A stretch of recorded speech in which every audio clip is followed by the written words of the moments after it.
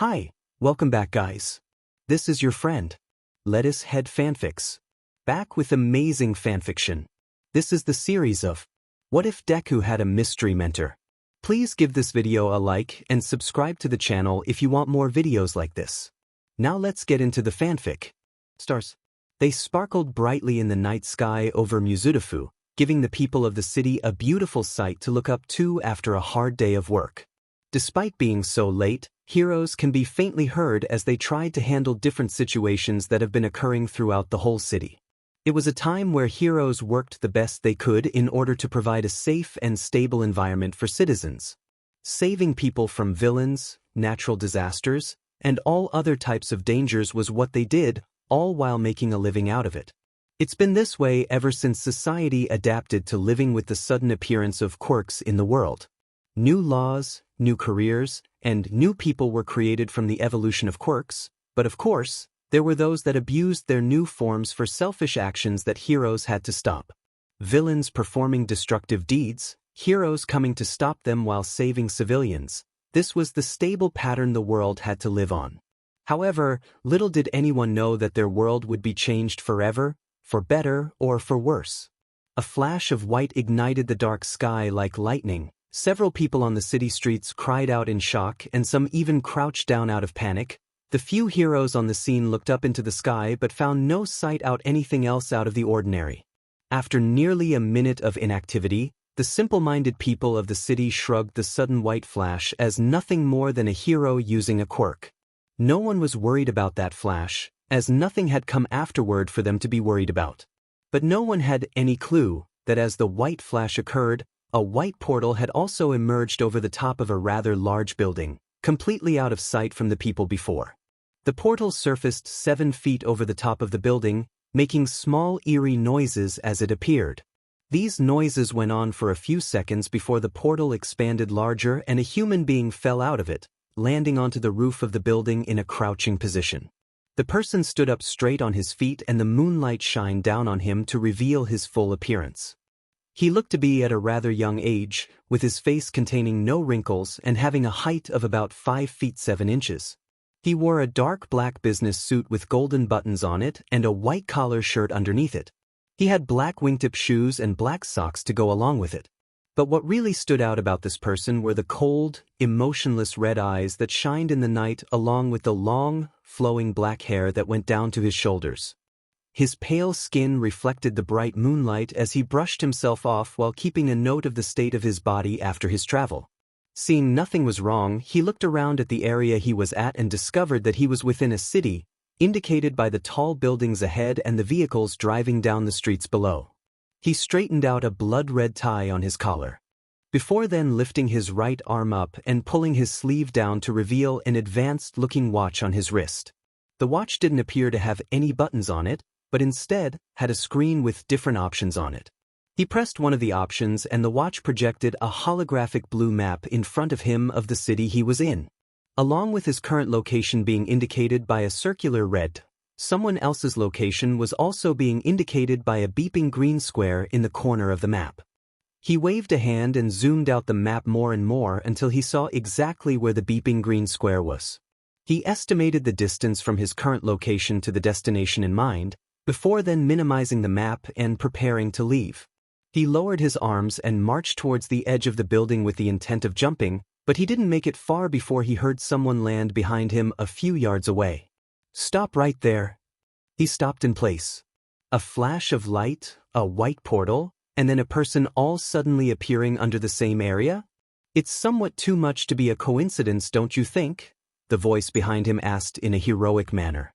The red-eyed person turned his head back and gazed at the newcomer from the corner of his eye.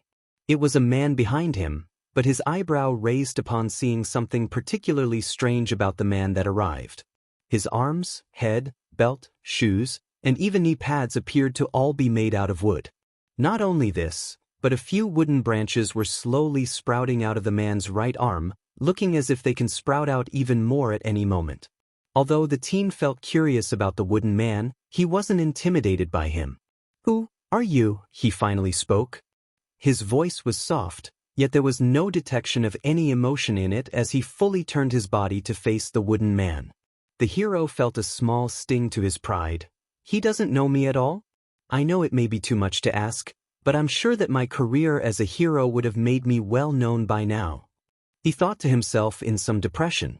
But then the wooden hero got a full, detailed look at the person in front of him, eyes widening by how he looked. Wait a minute, he's just a kid? He looks rather young, almost as if he should still be in high school. What's he doing up here? Seeing that the person resembled a teen, Kamui partially retracted the wood on his arm, but not entirely, as he was still cautious. He looks very young, but even if he is just a kid, I can't just ignore the fact that he managed to appear on this building without setting off any alarms. And that white flash and circle indicate that he might have used his quirk to get up here. He held his other hand over his chest and introduced himself. I am Kamui Woods, professional hero, and perhaps I was just mistaken about you earlier, so let me ask you, were you or were you not the one who caused that flash of light and white circle to appear in the sky? Fidin was silent for a moment before responding. Yes, that was me, but what of it? He looked around the roof and examined the state of it. I don't appear to have caused any damage. Kamui squinted his eyes out of suspicion towards the teen. He doesn't seem to realize the panic he's caused by that flash. By the looks of it, he doesn't even know where he is right now. I may have to bring him in just to talk, but I have to be cautious though. He looks rather odd. For all I know, he could be a villain acting naive. Kamui sighed and retracted the rest of his wood back into his arm. Listen kid, I don't know if you know, but this is a private building that isn't supposed to be accessible to just anyone. Yet, you're here right now without even setting off a single alarm and avoiding the sight of anyone that could see you come up here. If no one saw me appear here, then how did you see me? The teen asked, his cold, emotionless gaze staring at the hero. I just happened to be traveling back by building before I saw a random white circle appear above here. If that wasn't strange enough, I saw someone come out of the circle. Is that really a problem? The teen asked, tilting his head to the side. It's not a common thing, you know. So I'm afraid you'll have to come with me just so we can get things sorted out. Kamui said as he began taking steps towards the figure. The teen simply turned his back to Kamui and looked down at his watch. Sorry, but I'm not wasting my time with you. I have to be somewhere. Hearing this, Kamui narrowed his eyes as he got closer. It wasn't a request, kid. You're coming with me. He raised his right arm and stuck it out in preparation for capturing the person if he did resist, getting ready to sprout branches from them.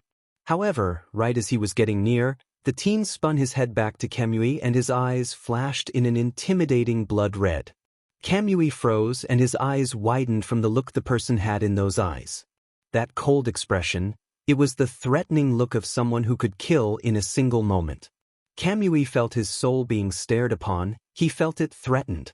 His whole body felt cold and he saw his life flash before his eyes. He's dangerous. Kamui didn't hesitate after that chill and moved his right arm forward, expanding as much wood from it as he could in an attempt to surround and bind the teen. As the wooden branches neared him, the teen closed his eyes and simply let out a disappointed sigh. How predictable. In an instant he vanished from Kamui's eyes, leaving only a kick of dust behind as Kamui's branches passed through, missing him entirely. Kamui's eyes widened in shock. What the dash? He didn't finish as he heard a whoosh behind him. From the corner of his eye, he saw a shadow behind him with two red eyes glowing coldly. Too slow, the teen whispered in a menacing tone. He teleported? Is that his quirk? Kamui leaped away from him and gave more space between himself and his target as he landed. Farther away. I won't let you escape, he shouted as this time, he pointed both of his arms out and expanded out more wooden branches than before everywhere in front of him, giving no sign for the teen to be able to escape. He can't escape this. Kamui thought confidentially as the wood completely covered any sight of the person. The teen watched as the barrage of wood nearly enveloped him in a wave of the sort, but he simply opened his palm and something formed in it. How boring! In a split second, several sharp slashes were heard, echoing in the silent night. They occurred so fast that each slice was like a blinding white flash to Kamui's eyes. What just happened? Kamui had to blink several times for his mind to process what happened. He saw wood flying past him in all directions and looked ahead only to discover that the wood he emitted had been sliced apart nearly all the way up to his arms. Ahead of him was a menacing red aura and matching red eyes of the boy he had just attempted to capture. He looked as if he hadn't moved throughout the entire attack, yet in his hand was something new, a small dagger that Kamui hadn't seen there before. Impossible. In such a margin of time, he completely cut through my attack without even moving? He dashed. Kamui's thoughts were halted when he felt a cold blade press against his throat, making him completely freeze. He blinked as his eyes looked down to find the person standing right in front of him with his dagger pressing up against his neck threateningly. Kamui didn't move at all. He feared that if he moved now, then his hero career would halt permanently. Just who are you? Kamui somehow managed to utter out, keeping his gaze onto the teen's red eyes. He narrowed his eyes. Who am I? He repeated. I'm someone simply trying to figure what is that he's lost. And right now, I don't need any heroes intervening with that. Still holding his blade against Kamui's neck, he raised his other hand and waved it, causing his eyes and aura to turn blue this time. What's he doing now? Kamui wondered, completely petrified. Kamui then felt the blade get removed from his neck, yet his whole body also became surrounded in a blue aura that stiffened his body. What is this? I can't move, he uttered as his body failed to move anywhere. His eyes managed to move around in their sockets, so he looked down the best he could and found himself floating above the ground with the same blue aura the teen currently had as he raised his hand. If you're worried, let me reassure you by saying that you won't be hurt, but I'm going to send you somewhere where you don't follow me. He positioned his hand into a finger-flicking position and aimed Kamui towards the ocean. Kamui noticed this and panicked. Whoa, whoa, whoa. Wait a moment. Maybe we can talk this out, Dash. Have a safe flight, the person interrupted before flicking his finger. Kamui was then sent flying off the building and soaring through the air. Hoo-hoo! Koi yelled as the aura around him disappeared and he now flailed his arms in the air. The teen watched as Kamui flew all the way to the beach and, safely, splashed into the water. He'll be fine, maybe. Turning in the opposite direction, he jumped high off the building and caused many alarms to finally erupt behind him from getting into range on the outside. He ignored them and landed onto another building farther away, then setting a running pace. He jumped across another rooftop and noticed a long clothesline connecting two buildings' roofs. He jumped and performed a front flip before lightly landing onto the clothesline, then using the rope to run across to the farther building with light steps. He continued to travel from building to building while occasionally glancing down at his watch to see what direction he had to go. Soon he got out of the city and ended up at a high school of the sort with a gate that had a logo combining a U and an A. There weren't many other rooftops, so he hid among the shadows and carefully avoided any encounters with civilians passing by. He finally arrived in a neighborhood where he jumped up and easily pulled himself up to the top of a utility pole. He stood up and looked ahead in the distance of the direction that he intended to go, planning a route to take in his head. He jumped off the top of the utility pole and landed onto a rooftop, then proceeding to jump from rooftop to rooftop towards his destination. Along the way, he passed by a skeleton-looking blonde man who was walking with groceries in hand and then landing atop of a household where he heard an angry teen shouting with some forms of explosions occurring. What is with this area? Perhaps I should look into more of these people to discover exactly what type of world I got myself into. In his traveling, he occasionally stopped by a house that still had their lights on and peek inside out of curiosity. Nearly every house he witnessed had people demonstrating a special power of the sort. A frog-looking girl using her tongue to grab her sibling running, a purple-haired girl using an earphone jack to insert to her computer and listen, and there was even a brown-haired girl who was making some clothes float in her room as she organized them. Every power he saw was different in some way from the others. No two were the same. This place isn't like the others, he thought as he hopped to another roof and continued making his way to his target. He looked down at the map and saw that he wasn't that far away from his destination. He landed on a tiled roof and glanced at the area ahead to see where would be the most likely place for his target to be. He saw an apartment complex and discovered that currently there was light coming from only one window, So he pressed something on his watch and scanned the entire building in order to find the exact location of his target. His watch beeped and gave him results. Conveniently, his target was within the one room of the apartment complex that had lights on. He leaped in the air once more and ran along another roof before jumping to an upper floor of the residence. He landed with his hands grabbing the railing and threw himself over it, quietly landing on the balcony next to the lit room and placing his back against the wall next to the window to keep hidden. He carefully peeked inside and saw a boy inside. He slightly lifted his arm up and allowed his watch to scan the room, and sure enough, that person was who he was looking for. Such a plain-looking individual is the one I'm after? How disappointing. He muttered to himself. He looked around the room and noticed plenty of merchandise of a certain blonde and muscular hero. It seems that someone has an obsession. He stared at the boy from the window and focused his eyesight more onto the notebook that the boy happily wrote in while muttering a storm away. After a few minutes of writing, the boy closed the notebook, and as he did, the mysterious person caught a name on the cover. He then turned his head away from the window and looked up into the starry sky. Let us see if you're worth to let live. The lights of the room next to him then shut off, leaving the nearest light source to be the teen's own red eyes. Izuku Midoriya. He watched him throughout the entire day. Ever since Izuku had woken up, the individual was on him like a hawk on its prey. He watched him get up in the morning and do his usual morning routines, even catching a glimpse of who seemed to be his mother wishing him off to school. He saw no other person within the home, making him think that his father was deceased or had left for a reason. Afterward, Izuku went to school without even noticing someone following him from the shadows. His stalker observed that Izuku looked rather nervous for simply going into his middle school, but as Izuku's class began and the person watched it commence from a tree, he soon knew exactly why. The class was going over their career papers and everyone had chosen the same thing, to be a hero. However, when he heard the teacher mention that Izuku had also chosen to be a hero, his entire class laughed at him, and a blonde boy with red eyes, who heard was called Bakugo, even exploded Izuku's desk with a unique power from his hands. They all laughed at him, spoke negatively of him, and that was when he heard something interesting. His target, Izuku, was quirkless. Quirkless? He wondered as he watched Izuku get intimidated by the blonde boy. What does that mean here? He continued to watch the class all the way up to the school ending that day. Izuku was one of the last people sitting at his desk.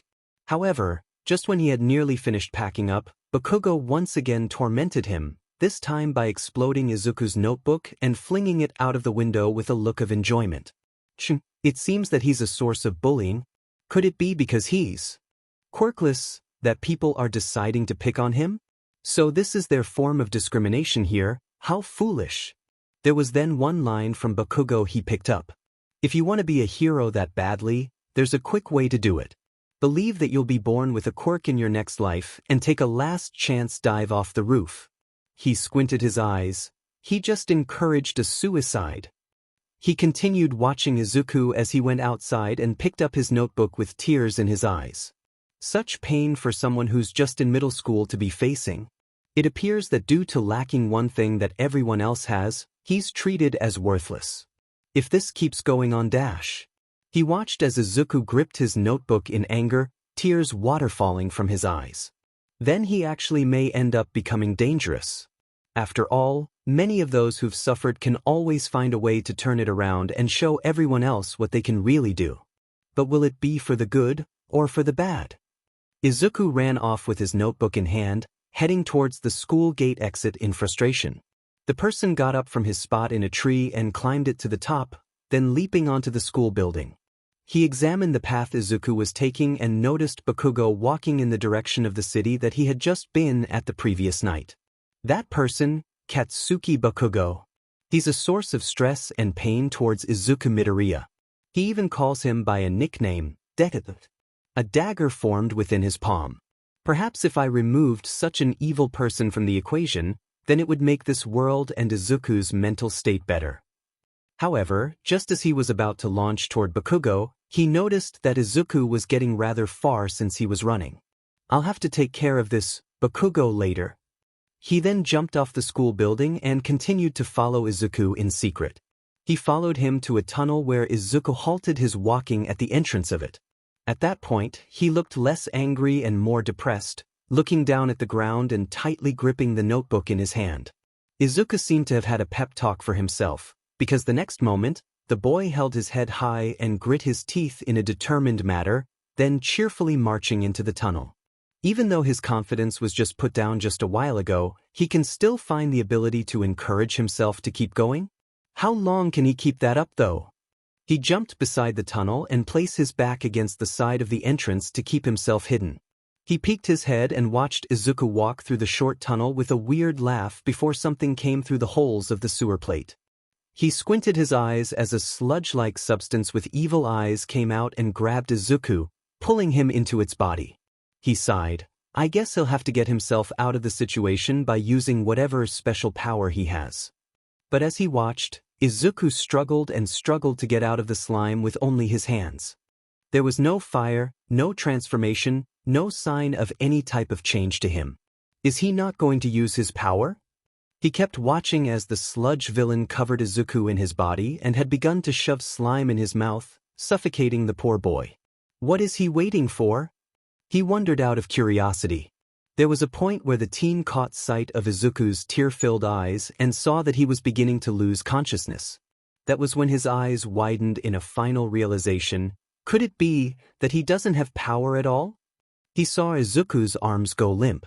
Tisk! He formed a dagger in his hand was just to leap into action until, clank. He stopped as the sewer lid completely blasted up and startled the sludge villain, making him turn around with his eyes widened. Within the opening of the sewer, a tall and muscular man with blonde hair came out smiling with his eyes shadowed. It's all right now, young man. Why? He stomped his foot against the ground, creating a small shockwave. The teen's eyes widened in realization. That person, that's the same man on all that merchandise Midoriya has within his room. All Might was his name. Because I am here. All Might proudly yelled, holding a proud stance. The sludge villain's eyes became blood red. All Might. He shot slime-like arms over towards him and attempted to slam into him, but All Might easily avoided the villain's efforts and pulled his own arm back. Texas Smash. He punched the air in front of him and created a powerful shockwave shooting towards the sludge villain. Due to the villain's fluid-like body, he felt himself getting split apart. Wind pressure? Were his last thoughts before his slime body shot against the walls and rendered him unconscious. The teen felt the powerful winds all the way from the start of the tunnel, his hair blowing back, and he even used an arm to cover his eyes. Such raw power. I wonder if his abnormal strength is his quirk? The aftermath of the fight wasn't much to watch. All Might woke up Izuku and apologized for getting him mixed up with the villain, while Izuku frantically fanboyed to see his #1 hero right there in front of him. However, as All Might tried to leave, Izuku caught hold of his leg and blasted off into the air with a shockwave he left behind. What is that idiot thinking? He slightly fixed his long hair that was messed up from the shockwaves All Might caused. He then ran and jumped onto a few buildings to follow the duo. He was careful not to jump too high or risk being noticed by the hero while in the air, but he made sure to keep sight of them and keep up. He hopped along a shorter assortment of buildings while following All Might all the way up to the point where they stopped. Instead of also jumping atop of the same building the two stopped at, the person went into an alleyway on the side the building and looked up at the top. He saw a fire escape and easily climbed up it without making any noise, but the fire escape didn't reach all the way to the top of the roof. Once at the highest it could go, he jumped slightly upward and held onto the very edges of the roof and listened closely. Even if I don't have a quirk, can I become a hero? He heard Izuku asked anxiously. He raised an eyebrow as he listened. Can even someone without a quirk be like you? Izuku's voice sounded shaky. Out of curiosity, he pulled himself up so that his head barely peeked over the edge of the building and saw Izuku standing straight with his eyes closed while All Might coughed blood in his hand while steaming up. What's with him? A condition? After a few more moments passed, the teen's eyes widened to discover All Might turn into a skinny man. He's the same skeletal man that I saw last night while traveling. Obviously, Izuku freaked out when he saw this form of his hero, But All Might showed him an injury he got 5 years ago, one that caused him problems for his hero career and that only let him work up to 3 hours a day as a hero. His injury had been caused by a villain, but he said that he didn't wish to make the battle public so that he could continue saving people with a smile without worrying everyone. He then heard All Might sigh, "Pros are always risking their lives. I'm sorry, but I cannot simply say, you can become a hero even without power. It's not that easy."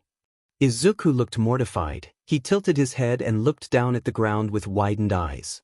I see," was all he could say. He focused his eyes on Izuku's heartbroken expression. Even the hero he looked up to for his entire life told him that he can't be a hero. If you want to help others, then you could also become a police officer. They're often teased because they get villains delivered to their doorstep, but that is also a fine occupation. All Might walked towards the stairs of the building, but before going down he said one last thing. It's not bad to dream, but also have to consider what's realistic, young man. After All Might disappeared, the person turned his head and looked to a weak-minded Izuku. Now what will you do now, Izuku Midoriya? Izuku dropped his notebook on the ground and fell to his knees. A small, sad laugh was heard. Even a pro hero said so. Someone quirkless? Can't be a hero? How pitiful! It didn't take long for Izuku to finally get up and sadly go down the stairs. After he left, the person finally pulled himself atop of the building and thought about everything he's seen so far. So, Izuku Midoriya, a young boy whose only wish in life is to become a hero, has had his dreams shattered.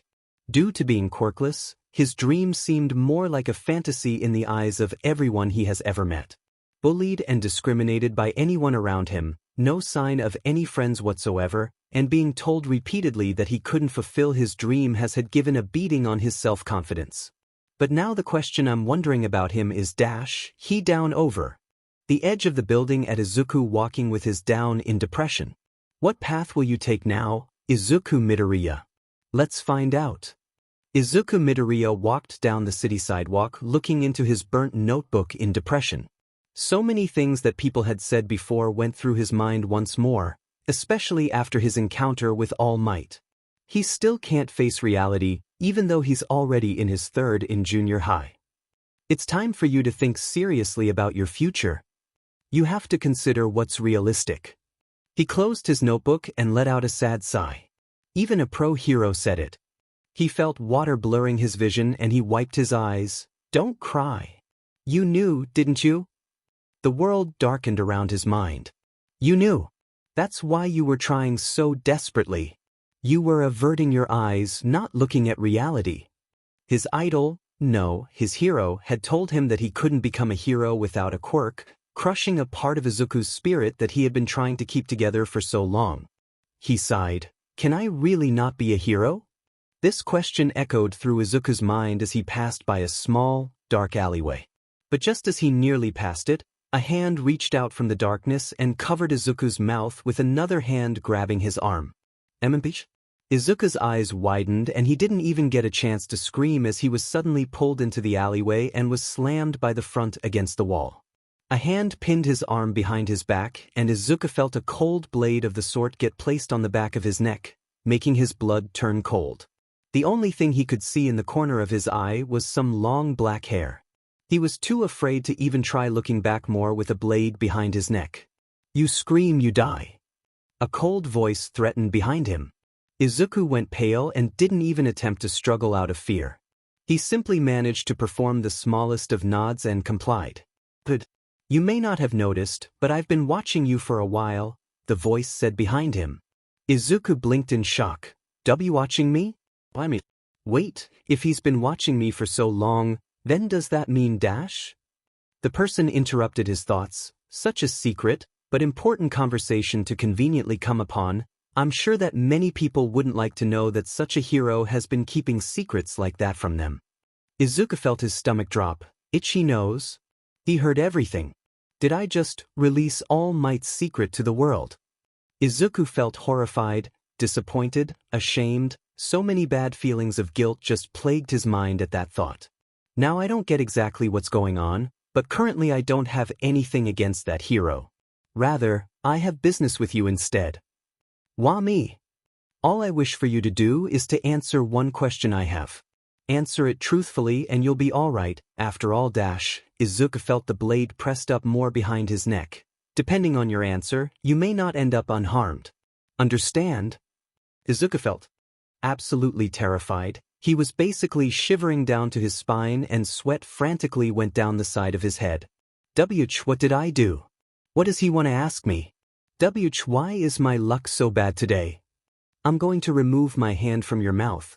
Just answer my question and everything will be fine, alright? Izuku slowly nodded his head once more in confirmation. He removed his hand from Izuku's mouth and moved closer to his ear. Your lifelong dream is to become a hero. You've studied them, admired them, desired to become one of them. Yet, every person you've met discriminated you and told you that it was impossible for you to become one due to being quirkless.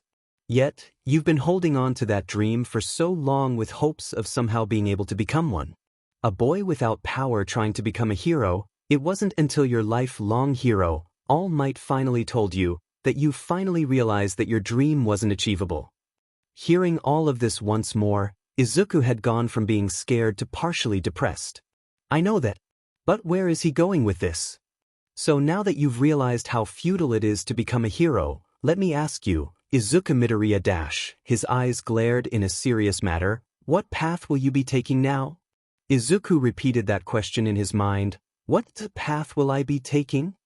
His mind shot back to his entire childhood, remembering just how much he wished to become a hero growing up. He felt tears beginning to form in his eyes as he thought back to first learning that he was quirkless. He remembered on that same night when he asked his mom if he could become a hero. She only apologized again and again and again, giving no hope to the boy whatsoever. He clenched his hand and thought about Bakugo and all of his classmates bringing Izuku's dream down several times.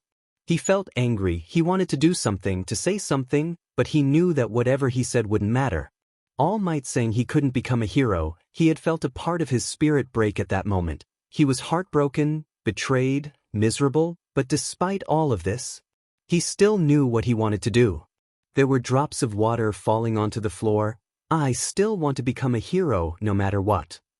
His voice was cracking as he sobbed. All I want is to be able to do is save people with a smile. I don't want to give up on that dream. It's all I ever wanted. Izuku said truthfully. The person stared in wonder at the boy. Despite being treated so terribly and even though his dream seemed like a fantasy, Izuku still had the will to go on with it. He sighed. I see. You really are an idiot. Izuku sniffled. Yet, it's admirable. Izuku perked his head up. He felt the hand on his arm let go and the blade on his neck get removed. He immediately turned around at an attempt to get a view of his attacker, but to his surprise, there was no longer anyone right there. Who was that? They already left? Izuku muttered as his eyes frantically looked around for any indication of his assault. Having discovered that there was no one around, he sighed in relief. Guess he's gone. I don't think I should bother reporting this to police. They won't have any leads to go on. He thought as he readjusted his backpack and wiped his eyes of the remaining tears. He left the alleyway with his head down once again. Who was that guy? Why was he spying on me for so long? Is he still Izuku didn't get to finish the thought as a sudden explosion occurred in the distance and shook the ground. Izuku's eyes shot up and he saw smoke ahead in the city. That explosion! Izuku ran in the direction of the smoke and came upon a crowd of people attempting to look into an alleyway, from which was the source of the big clouds of smoke. Izuku noticed several different heroes on the scene, from the wood hero Kamui Woods wrapping up civilians to save, to backdraft the firefighter hero who was attempting to put out the fires caused by the explosions. They seemed to be struggling. Izuku worried. He peeked through some civilians to get a better look, but his eyes widened in horror to recognize the sludge villain as the one that he had encountered earlier that day. What is he doing here? Didn't All Might capture him? Izuku placed both hands over his mouth, a new terrible thought coming to mind. Did he escape because of me? As he worried, little did he know that the #1 hero himself, All Might, was only a few feet away from him but in his skeletal form due to spending too much time in his hero form. He didn't notice Izuku near him either, since he could only stare in similar despair and anger at the sludge villain causing destruction in the alley. Damn it! Why am I so pathetic? I can't even save one boy. Tashinori thought to himself as he punched the wall next to him out of anger, not even making much of a dent in his skeletal form. As this was all happening, someone was examining the situation all the way from the top of one of the buildings connecting the alleyway. The sun gleamed over him, making him a silhouette with two glowing red eyes watching the entire scene below. It appears that the villain somehow managed to escape the confinement of All Might. So much for a professional hero. He then looked down at Izuku once more. Although you say that you desire to be a hero, what could you do? How far are you willing to go to prove it? He muttered. Izuku stared at the devastating sight in front of him, wondering what would happen and if the heroes didn't stop the villain. But then the villain turned his body and Izuku's heart dropped. He saw his lifetime bully, Katsuki Bakugo, being held captive within the sludge villain's body with water in his eyes from suffocating. Kaken? Izuku screamed in his head in horror. He then heard Death Arms yell out to someone, "Hey kid, stop. It's too dangerous."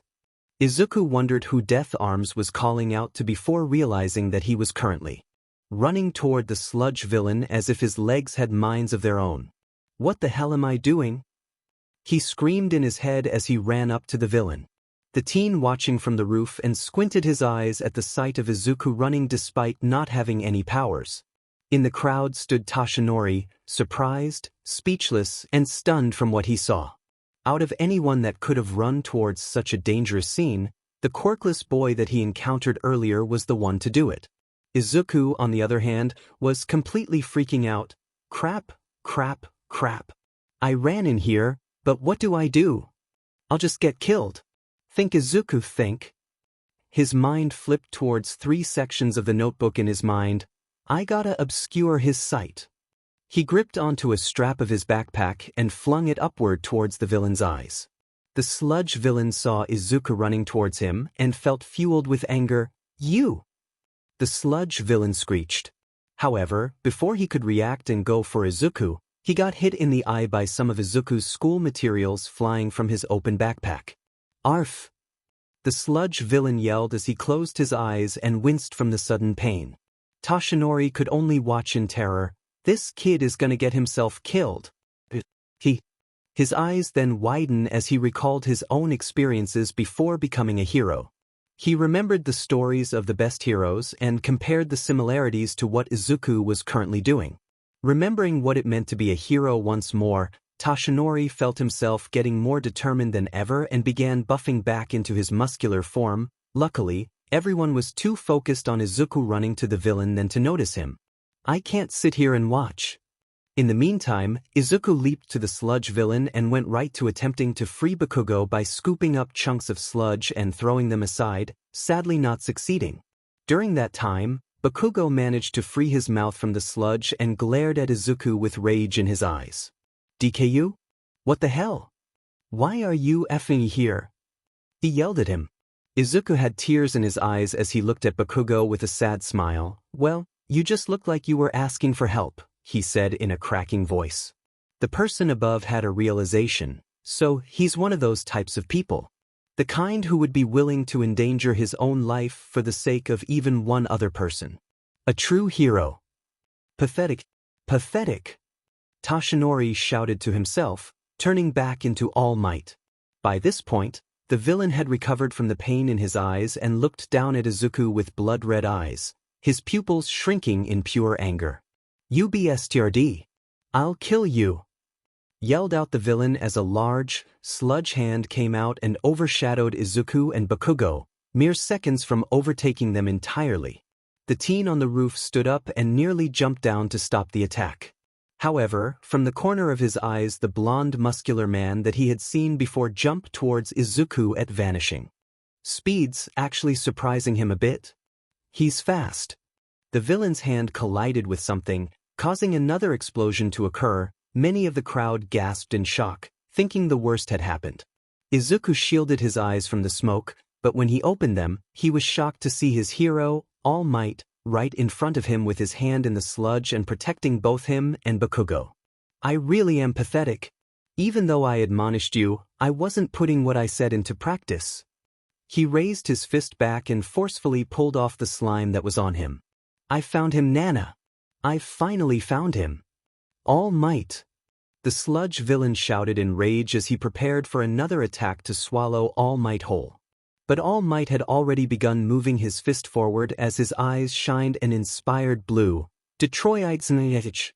The moment his punch connected to the sludge villain, a giant shockwave blew the entire villain away, his slime body spreading all over the alleyway. Intense winds put out all the fires in the area while also nearly blowing back many civilians if it wasn't for Mount Lady using her arms to protect them. The smoke cleared, revealing All Might standing proudly in a now fire-free area. After a moment for people to process exactly what had happened, they erupted with cheers for him for his heroic act. I found my next successor. All Might thought proudly. The red-eyed person kept watching as the heroes began to clean up the area after what had happened.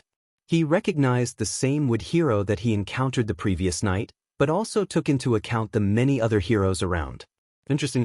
So everyone has a special power that is called a quirk, which has allowed for a new career choice of hero to develop in this society, yet his gaze turned over to Izuku now, who was currently getting scolded by the pro-heroes. You don't have one.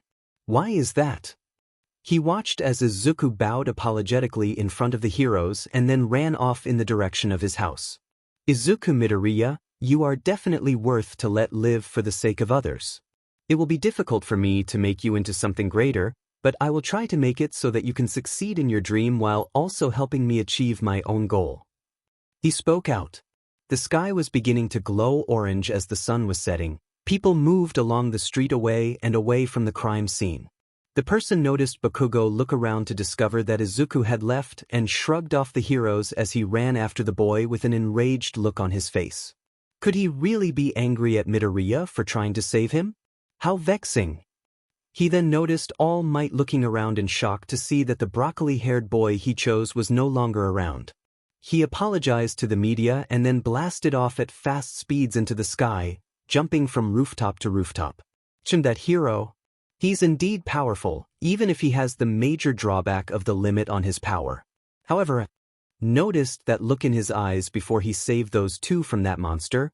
He was inspired by that boy, and judging by how he looked when he rushed off, he must be going to find him. He then jumped off the rooftop and went along to also follow the direction that Izuku took. What could he want with him this time? Little did this mysterious being know that on that day, by formally meeting not just Izuku, but All Might as well, that he would be starting on an adventure that would change his entire life. Everything he knew before, everything he didn't know, everything that he remembered, that was all going to change due to taking the same path as the emerald-haired boy. And so began the adventure begins. I'm sorry, but I cannot simply say, you can become a hero even without power. It's not that easy. Izuku recalled these words from his number one hero, All Might, from earlier in the day. The color of the sky was now orange as the sunset beamed in Izuku's direction, the sun starting to lower itself on the horizon. He slowly waddled home holding his backpack straps and tilting his head down in sadness. He didn't even realize when he was already back in his neighborhood, not even noticing that there was no one else but him in the area. There were only a few birds overhead on the telephone wires as he came upon an intersection on the path he took, then stopping his walk and sighing in a discouraged manner. I wanted to apologize to All Might, but I couldn't get to him while he was still getting interviewed. I'll send him a message on his website when I get home. He then heard a whoosh behind him and saw a shadow on the ground go past him, which meant that something came from above. His eyes shot up and around, but he didn't see anyone around, yet he couldn't help but feel an intense stare from afar. He gulped nervously as he remembered the assaulter he had met earlier that day. Don't tell me he's Dash? Did you? Jaya. Izuku jumped in shock from the sudden outburst of an angry voice and turned around to find Bakugo running towards him, nearly out of breath. Kaken? He shouted as he saw his tormentor. Bakugo stopped a few feet away from Izuku and bent over, supporting himself on his knees and panting from all the running he did to get to Izuku. When he rose up, Izuku could tell that he looked rather angrier than usual, which wasn't a good sign. Bakugo clenched his left hand into a fist as he used his right hand to point a finger at Izuku and shout. I didn't ask for your help, nor did I even need it. You didn't even do anything to help me out at all. You were quirkless, yet you still tried to do something so red-dead. What were you trying to do? Make me owe you? You're just a failure, so don't you dare go looking down on me. He then spun in place and put his hands in his pockets angrily before comically marching off with heavy steps. UDMN nerd, he finally finished. Izuku stood at a loss for words. Awkward sweat drops formed on the side of his head to know that Bakugo had run all this way just to say that to him. But he blinked as he recalled certain words that he heard the boy say. Looking down at him, he wondered in confusion. He then shook his head and dismissed what he heard, looking down and releasing yet another sigh. Whatever. Kaken is right. I didn't do anything to help. If anything, I only caused more trouble for everyone. Oh well. He turned around and continued to walk forward to his house, trying to keep his head even a little high. Now I can focus on thinking of a realistic future for myself. Just as he decided to do this, someone dashed out from the left path of the intersection and screeched to a halt right in front of Izuku with a proud laugh. I am here. Izuku jumped back in shock from the sudden speed, and his eyes widened to suddenly see All Might appear in his view once more. All Might? Why are you here? What about all those reporters? Izuku nearly yelled, completely overwhelmed once more by his presence. Hut. Getting away from them was simple. Why? All Might then showed his back to Izuku and flexed his arms. Because I am All Might. At that very moment, All Might suddenly exploded with smoke, and from that smoke he emerged spurting out blood from his mouth in his skeletal form. Eha! Are you all right? Izuku comically yelled. He let out a few coughs and wiped his mouth of blood before giving him a grin. I'm fine, kiddo. He then formed a more serious expression on his face. More importantly, young man, I have come to thank you, give a correction from earlier, and give an opportunity. To thank me? He didn't understand. All Might nodded, then looking down in shame, if you weren't there. If you didn't tell me all about your life or went to save that boy, then I would have ended up not being able to do anything. Izuku flailed his arms. That can't be. His mind went back to holding on to All Might, guessing that it must have been when the sludge villain got released. He put his arms back to his sides and looked down in a similar shame as All Might did. It was my fault in the first place. I got in the way of your work and just inconvenienced you with my problems. All Might chuckled. Yeah, but it was also my fault for somehow letting a fan cause me to do something unprofessional. Izuku felt a stab in him as he looked away in shame and embarrassment. Sorry. But it was because it was none other than you, a quirkless and timid boy running to the scene, that I was finally able to act. Huh. Izuku blinked several times in confusion. The top heroes always had stories about them from their early school days. Most of their stories have one thing in common. All Might pointed a finger at Izuku and recalled the exact moment the boy had run in to save Bakugo. When they see someone in trouble, they end up moving their own bodies before they even had the chance to think for themselves. Izuku realized what he meant and his eyes widened, shining brightly with hope. He then them tearing up, his mind reflecting back to his mother's words. I'm sorry, Izuku. I'm sorry. I'm sorry. He bent over and gripped his chest with his hands, tears now waterfalling down his eyes. All Might smiled. That was true for you too, wasn't it? Izuku let out loud sniffles as he covered his eyes with his hands and cried out, Weiss. All Might smiled. What I said to you before on that rooftop was wrong. What I should have said was. Izuku was in his own thoughts. That wasn't it, Mom. I didn't want to hear those words. There was nothing for you to apologize about. What I wanted to hear you say was. Izuku fell to his knees as he listened to the next words that All Might said. Can become a hero. All Might stated in a proud voice.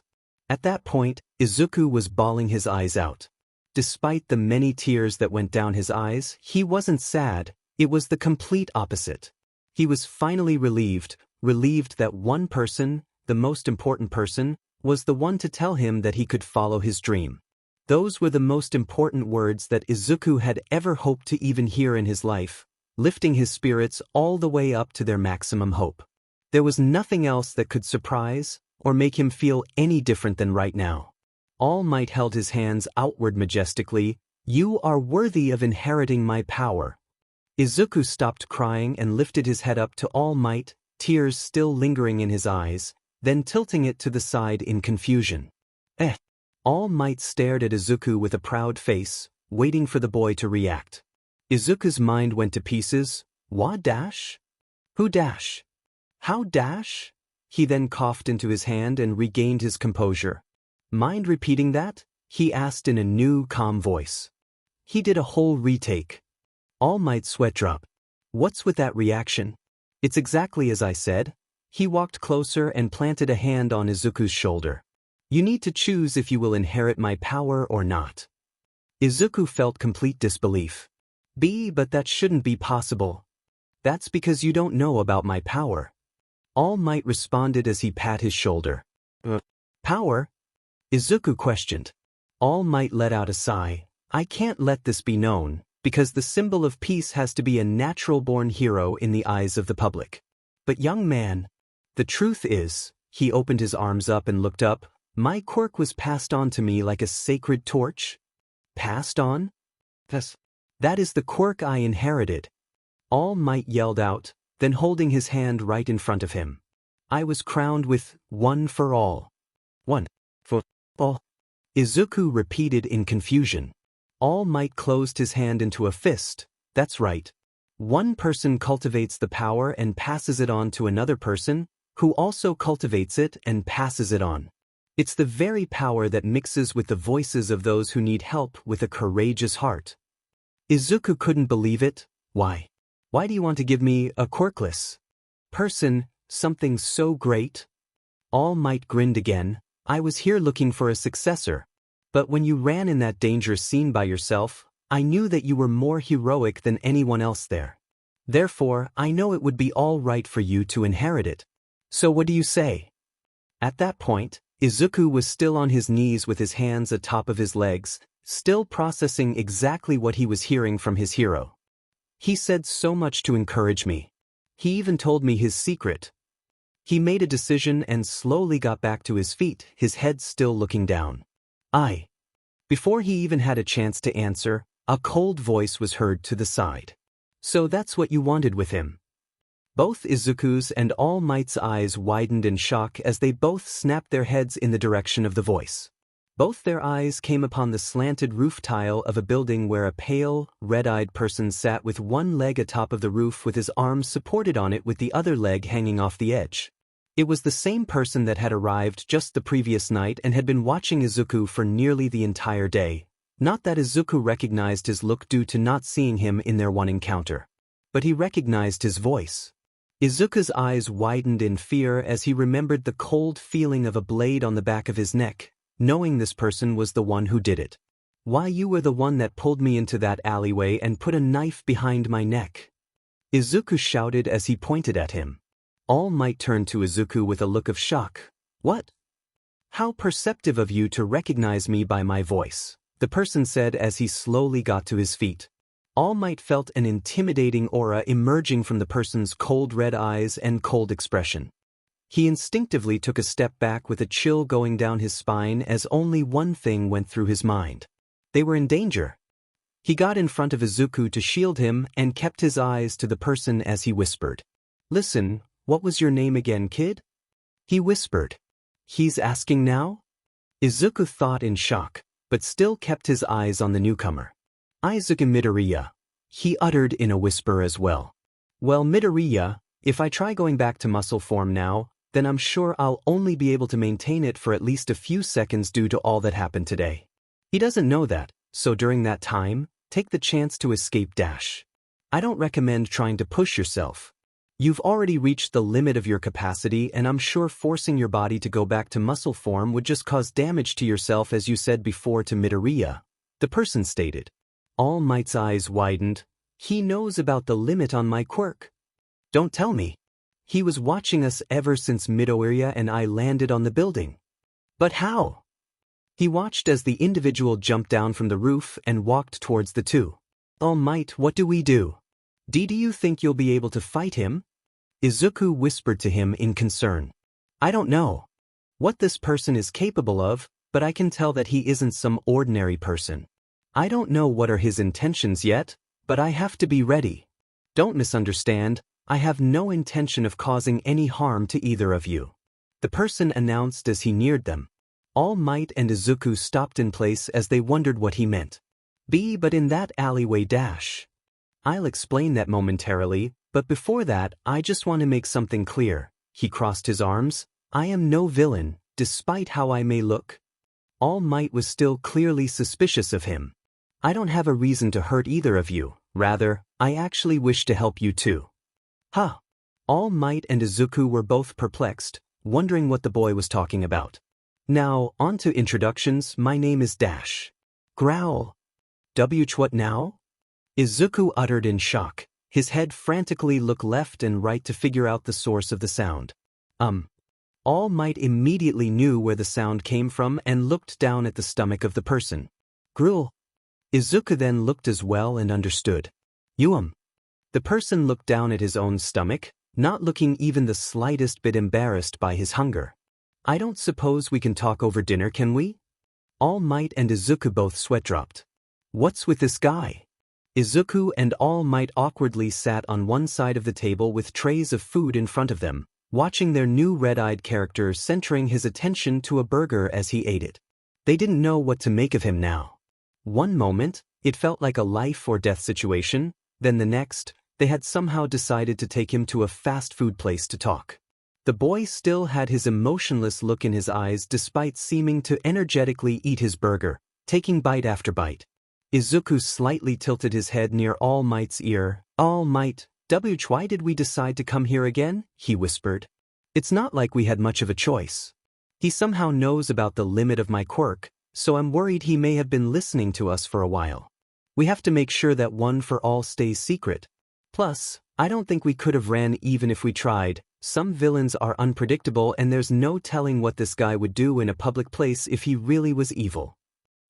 Does he really seem like a villain? He even said so himself that he wasn't one. Izuku uttered, watching the boy begin to dig into another burger. But didn't he threaten you? I guess he did. The boy gulped down his food, then looking across at Izuku. What did you say the name of this place was? Izuku flinched at getting the person's attention, replying nervously, Smile Burger. He held the burger up and inspected it closely. I see. Despite not liking fast food, I think it tastes rather pleasant, he said before taking another bite. All Might's sweat dropped. You said you wanted to talk, didn't you? He stopped eating his burger and glanced at All Might for a brief moment before placing it down, wiping his mouth with a napkin, and coughing into his hand to clear his throat. Well, first let us move on to introductions. My name is Enso Ureshi. I am a being that is not of this earth. There was a brief moment of silence. Come again. As I said, I am not of this earth. I don't think I am, at least. I've been to many of them before but don't know which one is mine, if any of them are. The person called Enso said. He then took another bite of his burger while Izuku and All Might processed this information. But there hasn't ever been any scientific discoveries of life being existent on other worlds yet. Izuku looked down with a hand on his chin as he got deep in thought. This world hasn't shown any type of technology that could relate to traveling to other worlds. But since he said, not of this earth, then is he implying that there are other dimensions of Earth to be in? What does each of those places even hold if someone like this came to this earth? Why come to this earth specifically and mutter? Enso and All Might practically saw the jumbled up words storming out of Izuku's mouth and filling the entire store. Quite the analytic. Enso said aloud. Izuku realized that he was muttering and flailed his hands up in front of him out of embarrassment. Sorry. Sometimes I get carried away. All Might ignored Izuku's muttering and focused back to Enso. Hold on, do you really expect us to believe that you're from another dimension of Earth? Toshinori asked him. Enso tilted his head. Yes? Wow, he actually thinks so. All Might cleared his throat. Okay, suppose that is true. Why are you here exactly? And how long were you listening to that sensitive conversation me and Midoriya were having? Oh, I've been watching Midoriya ever since yesterday night. I've heard everything from him being quirkless in school, the limit of All Might's quirk on the rooftop, and the discussion about one for all. He said in a room-level voice. Hey! Hey! All Might stood up and flailed his arms in front of him, his head frantically looking around the fast food restaurant to see if anyone heard Enso. Everyone was currently absorbed in their own things to have even bothered hearing what Enso said, so they were fine. All Might sighed in relief and sat back down, then pointing a finger at Enso. Don't use my hero name so casually while I'm in this form, and don't say anything about one for all. And at least try to be quieter, he shouted in a whisper. What do I call you then? My name is Yagi Tashinori. Whenever I'm not in my hero form in public, call me by that name. You too, Midoriya. Yeah? Alright. Beeped, can I still call you All Might when we're alone? He muttered to him. Tashinori let out a chuckle. Of course you can, kiddo.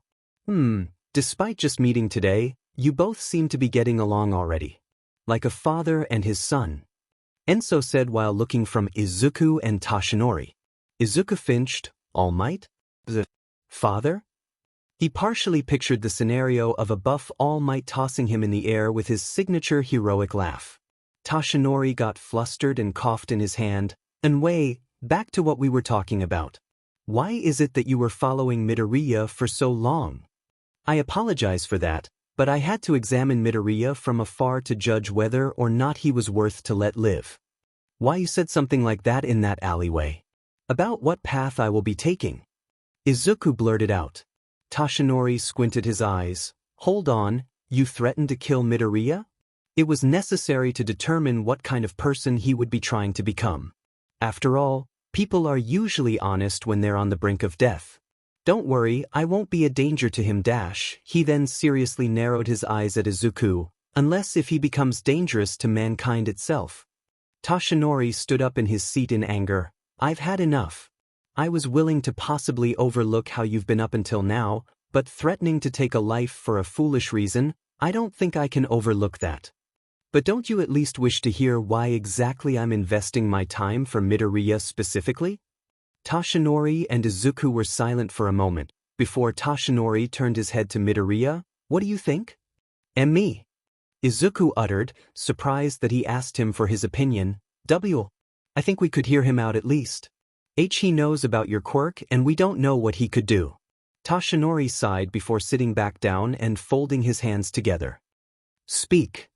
Enso put the tips of his fingers together on the table. Midoriya here is, I guess, what I would call a special person.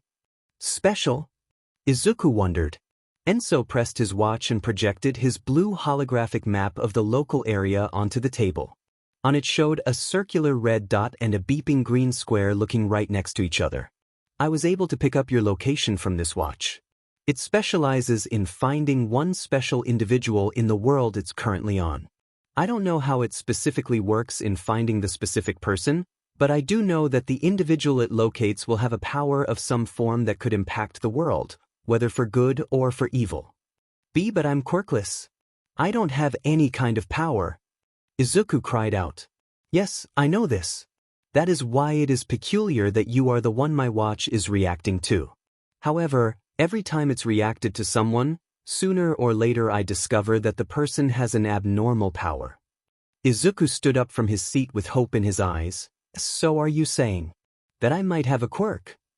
Maybe not even a quirk. It could be something else entirely. A power that isn't even a quirk? Izuku wondered in confusion. But if Midoriya has such a power, why are you coming to him for it? Tashinori asked. Well, Enso looked outside the window. I was hoping that by having him grow stronger and even unlock his power in the process, then I may be able to finally remember more about myself. But what do you mean by that? Tashinori questioned, taken aback by the claim. Enso turned back to him. Well, I don't exactly have an indication of who I was before. He looked down into his pale palms. I woke up in this form without any memory of my past. There was a brief moment of silence at the table, with Izuku giving a sympathetic look to Enso while Toshinori gave a suspicious instead. No memory? Then how do you remember your name? I didn't remember my name. Someone told it to me. Enso responded. Who did? Izuku asked curiously. It was a man who was with me when I woke up. He told me my name. Toshinori raised an eyebrow. Couldn't you have asked him for information about yourself? I could have, but I can't now. Why not? He's deceased. Enso responded bluntly. Toshinori and Izuku widened their eyes. How? How? More like by. Hearing that someone murdered the person that could have given Enso answers, Izuku and Toshinori couldn't help but look at each other. Although, I can't tell you by who. Yet. Toshinori glared at him. So let me get this straight. You've come to this world to find Midoriya because you believe that he possesses a special power and you wish to interact with him to build up that power in hopes that you would recall the things you've forgotten? And you won't even tell us who the person that gave you your name was murdered by. I know how it may sound, but I don't have any other leads to go on. All of the actions I've done and places I've gone to are all based around the one thing that I obtained waking up. He turned off the map and stuck his hand out on the middle of the table to show the advanced-looking watch on his wrist. A watch? Izuku tilted his head in curiosity. He nodded. Yes, it was what has provided me the locations to the several worlds I've been to and is even built with the teleporter that brought me here in the first place.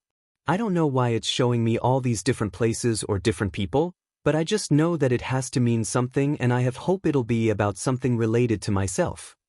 He brought the watch closer to himself and stared at his reflection on it. This device was basically all I had at the time. It was the only thing that sent me somewhere that I may be able to find answers. No friends, family, or anyone around to tell you anything when you woke up? Where did you even wake up anyway? Toshinori interrogated. I woke up in what appeared to be a laboratory full of scientists, but they all left me and one other person there. A laboratory?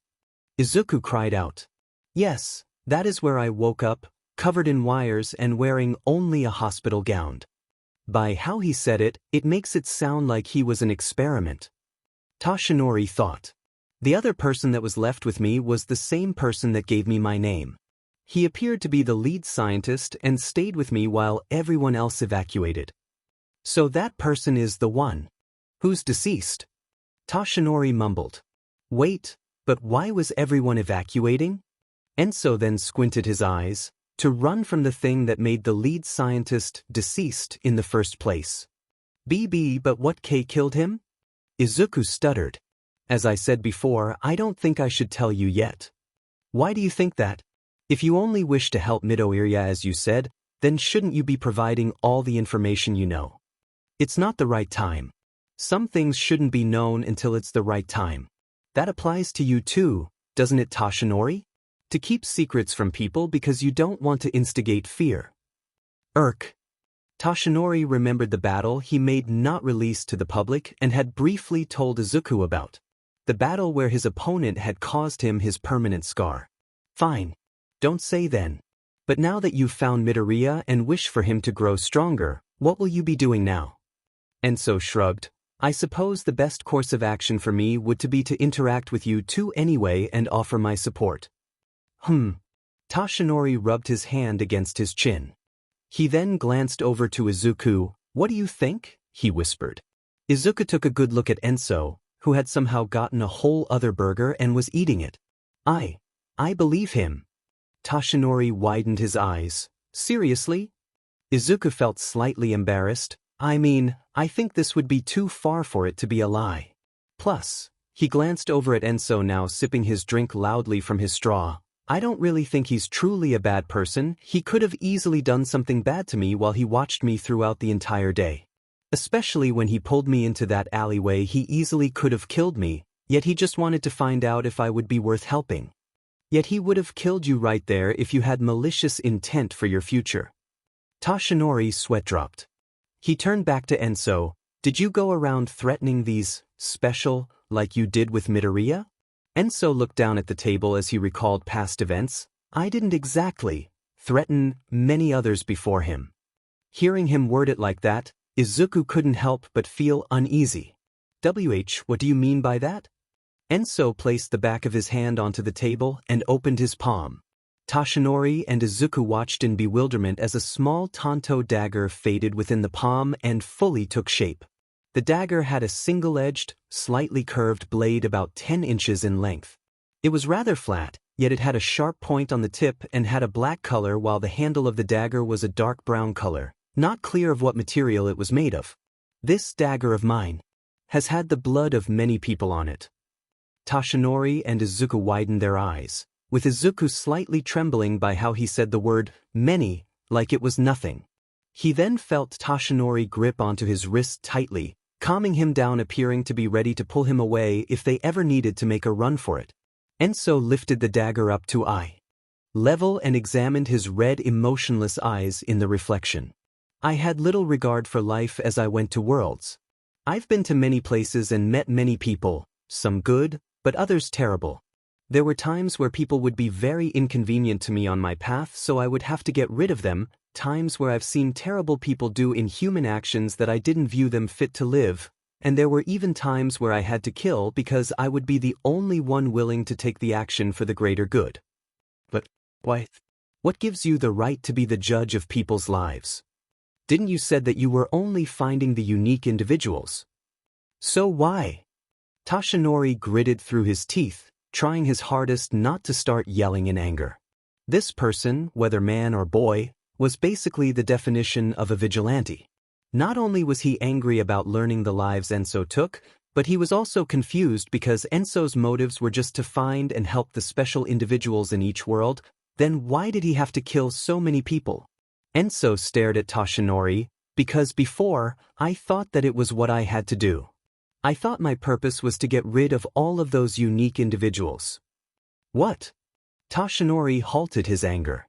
Enso looked down as he recited, it was the first time I traveled to a different world. It was around noon, the sun brightly shined down upon everyone as Enso walked down the path of stony town streets, examining the area of all its contents. The whole area looked as if it would take place in a video game, as there were all different types of adventurers walking around with armor, swords, shields, staffs, and so many more items. He passed by a place called an Adventurers Guild and also passed by different types of stores that contained potions and other items for all of the adventurers. Along the way of those stores, he did notice that many of the adventurers passing by gave him odd looks as they saw the business suit he was wearing. I suppose this type of clothing isn't common here. Enso thought to be the case. Suddenly, he heard someone shout out, "You useless goddess." Enso turned his head to look down the road and saw a brown-haired boy wearing a green tracksuit currently trying to push away a light blue-haired girl wearing blue clothes who was crying to him. "Please just lend me some money," the girl cried comically.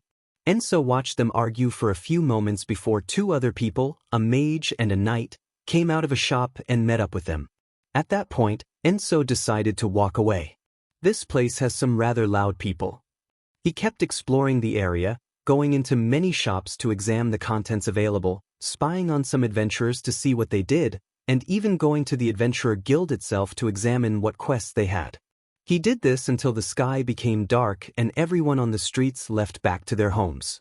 Seeing the sky turn dark, he went into a dark alleyway and used it to wall jump onto the roof of a hotel of the sort, sitting on the edge with the full moon shining over him as he admired the world he was in. What should I do now? I suppose I could ask around for more information about this world, but I may have to be cautious about talking to people of a world that I'm not from. He looked down at the watch on his wrist. Why did this bring me here? He stared and tilted his head curiously, examining his watch which was currently off. He then tapped the screen with a finger and a holographic map of the area popped up in front of him. A map. Is it of this area? He saw the red marker on the map and quickly figured out that it was him, but then he squinted his eyes as he saw another marker of the sort. A green square beeping in the corner of the map. He tapped the green square and the map zoomed out to a bigger layout, discovering that the square was located at another town that wouldn't take him far to get to with his speed. What is that marker? Deciding to investigate, Enso got back to his feet and then leaped off the roof he was on, landing onto a farther one. He kept following a path of roofs until he ended up at the very edge of the city, using amazing speed to run up the town wall and jump over. He landed on the grassy field just outside of the town, then stretching for a brief moment before kneeling down into a running position. Now, let's see how fast I can go. He blasted off at literal explosive speeds, leaving a crater behind him and violently blowing the grass from the intense winds created as he ran. He kept running for what felt like a little than 5 minutes before already seeing a new and bigger town in the distance. It looked rather similar to the first one, yet it also had some noticeable changes such as a few different building structures and richer-looking people around. So, it's somewhere here? He screeched to a halt in front of the town, accidentally causing large amounts of dirt clouds to be sent inside the entrance of the town and to the front guards. Hey! People began to cough from the dirt and couldn't see. Whoops! Enso immediately got out of sight by jumping up a tree and using it to leap over the stone walls into the city. He landed on another roof and once more followed a lineup of short buildings before hopping down into a dark alleyway. He looked at his map and saw that the marker was within a building that was in front of him, the side of which made up a part of the alley. He looked for an entrance and quickly found one in the form of stone stairs looking to lead underground. Down there? He stared at the entrance for a moment before sighing and started to follow them down. This is the only lead I have anyway. He walked down for what felt like 2 floors before coming across a rather dark but large-looking area, only being dimly lit by a mixture of lamps and candles. It vaguely looked like a huge storage room of the sort, as Enso saw what he thought were crates, with tarps over them sorted in long rows. What is this place? He looked down at his map and saw that his destination was just up ahead, so he slightly increased his walking pace. But then he heard a small whimper to the right of him. He tilted his head curiously to the box on his right, ignoring his objective for a moment as he went over to the tarp and grabbed it. Upon pulling on the tarp and revealing its contents, he raised an eyebrow. A girl? He discovered that the tarp wasn't covering a box, but a cage. Inside the cage was a noticeably skinny-looking girl with rabbit ears. She wore what Enso considered to be more of dirty rags than clothing, and she had visible bruises all over her body. She looked young, not even fully matured yet, and upon seeing Enso's red eyes she backed up in the cage in fear and whimpered. Enso tilted his head curiously at her. A bunny girl? Why is she in such an unhealthy state? She looks malnourished and appears to have been beaten. He crouched down at the cage and spoke in his cold voice. Excuse me, what is it you're doing here? The girl didn't say anything. She just shook in fear before hugging her legs and burying her head in her arms. Enso sighed and stood back up, turning his head to the dozens of other boxes covered with tarps. Don't tell me. He marched to another box and pulled the cover off of it, revealing another girl with fox ears and a fox tail, looking equally as terrified as the previous one. He pulled another tarp, then another, and every single tarp he pulled, there was a young girl within a cage. There were all types of them, even humans, and each one was either crying quietly or looked too afraid to cry. Prisoners? No, not entirely correct. They're in cages instead of cells. They must be slaves since they all appear to be girls. To think that something like this is under a town. Hey, who are you? Upon hearing that loud voice, each girl flinched and backed away in their cages. Enso turned his head to the direction the voice came from and saw someone emerge from the darkness. It was a man about 7 feet tall with black ruffled hair, a small beard, and a mustache. He wore barbarian-looking clothing and had daggers attached to his belt. Enso was unfazed by the person and decided to interrogate him. Are you the man in charge of this business?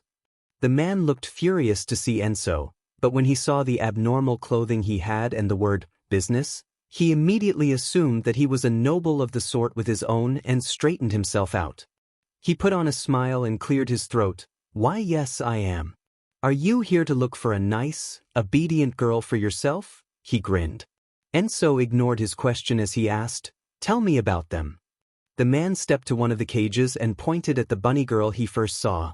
Well, this one costs about dash. I meant their origins. Enso interrupted immediately. Tisk.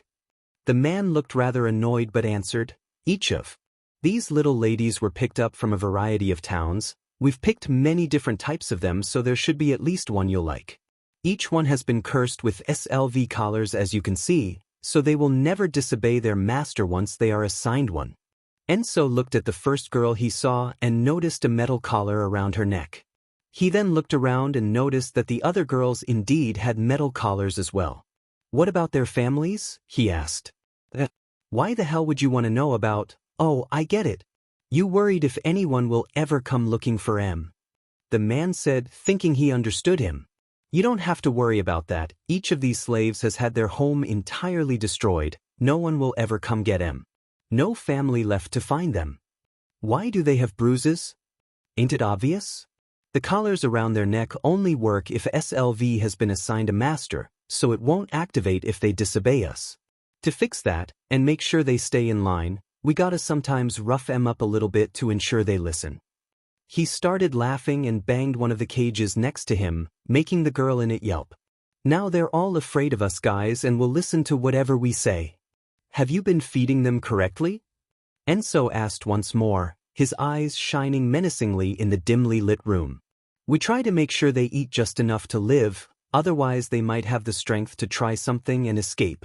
Look, buddy, you gonna buy one or not? The man said, getting impatient. Enso felt the presence of men gathering around him in the dark, but he still kept his gaze onto the man as he asked one more question. Are you and the men currently surrounding us the ones that abducted these girls and murdered their families? Why the f do you dash? Are you and your men the ones that abducted these girls and murdered their families? Enso asked once again. The man reached to his belt and pulled out a dagger in each hand, gripping them in downward positions with a grin on his face. Yeah, so what if we are? Enso stared at the man with his arms to his side. He then heard a beeping on his watch and brought it up to look, then narrowing his eyes as he saw what was on it. The red dot and the green square were right in front of each other. He looked back up at the man. This is what I was led to? Some random thug running a SLV trade? How disappointing. He sighed as he put his arm down. Now, you've been asking too many questions, little man. I think you're gonna have to go now. By go, you mean permanently, correct? Enso asked without any hint of fear. Oh, you're a smart one. The man chuckled. Something was beginning to form within Enso's palm as he had listened to everything, but he was too focused on the man to notice the item forming. Enso took one step forward. Tell me, do you enjoy what you're doing? The man spun the daggers in his hands. Well, it is a little sad to collect these little ladies from everywhere dash. Enso narrowed his eyes at the man. But only because I don't get to keep them all to myself. They would have felt so happy with me. But that's enough out of you, get 'em boys? As he said that, the item in Enso's hand fully took its physical form. Multiple men leaped out of the shadows with swords and murderous smiles on their faces as they yelled in excitement. Without hesitating, Enso closed his eyes and swung whatever he had in his hand all around him. Sharp slices were heard and there were screams to go along with it. The sound of liquid splattering against the walls and the thuds of people falling to the ground echoed in the room. Enso opened his eyes to see a new color all around him. He looked at the ground and saw multiple bodies laying around him, all of which belonged to the men that just attempted to murder him. They had died instantly and their blood was already spilling onto the ground from the clean, but large wounds that had been caused by a sharp blade. Their blood had also been splattered along the cages of the slaves, traumatizing many of them and causing them to scream in absolute terror. The only other barbarian man who wasn't sliced was the man in charge of the area, who now took a step back with a look of horror in his eyes. "Wh, what the hell did you just do?" the man yelled out loud, his daggers trembling in his hands. "What I did?" Enso repeated in a question. Even he didn't know what had happened, at least, not until he raised his right arm and examined his hand. It was entirely covered with blood that wasn't his, but there was something in the grip of it. A dagger that he had somehow summoned up and was now dripping with blood. I see. So I did this. There was no facial change in Enso's expression. There was no sign of fear, guilt, anger, or sadness. It was simply an emotionless gaze that stared back to the man who was still shaking in fear. Enso looked into his hand. How odd. I didn't even notice what I did until I did it. I wonder if it's because I have the natural instinct for this. Enso turned his attention to the man again and lifted his watch. It beeped once more and confirmed that the man in front of him was 100% his target. He then began taking steps forward. With the way this device is reacting to someone like you and judging by the skills I possess, it's possible that there is only one purpose that I have to fulfill. The man stepped back. What the hell do you mean? Enso's eyes intimidatingly shined as he answered, I have to exterminate you. No. Stay back, the man shouted, taking a few steps back. Sorry, but this may be what I meant to do. Enso walked forward and raised his dagger in front of him. Rid the worlds of people like you. Don't screw with me. The man's eyes were practically blood red. Ain't no way I'm dying now. Goodbye. Enso brought his blade back and swung it at the intention of slicing the man's neck. The man's eyes suddenly turned completely black with red pupils. Don't F with me. His entire skin then flashed red. Enso's eyes widened as he suddenly felt growing energy coming from the man.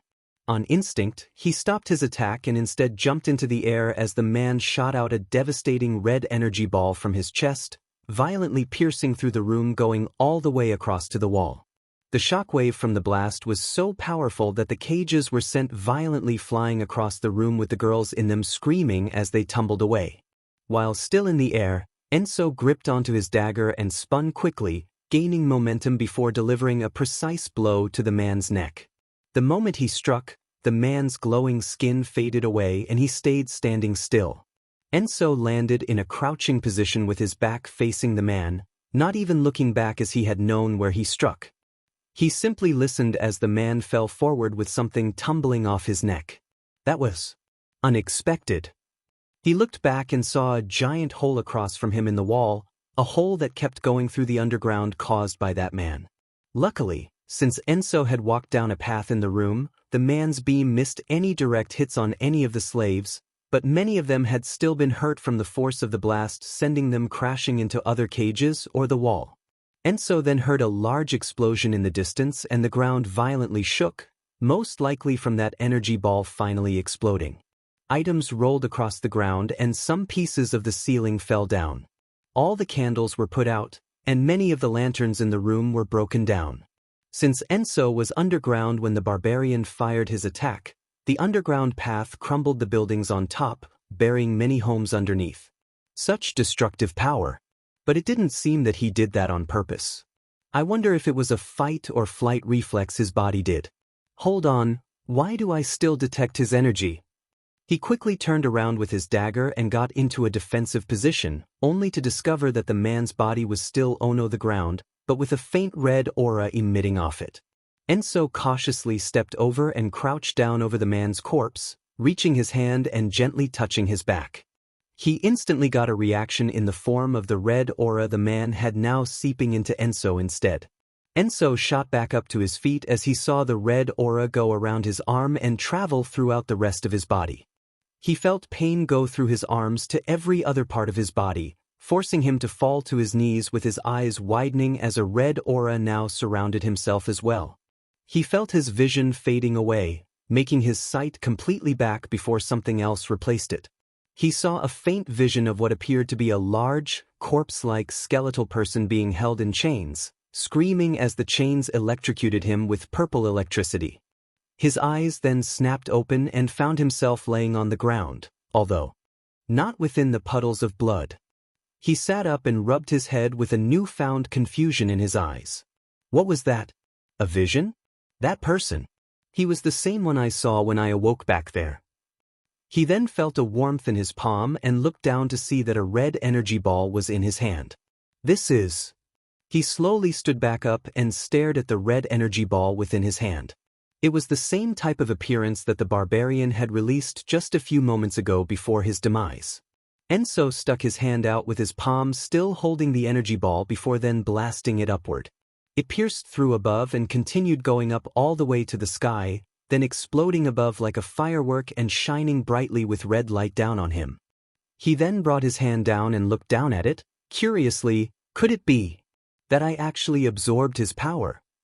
He closed his palm and tightened it into a fist. He turned his head and looked into the fallen cage of one of the girls and saw her staring right at him with a mortified expression. Tears went down her cheeks and she let out small whimpers and shook in fear. Enso looked around the room and saw all the other girls staring at him with similar looks. They look even more afraid of me than how they were before. Well, that explosion I shot into the sky should have attracted attention, so people will be coming soon to help them anyway. I suppose I should leave. He blasted into the air and went through the hole he made above himself, getting onto the roof easily. Some people spotted him, but Enso was too fast for any of them to react to even an attempt to capture. He jumped onto another building and leaped farther away as he heard people hurrying to help in the destruction. He left the city entirely and ran into the forest that was near it, jumping into a tall tree and landing on a thick branch. He looked back and saw smoke coming from the small town, no doubt from the area he was just at. So much for that. To think that I was being led to such a terrible person, using humans as a source of profit. I don't think traveling here was worth it at all. His watch beeped once more. He lifted his wrist and saw a message that automatically appeared on the screen of status eliminated. So this is meant to keep track of the location and the condition of that person. Then another message appeared. Travel to the new location? New location? So another world. Enso thought about for a moment. He thought about what it is he's supposed to do now, he thought about what he just did, and he thought about what he gained from it. If I'm supposed to be eliminating those types of people and absorb the powers they have so that it can rid the world of that scum while also helping me obtain more of those visions, then dash. He hit his palm onto his watch, a white portal appearing underneath him and engulfing him to a new world as he finished his final thought. Then I guess I have to do it. Toshinori and Izuku stared at Enso with frozen expressions, completely absorbed by his story. What happened after? Izuku eagerly asked. After that, I arrived in another world and simply did what I knew how to do. I removed each person detected by my device and absorbed the energy they had, getting a new power and new flash or vision in the process. This was all I knew how to do, to kill and take, to remember and travel again and again. So, you just kept going through worlds, hunting down each of those people? Izuku uttered, shaking in fear. That's how it was. I admit that many of these people may have not deserved to die, but all I thought at the time was that I was meant to hunt those individuals down and that the vile people involved with them. I absorbed the abnormal power each special individual had after I killed them, and with each power I absorbed, I also obtained a vision with it, so I assumed that I need to do this to figure out more about myself. That was how it was for a while, but soon, I became unsure of that. Unsure? Toshinori repeated. Enso nodded. At first, in addition to the powers I gained from these people, I would also appear to have flashes of what I assumed are memories of the sort, my memories. They weren't even full memories, but were more like pictures flashing through my head. Each of these flashes left more questions than answers about myself, as it would always seem that new information was always added. I never once saw myself or anyone who could possibly be myself in these flashes, possibly because I see these memories through a first-person view. Each new glimpse of a memory gain was from murder, but then. He looked out at the starry sky, still recollecting his thoughts. I met a certain girl in one world, she was another one of the special individuals. I actually decided to spy on her after I saw her commit a good deed that I'm sure someone corrupt would never do. I was curious as to why she needed to be eliminated despite being so young and innocent, so after spying on her for a short time, I decided to actually do something different out of curiosity. You let her live? Toshinori speculated. Yes. Well, I did more than that. I decided to investigate her life even more. I followed her around in her daily life, examined the people she spoke to, and I was even able to live in the same household as her. That's going a little too far. Toshinori and Izuku sweat dropped. As I spent more time with her, I saw that she was completely different from many of the people I've met. She deserved to live, she deserved to stay alive to help people. That was all she wanted. It was at one moment that her power actually released when she didn't mean to, leaving behind destruction in the process. I knew that it was the first time that she had ever used such a power, so to help her control it later I, and others of the world she was in, decided to help teach her to control it. After spending a considerable amount of time with her, I finally... A real memory. You mean instead of a normal flash of an image in your head, you actually remembered a clear moment of your life? Izuku asked. Yes, although the amount of time in it wasn't that long, it was still longer than just a flash. What did it consist of? Izuku asked eagerly. Enso looked up as he recalled the memory. Well, it wasn't much. I think it was me at least, was sitting on a field full of dark green grass, examining the area full of lush trees and bright flowers. The field went as far as the eye could see, with a clear sky and bright sun. Behind me was the only building within the entire area. It was basically a white dome about 4 floors high, with no windows in sight. There was one entrance that I saw, which was just the double front doors. That was about it, but I speculate that it might have been the lab I woke up in. Toshinori turned to Izuku and whispered once more, Midoriya, if everything he's been saying is true, including him being within that lab, then dash. I know All Might. Izuku cut him off. I've heard of experiments being illegally done on people with quirks, so that makes me think that something similar may have happened to Enso on his world. But that depends if he's even telling the truth. You know can you hear you too? You're right in front of me. Enso blatantly said. Izuku and Toshinori flinched. Enso sighed. Look, I guarantee that my assistance will more than benefit you. I've experienced many things and know that they will help in contributing to help Izuku get stronger. But Midoriya hasn't even decided if he would accept the responsibility of becoming a hero. The next #1 hero at that. Toshinori told him. Enso turned his head to Izuku. Well, Midoriya? Do you have a response for Toshinori about that? Huh? Both people stared at Izuku now, expecting an answer out of him. WI. Izuku looked down as he thought of it. His chance, his dream was right there, and all he had to do was accept. He proudly lifted his head up as he cried out, Yes. Toshinori grinned. I knew you would accept, he said as he pat the boy on the back. He then turned back to Enso with a small glare, but that doesn't mean I'm all right with you being around. How about letting Midoriya decide on my help then? Enso asked. And me again? Well. Izuku took a good long look at Enso, examining his lack of facial expressions. So he's someone who was experimented on, sent to other worlds, and misled to acts of murder because he had no other lead. It sounds to me like he was just led in the wrong direction. I think we can get his help. Izuku said with a small smile. You can't be serious. Toshinori said once more, completely baffled. Izuku nodded. I don't believe he's a bad person, just misled. He then looked over at Enso. Plus, even if we do refuse his help, I doubt he'll just leave. Correct. Didn't even try to deny it, huh? Izuku's sweat dropped with a sigh. Toshinori scratched the back of his head. Well, I suppose if you believe that Midoriya, then we could give him a chance. However, he rose up from his seat and planted his hands onto the table, leaning forward and staring intensely at Enso. Whether or not you've been misled up to this point, the fact doesn't change that you should have known that what you were doing was wrong and that you've robbed many people of their lives for your own selfish gain. I'm willing to overlook it only for the fact that it's happened to take place in other worlds, so our laws wouldn't be able to prosecute you. But as long as you're here, you will not take a single life. You will not get involved in any criminal activity or use your powers publicly. Our world has laws about people using quirks to take the law into their own hands, so if you ever see a crime commencing, just let the police and heroes deal with it. Upon hearing the word heroes, Enso squinted his eyes. There are laws against people using their quirks to help in situations? Only licensed heroes are allowed to use them. Toshinori put his hands on his hips. Of course. With quirks emerging in the world, they could be dangerous for others to use, no matter what intention. These laws are to help society fit in and adjust to the new evolutions of quirks.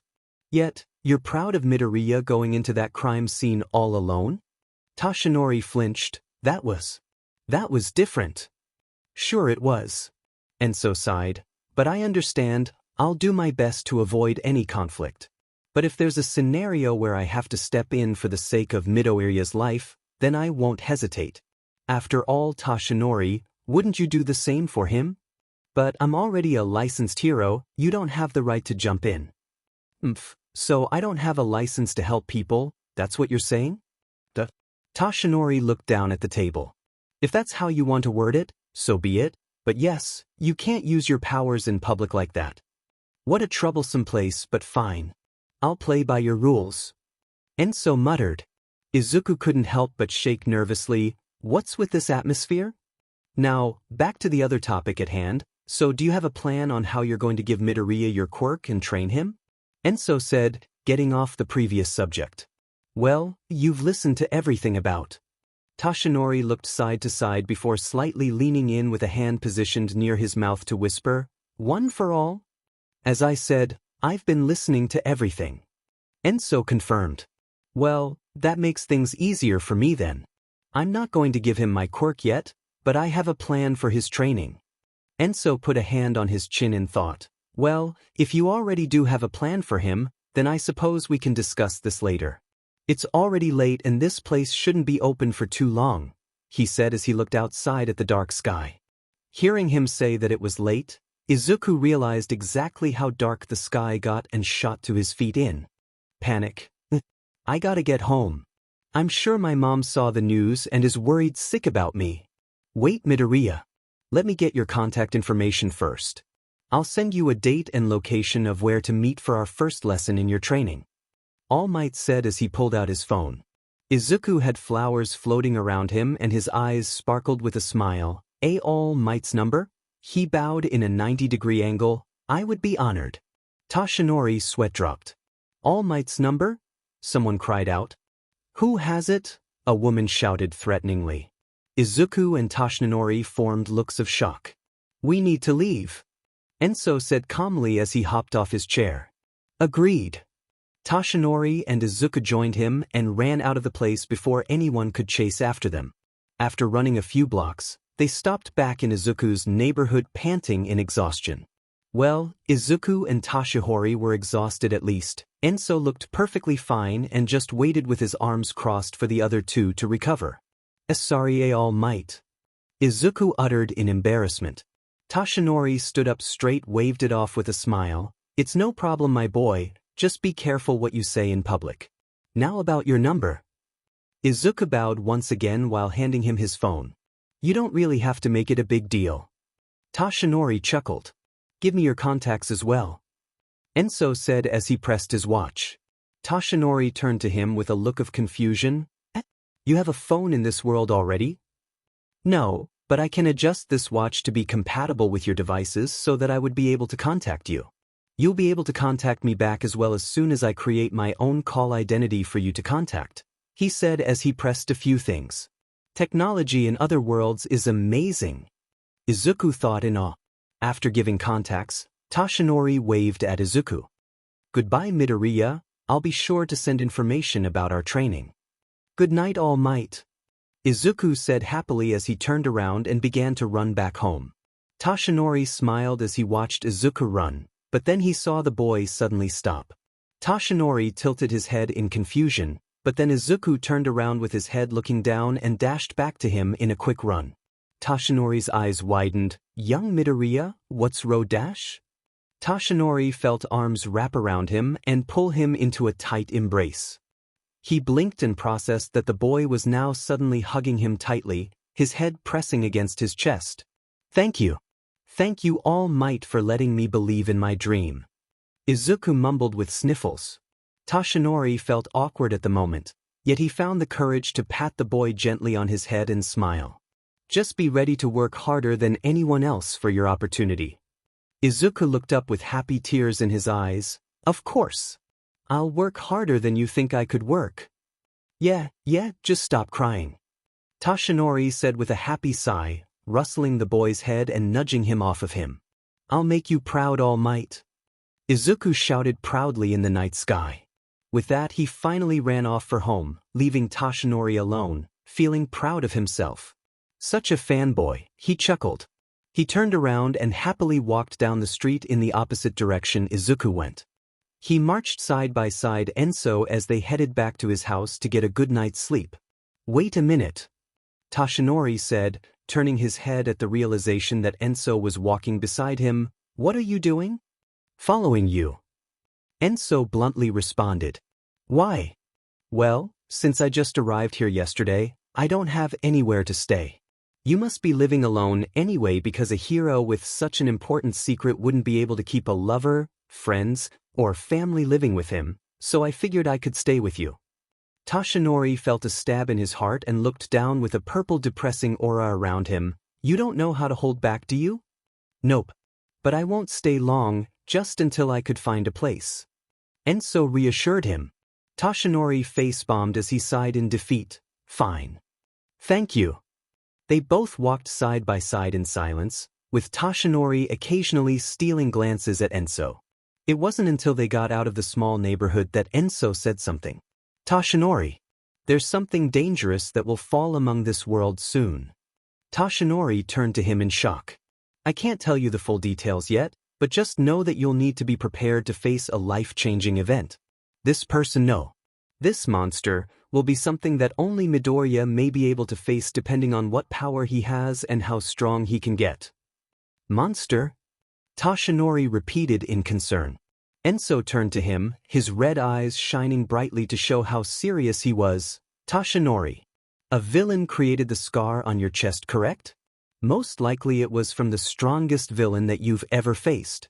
Toshinori clenched his fist as he recalled the past. I don't think it's the right time for me to say."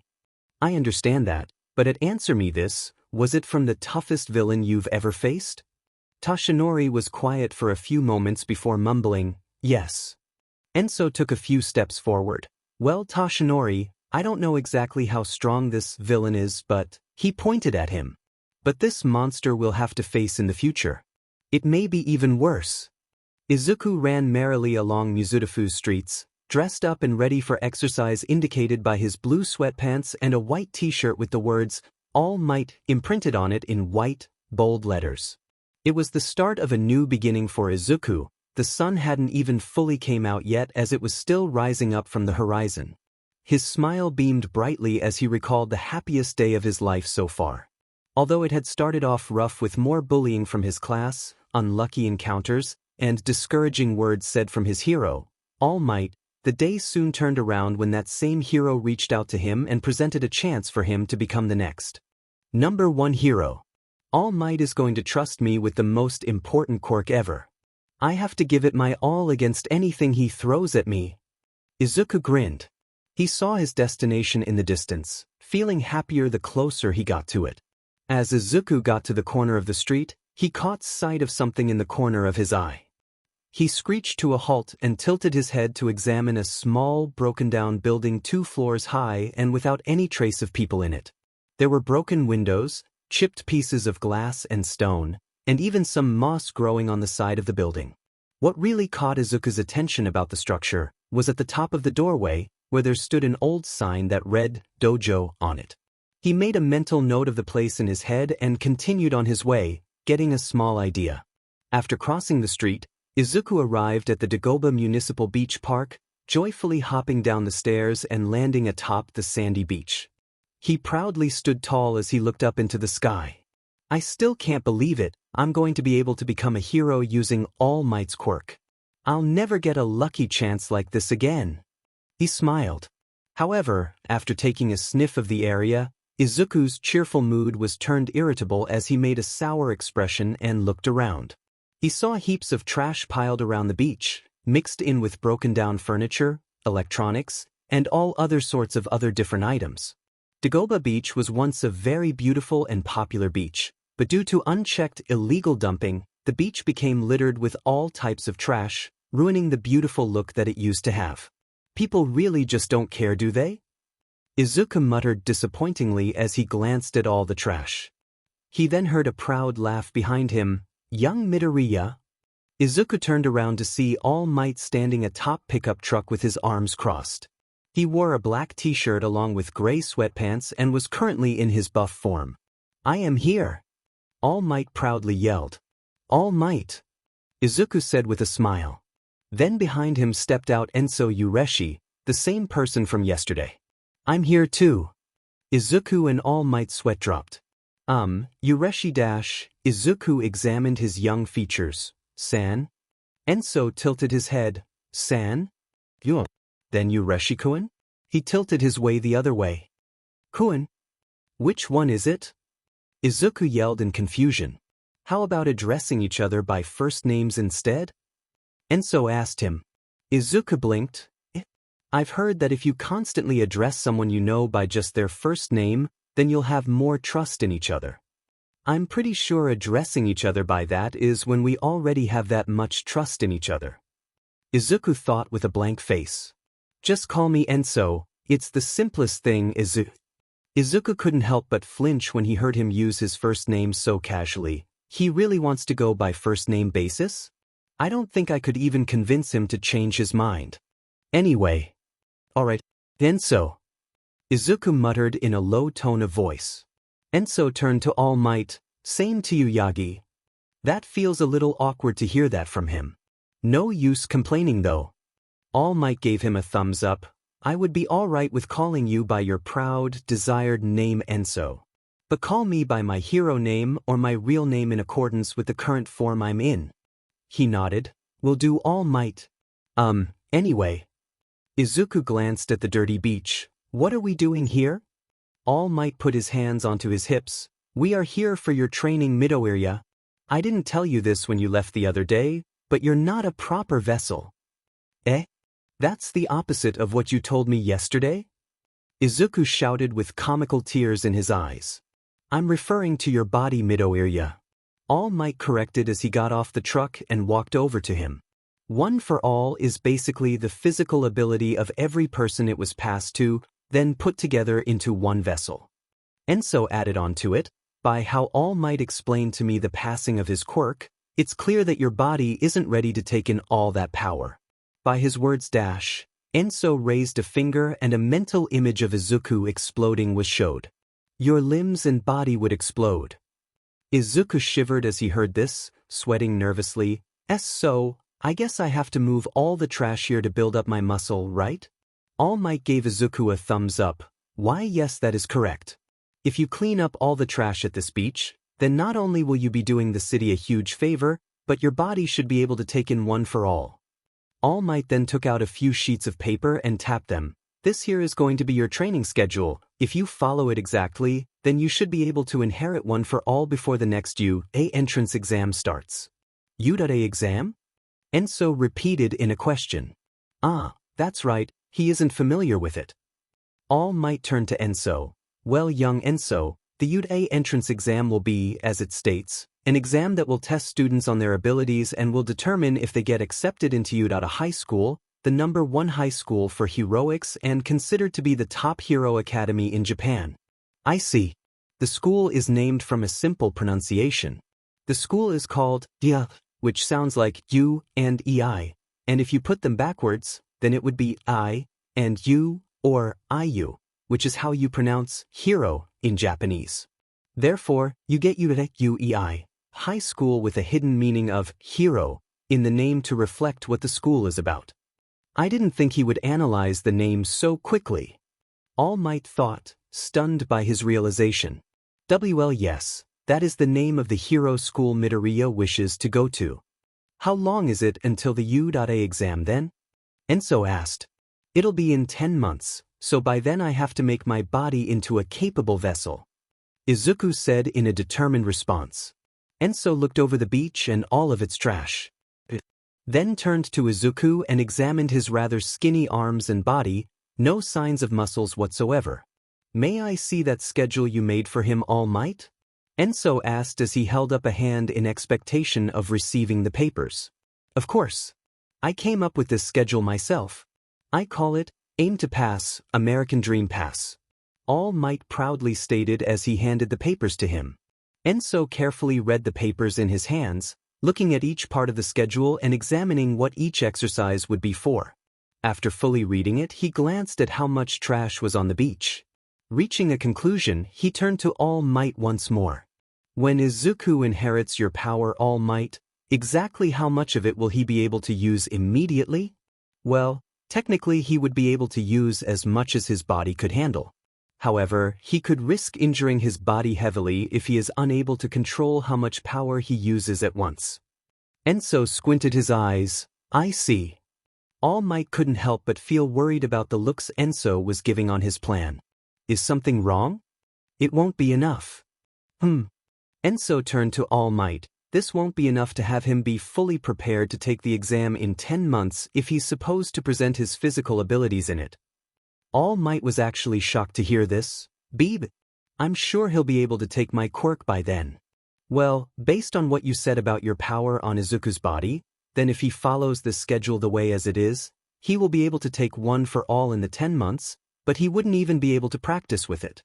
Even if he did use it, then most likely he wouldn't even have a good handle on it, which would result in him just damaging himself from the drawback of misusing such intense amounts of power.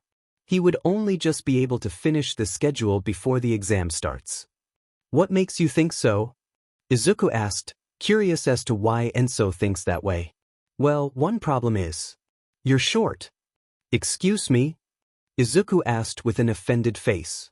Since you're short, your body would be able to build muscle a little easier since there is a smaller frame to distribute it to, but it's also because of that reason that there won't be much more to gain further once your muscles reach a certain size. Because you'll lack the muscles, you'll most likely won't be able to effectively use one for all. Especially for your exam. So what should I do? Izuku frantically asked. Enso examined the schedule for a moment before turning to All Might. You may want to change a few things and let Izuku be with me for a few sessions of training. I believe that the exercises I have in mind will be essential for having him get in a better condition for receiving your quirk. Hold on. How can you be sure that my plan won't work? All Might asked. Did you not hear me explain that he's short? Well. All Might awkwardly scratched the back of his head as he tried to figure out what to say. Ureshi Izuku started. Enso. Exactly what kind of exercises do you have in mind to fix my problem? Enso crossed his arms. Well, instead of making you do heavy lifting, running, and other usual exercises that All Might may have you do, I'll be giving you tasks that will test and improve the endurance of your body. Rather than increasing your muscles in size, we should be increasing their durability and density. This will be to get your body to be able to handle using one for all more effectively once you receive it. If your training goes well, then you may even be able to obtain it early to practice more with it. The way you describe the task of testing my body sounds scary. Izuku couldn't help but shake. But it's necessary. You have to work harder than anyone else if you wish to become a hero. Hearing him say exactly what Izuku had thought in his head before, he felt his determination returning. Yes, I do. Enso looked back to the list, noticing something else. There's nothing involving combat? Enso asked. What? Combat? Izuku questioned. Why would the boy have to learn to fight right now? Well, if Izuku will be receiving such a powerful power, then I'm sure that he'll need to learn ways of using it rather than just dash. His eyes glanced over at All Might, punching through everything. Why do I feel like you're insulting me? But All Might has done much more with his quirk and has won all the time up to now. Izuku defended him.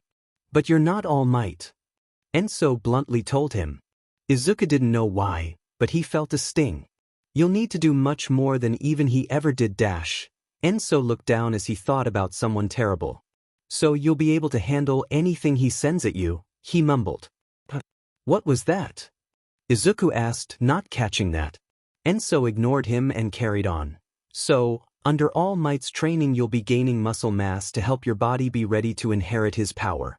And under my training, you'll be stretching your body's limits so that you'll be able to handle the power you receive and will also be learning combat from me to better ways of adapting your power into fighting. Izuku turned to All Might. Would that be all right, All Might?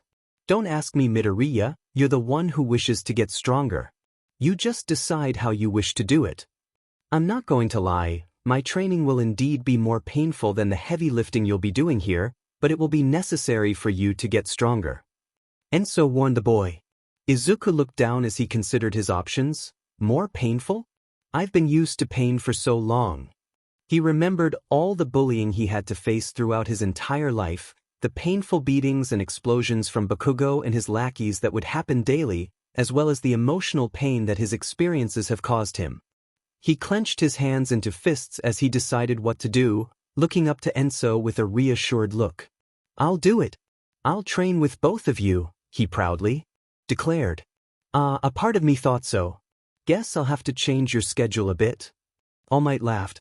Then from the corner of his eyes, he glanced down at Enso, who kept an unfazed look when Izuku agreed to exercise with him.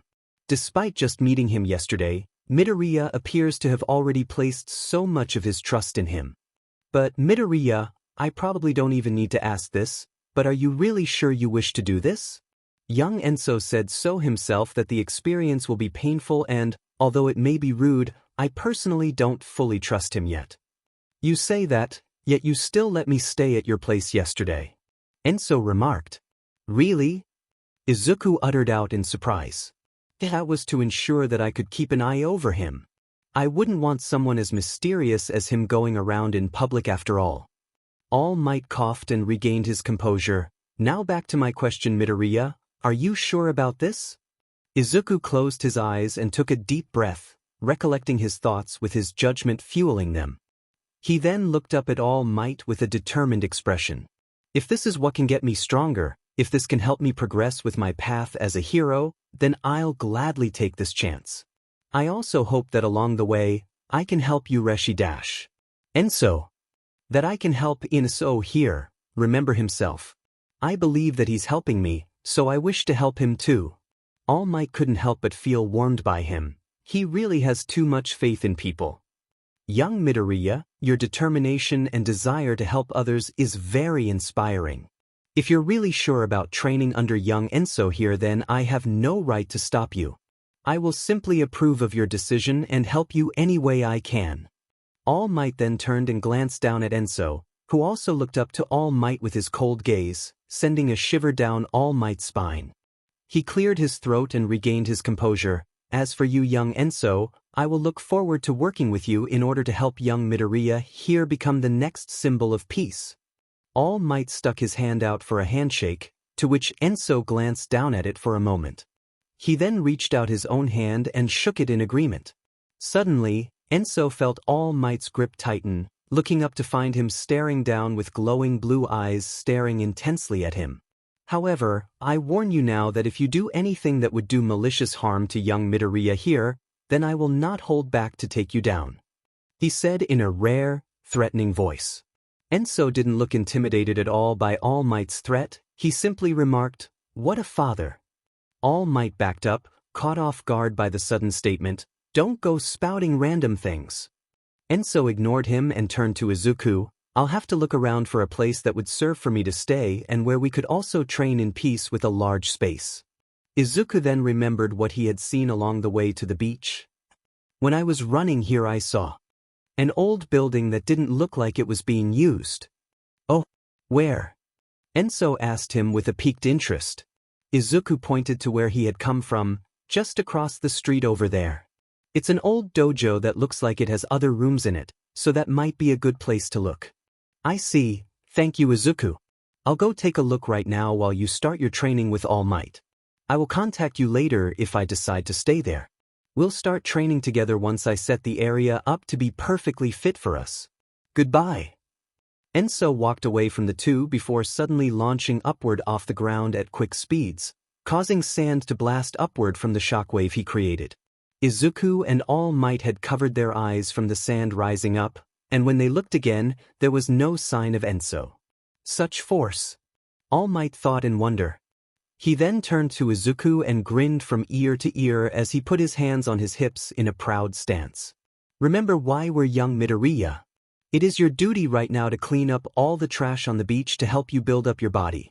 We've wasted enough time talking as it is. Let us get start dash." Before All Might could finish, he suddenly spouted blood from his mouth and poofed back into his skinny form, coughing. Cough, I hate when that happens unexpectedly. Anyway kiddo, let's dash. But it was at that moment that Toshinori saw a dumbfounded Izuku, whose face was entirely covered with his idol's blood. Sorry about that, Toshinori said as he pulled a towel out of his pocket to wipe the blood off of Izuku's face. And no pee-pee problem, stuttered Izuku, admittingly frightened and a little traumatized by what just happened. Enso examined the old dojo building with a piqued interest.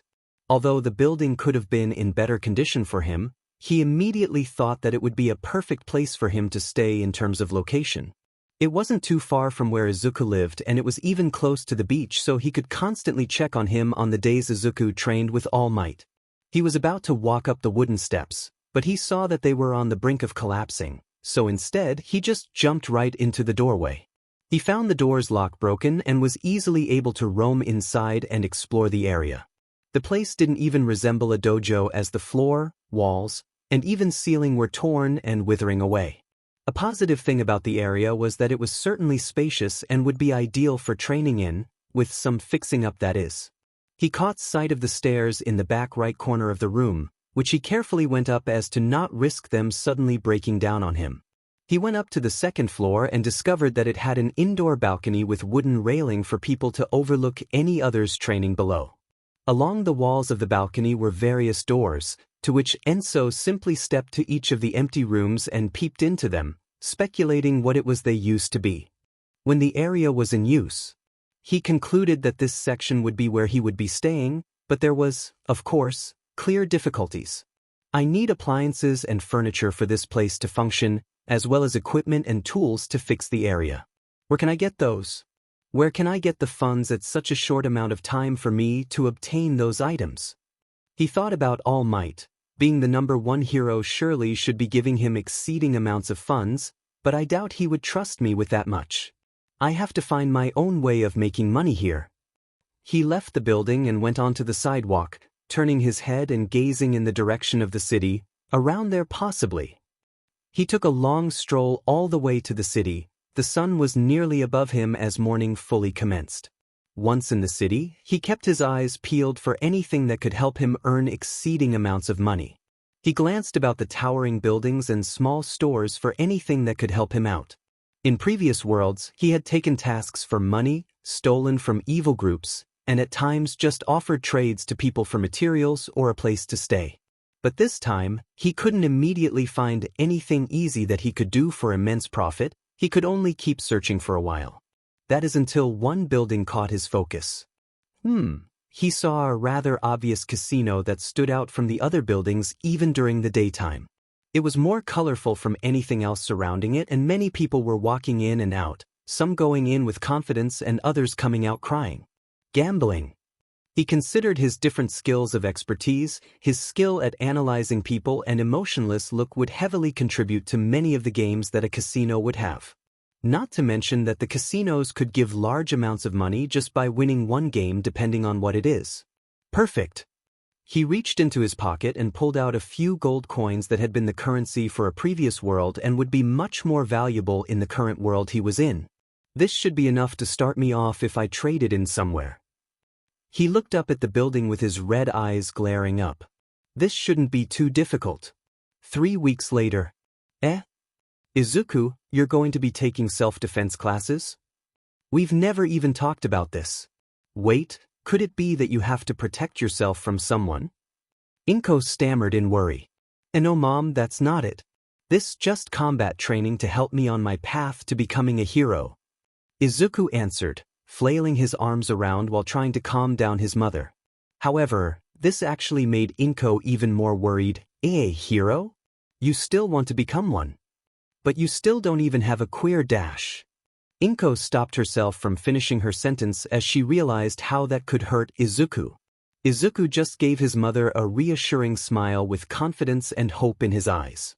Don't worry, Mom, I know how worried you are about me taking this path, but I promise you that I can become a hero. A hero that you can be proud of.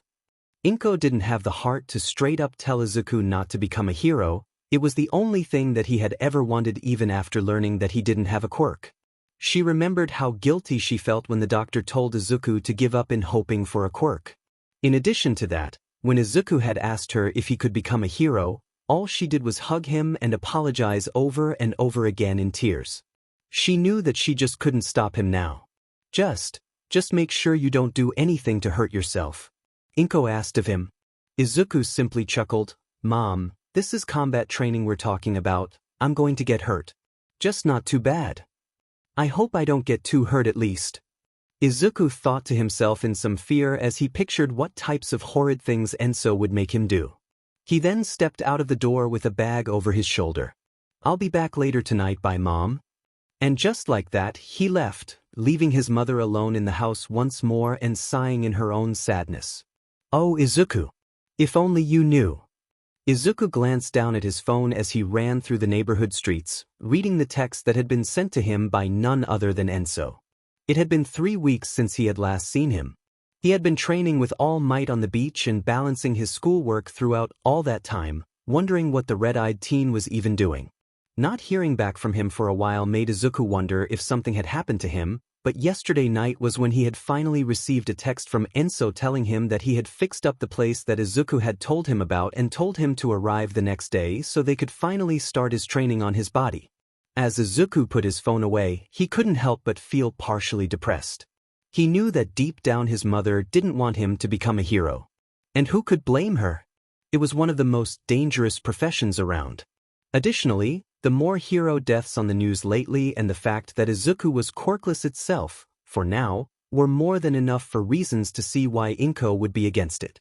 However, he knew that she respected any decision he made for his future and she would merely support him all the way. It didn't take him long to arrive at the building that he had seen 3 weeks earlier, still in the same spot that it was originally.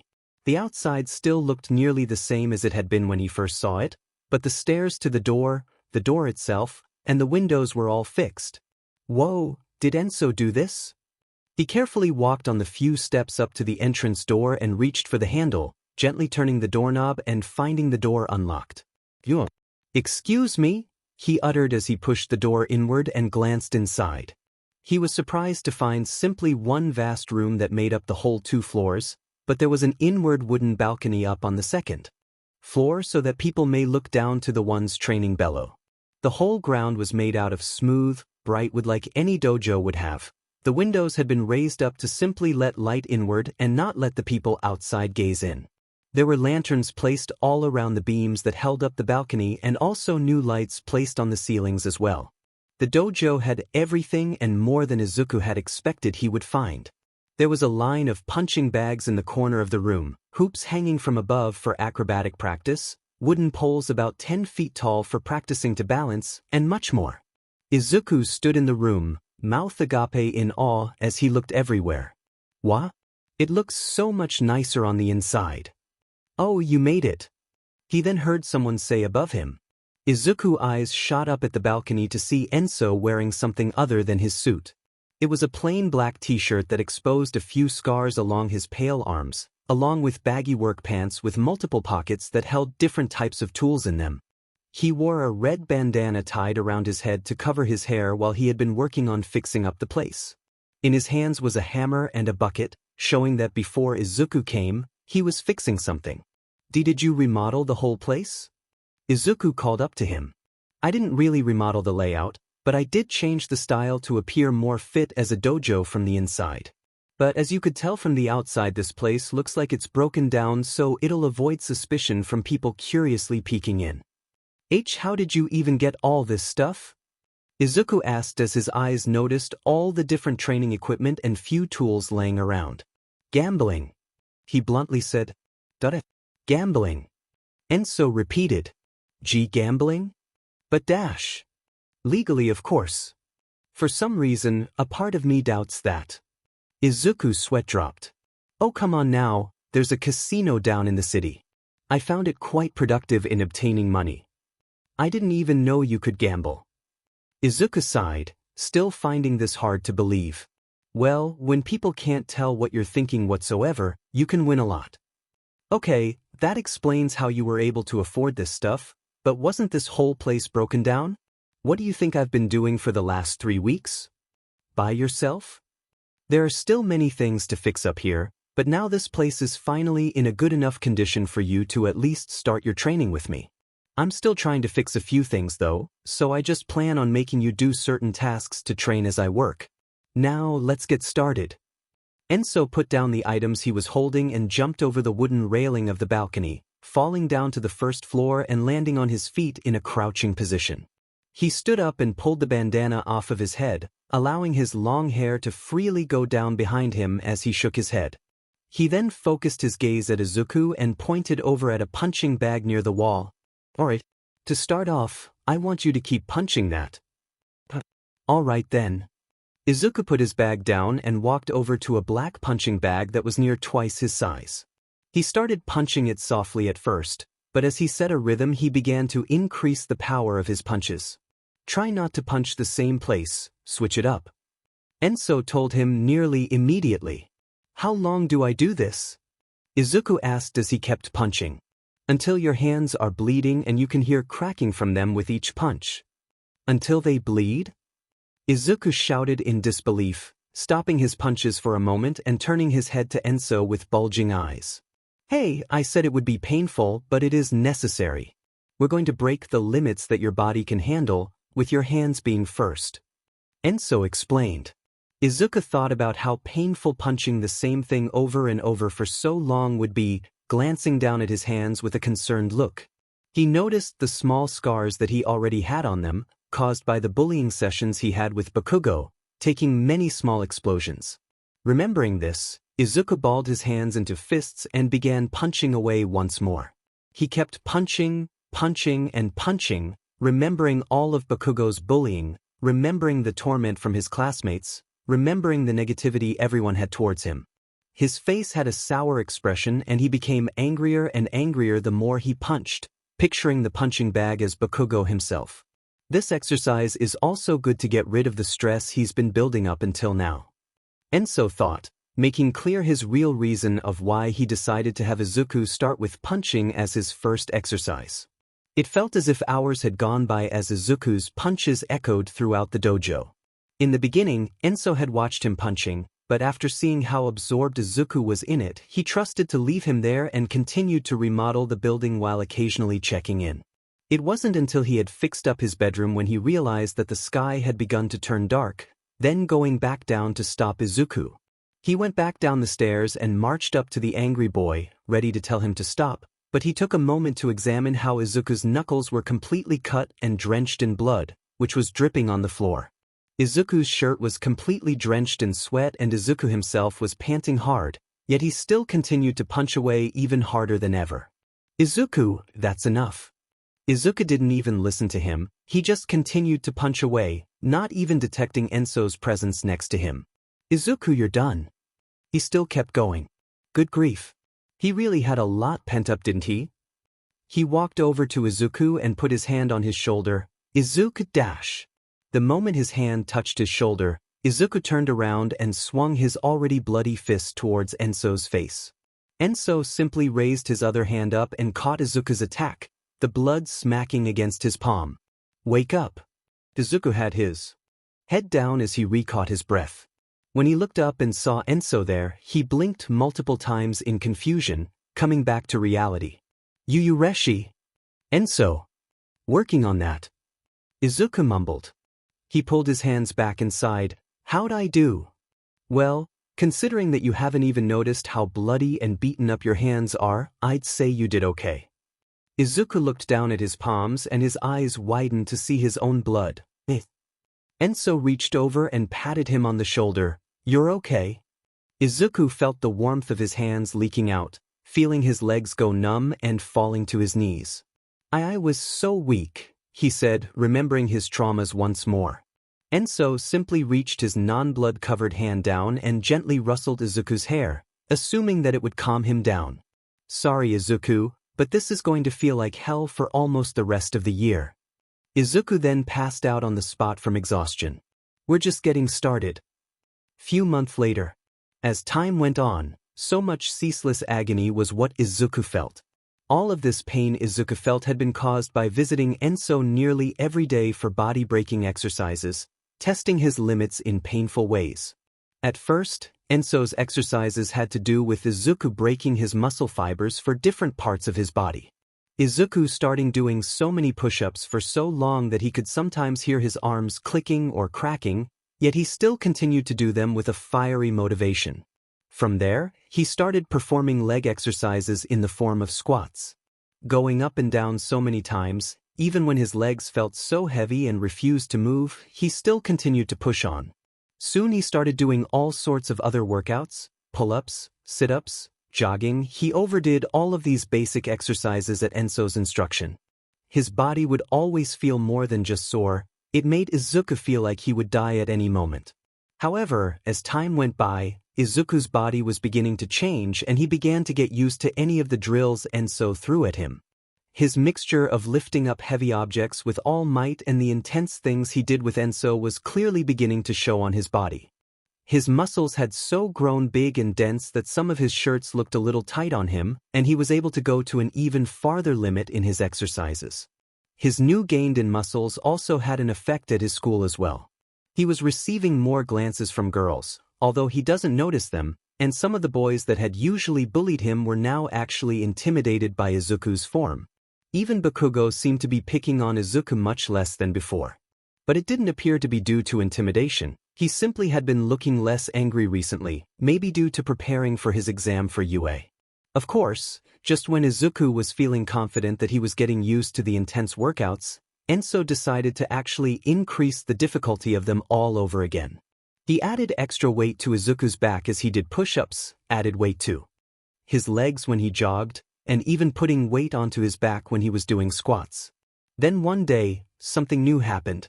Izuku walked inside the dojo once again after so many times, actually feeling less scared of whatever Enso may make him do. His body had gotten stronger to a point where Izuku was casually wearing ankle and wrist weights during the day and even when he was lifting up other objects with all might on the beach. Once he got to the middle of the dojo floor, he sat down and removed the weights he had on him, sighing in relief as he placed them on the ground.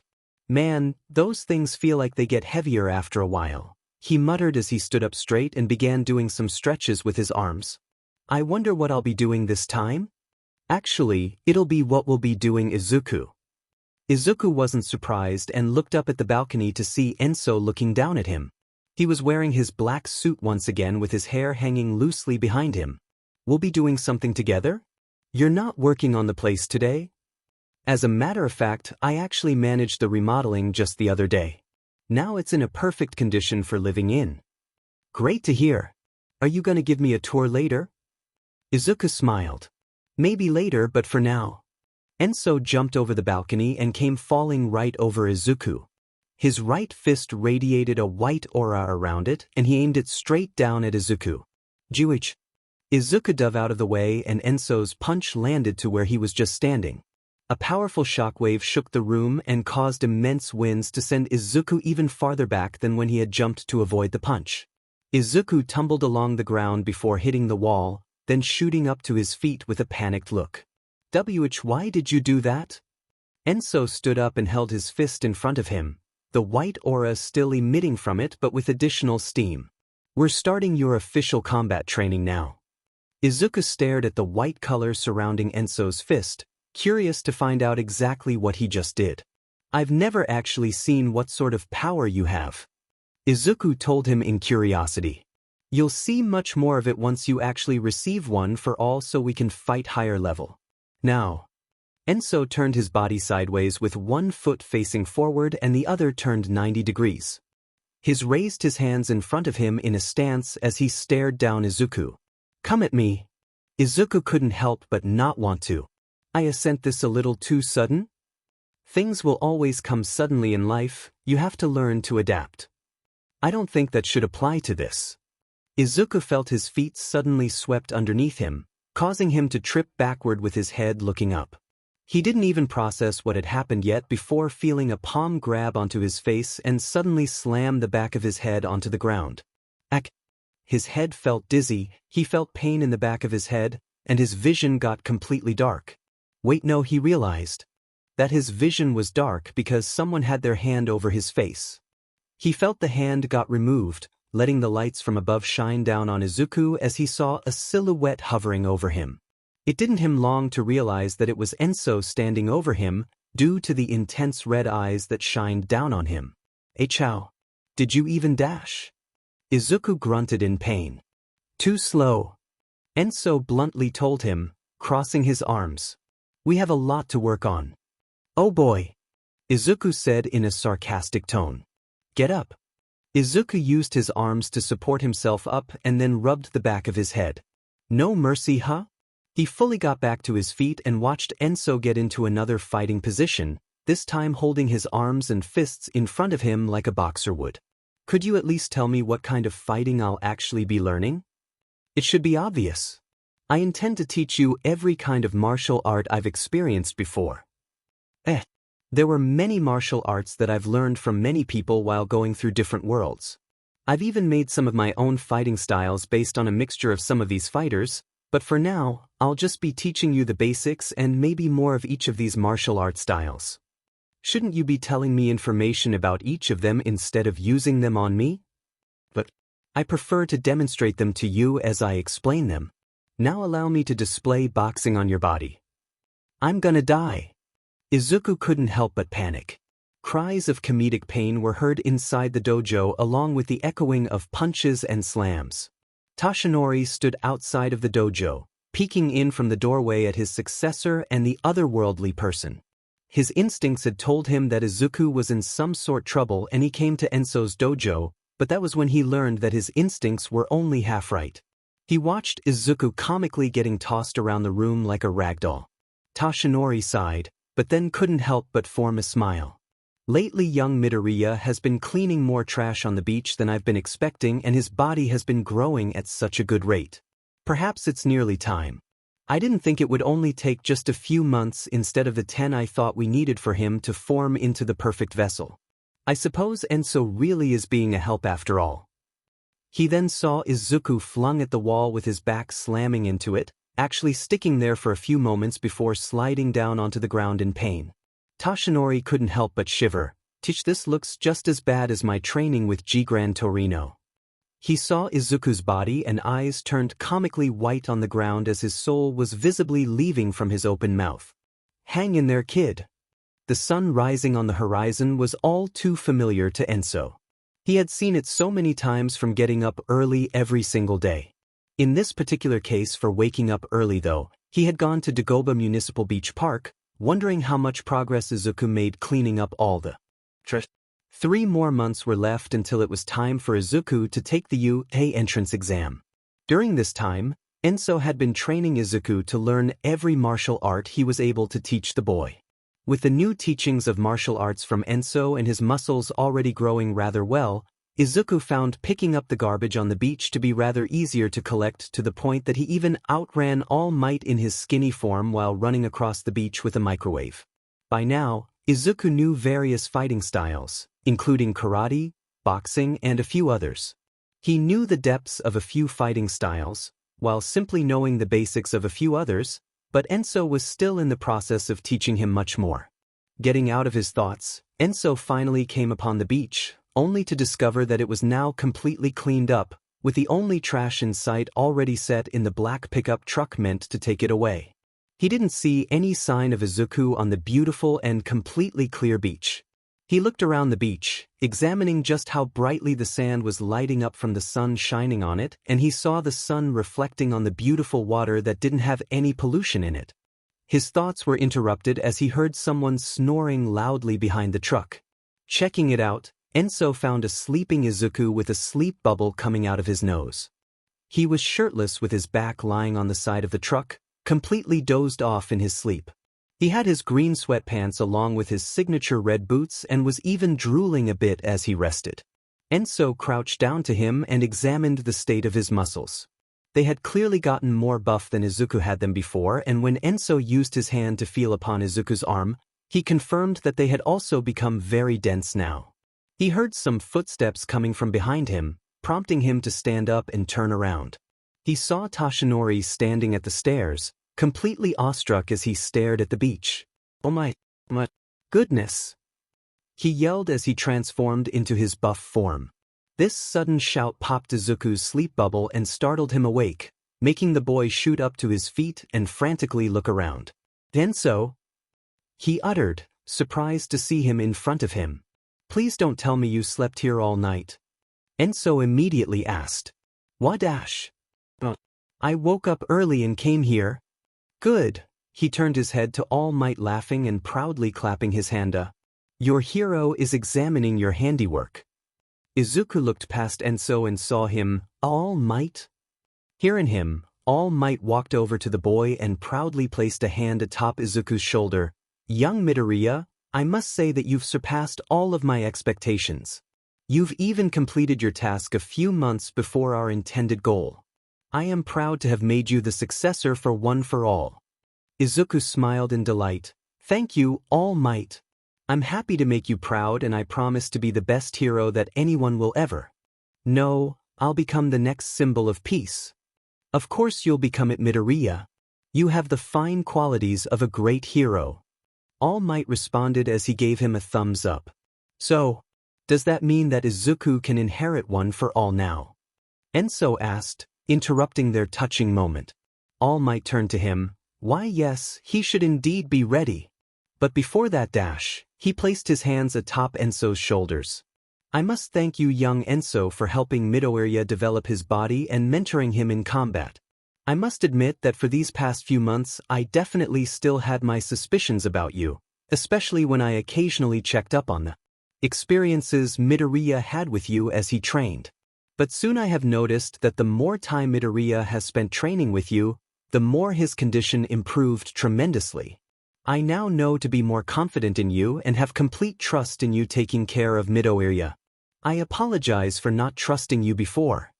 All Might stated, patting Enso on the shoulder. "I had no issue with you not trusting me, but I guess this makes things easier for me to ask favors of you." "Favors?" Enso sighed. "That doesn't matter now. So are you going to present One for All to Izuku right now?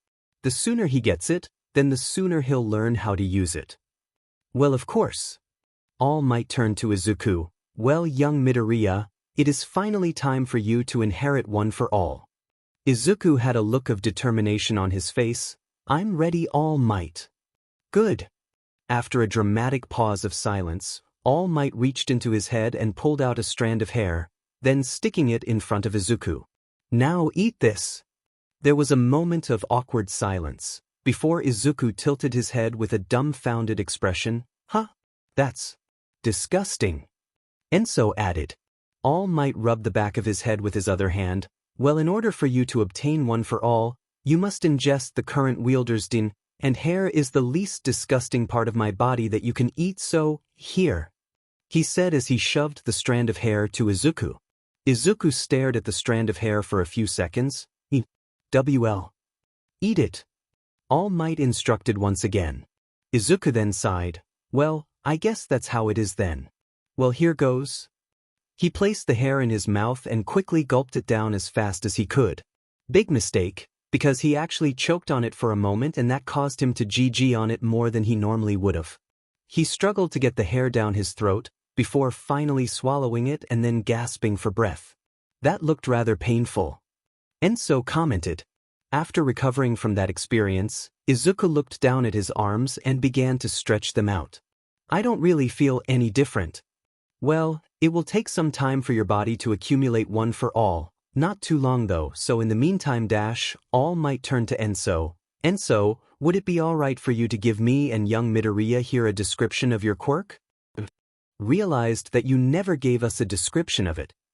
Enso squinted his eyes. "Remember, I'm not of this world, so I don't technically have a quirk like you and the rest of this world does.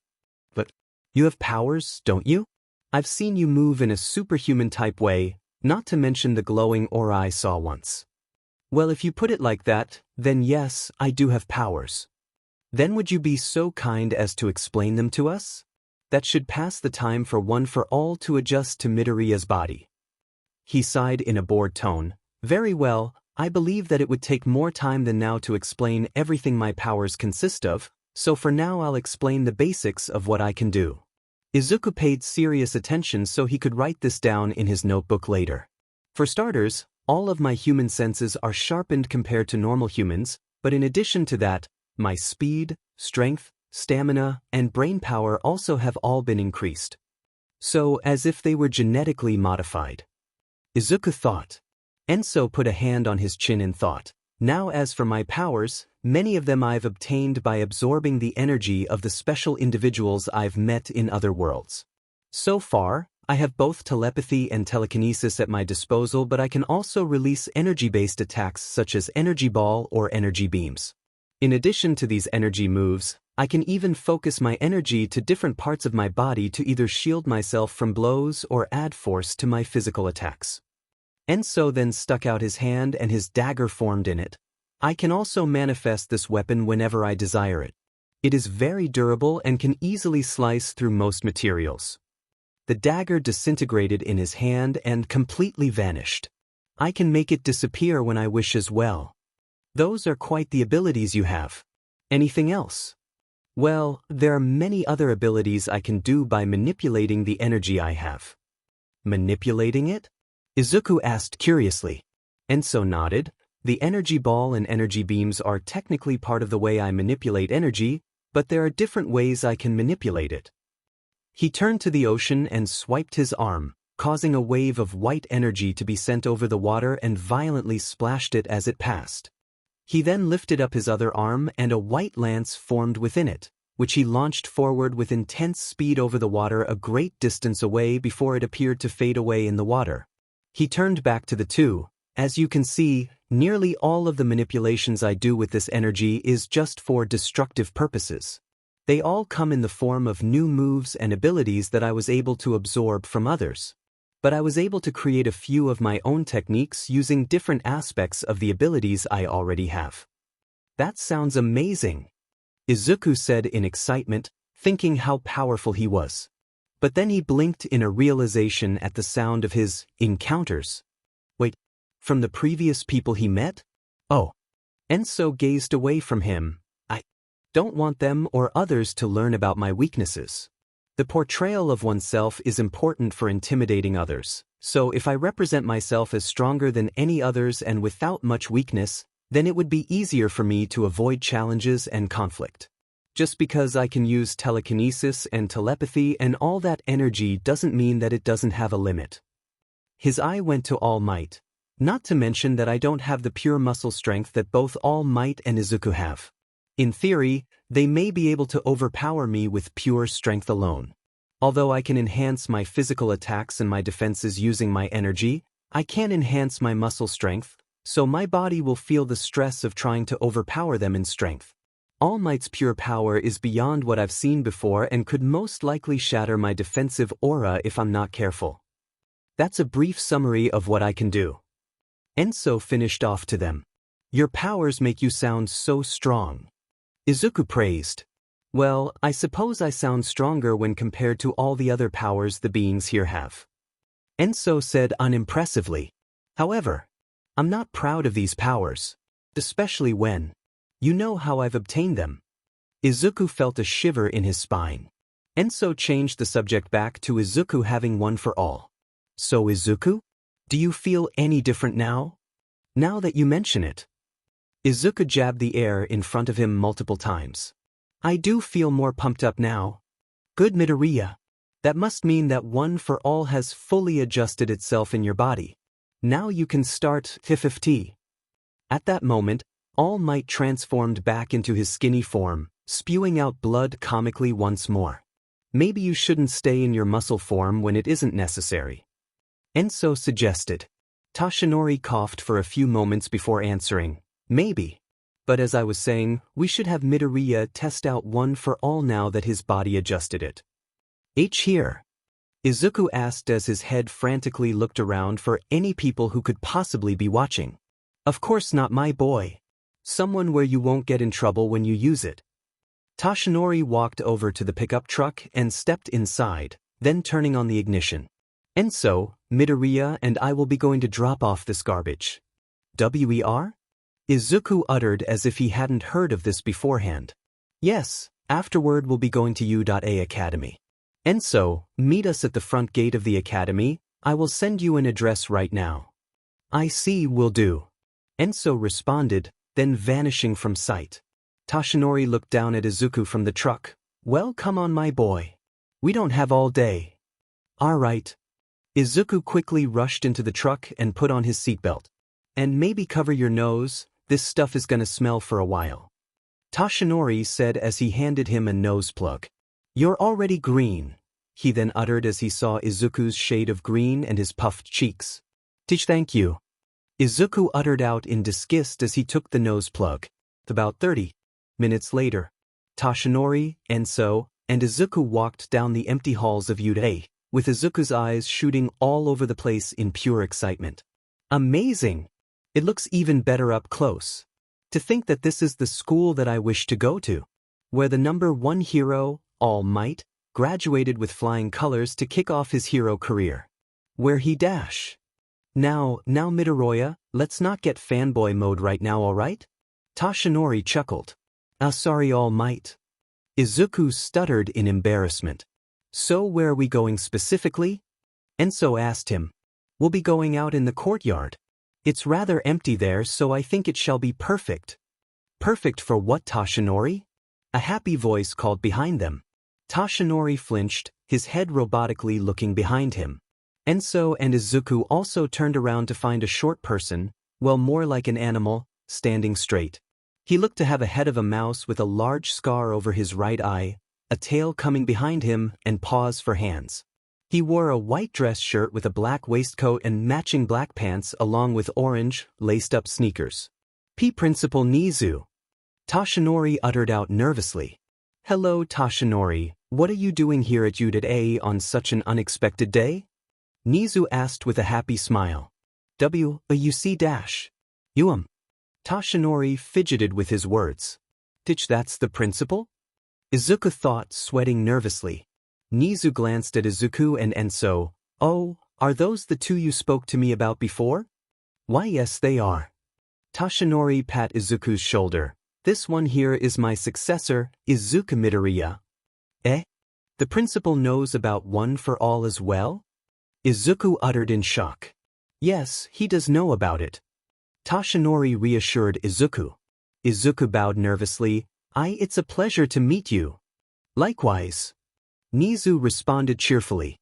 He then turned to Enso, and he is the other son. Yes, this is Enso Ureshi. He is the one that has also helped to give valuable training to Midoriya these past few months. Nizu examined Enso's appearance, scanning his suspicious look. Enso slightly leaned to Tashinori and whispered to him, You never mentioned that you've told someone else about me. How much does he know? Just that you listened in about One for All and helped to train Midoriya. Tashinori whispered back.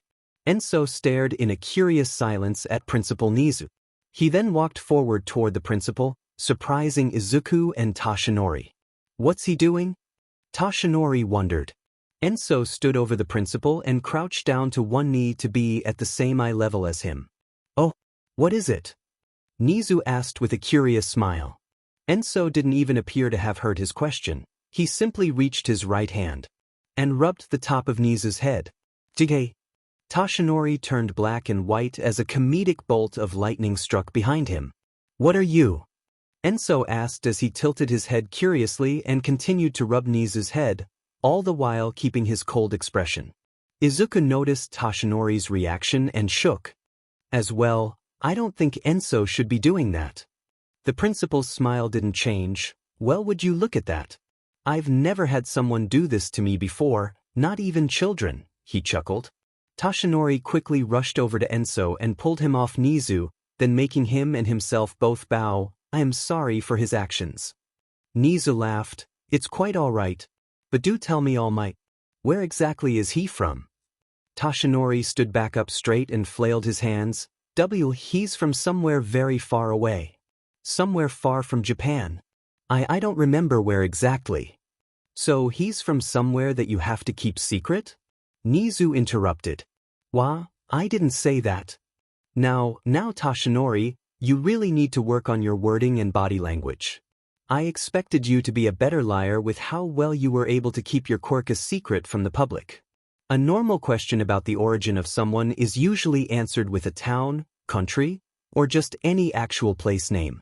But you clearly improvised your words on the spot, and because you said he comes from somewhere far away, then that means that either he comes from somewhere that needs to be kept a secret to prevent trouble, or that he comes from another world or dimension entirely in which would cause trouble in itself. Izuku and Toshinori flinched. Enso squinted his eyes at Nizu. This person? He's intelligently dangerous. I get that you've accepted his help for training your successor, but don't you think I should know everything about him if that's the case? Nizu calmly asked. There's a lot to explain. Toshinori said, sounding defeated. I'm sure there is, but before we get to that, may I ask what is it that you're all doing here in the first place? Oh. Toshinori perked up, pulling Izuku next to him. Young Midoriya was able to inherit one for all. So we were hoping to use the courtyard to have him test it. Oh really? Well, then I suppose I could let you go there even though you came unannounced. Really? Toshinori uttered nervously. Izuku let out a breath of relief. I thought he was gonna ask about Dash. But... Nizu turned to Enso. I would like to have a little chat with your acquaintance here. Alone. Toshinori and Izuku went slightly pale. Crap. Izuku thought. That's fine. Enso answered without any hesitation. What? Toshinori cried out. Against a being of this intelligence, secrets are pointless. They'll just give him negative opinions of us, but mostly to me for trying to hide things from him. Enso stated. How understanding. Nizu said to Enso. He turned to Toshinori. You and your successor can go practice right outside. There's not much time left until the exam comes after all. He'll need all the practice he can get. He turned back to Enso. Now, Ureshi was it? Enso is fine. Enso responded. Izuku's sweat dropped. Is he really trying to get closer with first names thing with Nizu? All right Enso, please come with me to my office. Nizu instructed. He agreed so easily by first name? Izuku thought in shock. Enso and Nizu walked side by side in silence as they went down the hall. Enso looked back at the other two for a moment before looking forward again. I wonder how things are gonna end? Izuku muttered curiously. Toshinori sighed. Nizu can be very unpredictable. But I'm actually really worried. Because if Enso tells him everything, then Dash. Then he may even tell him. What he's done before. Izuku finished, remembering exactly how Enso claimed to have obtained most of his powers. Yes. But there is not much that we can do here. We could go and vouch to Nizu that we can trust him, but I understand why he wouldn't even want to trust someone like that. We could only leave it up to Enso, as worrying as that sounds. I see. Izuku muttered. But come on Midoriya, let's go test out one for all now. Toshinori said as he pat the boy on his back. All right. Izuku nodded before following Toshinori through the hall. In Nizu's office. Nizu walked over to his seat and jumped on it, then raising the height of it to reach his desk. Take a seat please.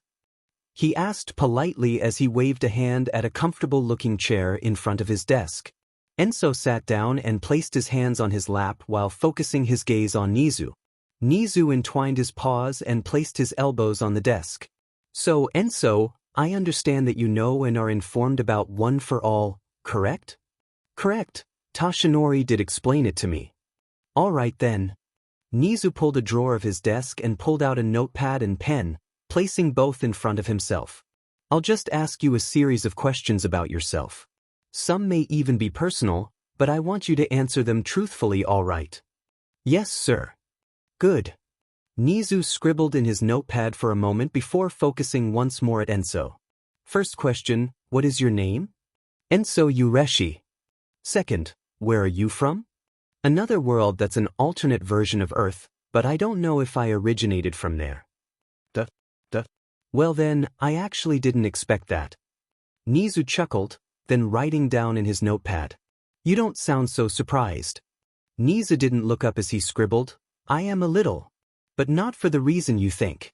I just think I confirmed a theory that I came up with but didn't think would be true. And that is... Nizu just laughed. Wouldn't you like to know? As much as a part of me would enjoy seeing some sort of reaction by telling you, I feel like you should find out yourself later. Are you implying that you know something about me that I don't know? Enso asked. Maybe. Nizu chuckled. But right now we're getting off track, let's get back to my other questions, shall we? As much as Enso wanted to keep asking what was it the principal knew, he decided to keep quiet as to not risk annoying him in some way. So, about this alternate version of Earth you referred to. Can you clarify what you meant by not knowing if you originated from there? I mean that I don't know if that is the world I originally belonged to. If it was the place that I was born and raised in. I woke up within that world without any indication of who I was.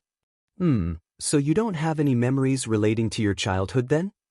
There were a few flashes of my past that I've seen here and there, but I didn't have enough information to determine their significance. I had woken up in this form within a capsule that was part of a laboratory. Nizu's smile faded. A laboratory, you say? Enso nodded in confirmation. But if you didn't remember anything, then how did you get your name? Enso looked down at his watch. It was given to me by who I assume was the lead doctor with me when I first woke up. I see. What happened to him? He was murdered by the very monstrosity that I'm training Midoriya to prepare to face in the future. There was a tense silence in the atmosphere. Nizu completely focused on Enso. A monstrosity, you say? Is that why you're helping contribute to Midoriya getting stronger? That is one reason. He would be very helpful to fight and get rid of it. But? Nizu asked, knowing that there must be more to it. But there is another reason why I wish to interact more with Midoriya. Do tell. Nizu said as he leaned slightly back in his chair. Enso looked down. I think that by changing my method of interaction with the certain individuals I meet, such as Izuku, then I may be able to learn and remember more about myself. It sounds like you have other things to explain to me if you want me to understand what you mean. You look like you've had a lot of experience, so tell me everything. As Nizu said that, he put his pen and notepad down and simply relaxed in his chair to prepare for what Enso would say. Enso placed his arms on the armrests of the chair. I just wish to give a brief warning. As you listen to what I've done, you may develop new opinions of me. But I assure you that just speak. I'll think what I want to think as I listen. Nizu said, giving him a small, reassuring smile. Enso was silent for a brief moment before sighing. Very well. Toshinori and Izuku now stood in the middle of the dirt field of the UA courtyard. Behind them was the U-Data building and far ahead of them was the start of a forest of the sort on the U-Data grounds. All Might, what did you mean that the principal was unpredictable? Izuku asked out of curiosity. Toshinori nervously rubbed the back of his head. Well, you see, Midoriya, Nizu wasn't exactly like many of the other people who had quirks. He was experimented on by humans and thus still has a grudge that he expresses by toying with them for their reactions. I don't exactly know if his appearance of multiple animals or his quirk were caused by these experiments, but he can be rather scary with his high intelligence. I see. Izuku muttered, looking down in sympathy. Since you're my successor, he may even send some of his wrath towards you. Izuku's sympathy turned to fear as he turned white and shivered. Just kidding, he chuckled as he pat the boy on the back to reassure him. However, Toshinori turned his head away for a moment with a comical look of dread on his face. I sure hope he doesn't do anything too bad at least. He turned back to Izuku and formed a fake smile. Now Midoriya, let's see you try to activate one for all for the first time. Izuku snapped out of his momentary fear and put on a determined face. Right. He took a step forward proudly and paused for a moment. He then turned back to Toshinori with a blank look and a question mark over his head. How do I do that again? Ah, right. Toshinori rubbed the back of his head. He then put a fist in the air. Just focus, pull your arm back, clench your buttocks, and yell smash. That doesn't really sound like a good explanation. Izuku's sweat dropped. Just trust me, Toshinori said, giving him a thumbs up. Izuku turned to the big open field in front of him, taking a deep breath. All right, let's do this. He looked down into his right hand and clenched it into a fist. He thought about one for all, wishing for it to activate in his arm for his punch. He suddenly felt his arm slightly bulging. He felt the power of his new quirk begin to build up for the first time. His arm began to glow in an orange hue, red veins noticeably stuck out, and greenish-blue sparks of electricity appeared all around him as he charged up. "That's it, my boy!"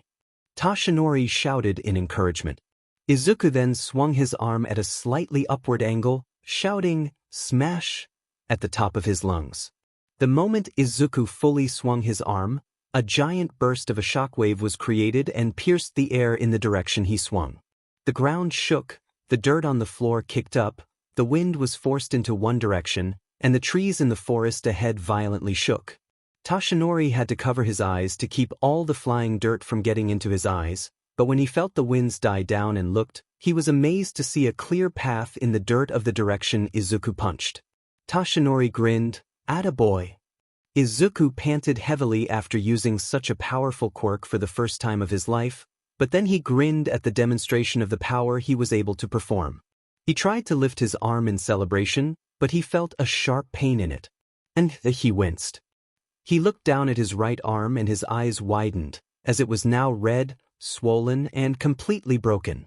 He held onto his arm with his unbroken left arm, falling to his knees and closing his eyes, wincing in pain. Toshinori rushed over to the boy and crouched over. "Are you all right, Midoriya?" "Pant, it feels like I just blew up my arm." Toshinori's sweat dropped. "You're not that far off." He helped the boy stand back up. "And my arm completely broke with one punch of One for All. I couldn't control it," Izuku said in a depressed tone. Toshinori saw Izuku's shame and quickly spoke, "That can't be helped.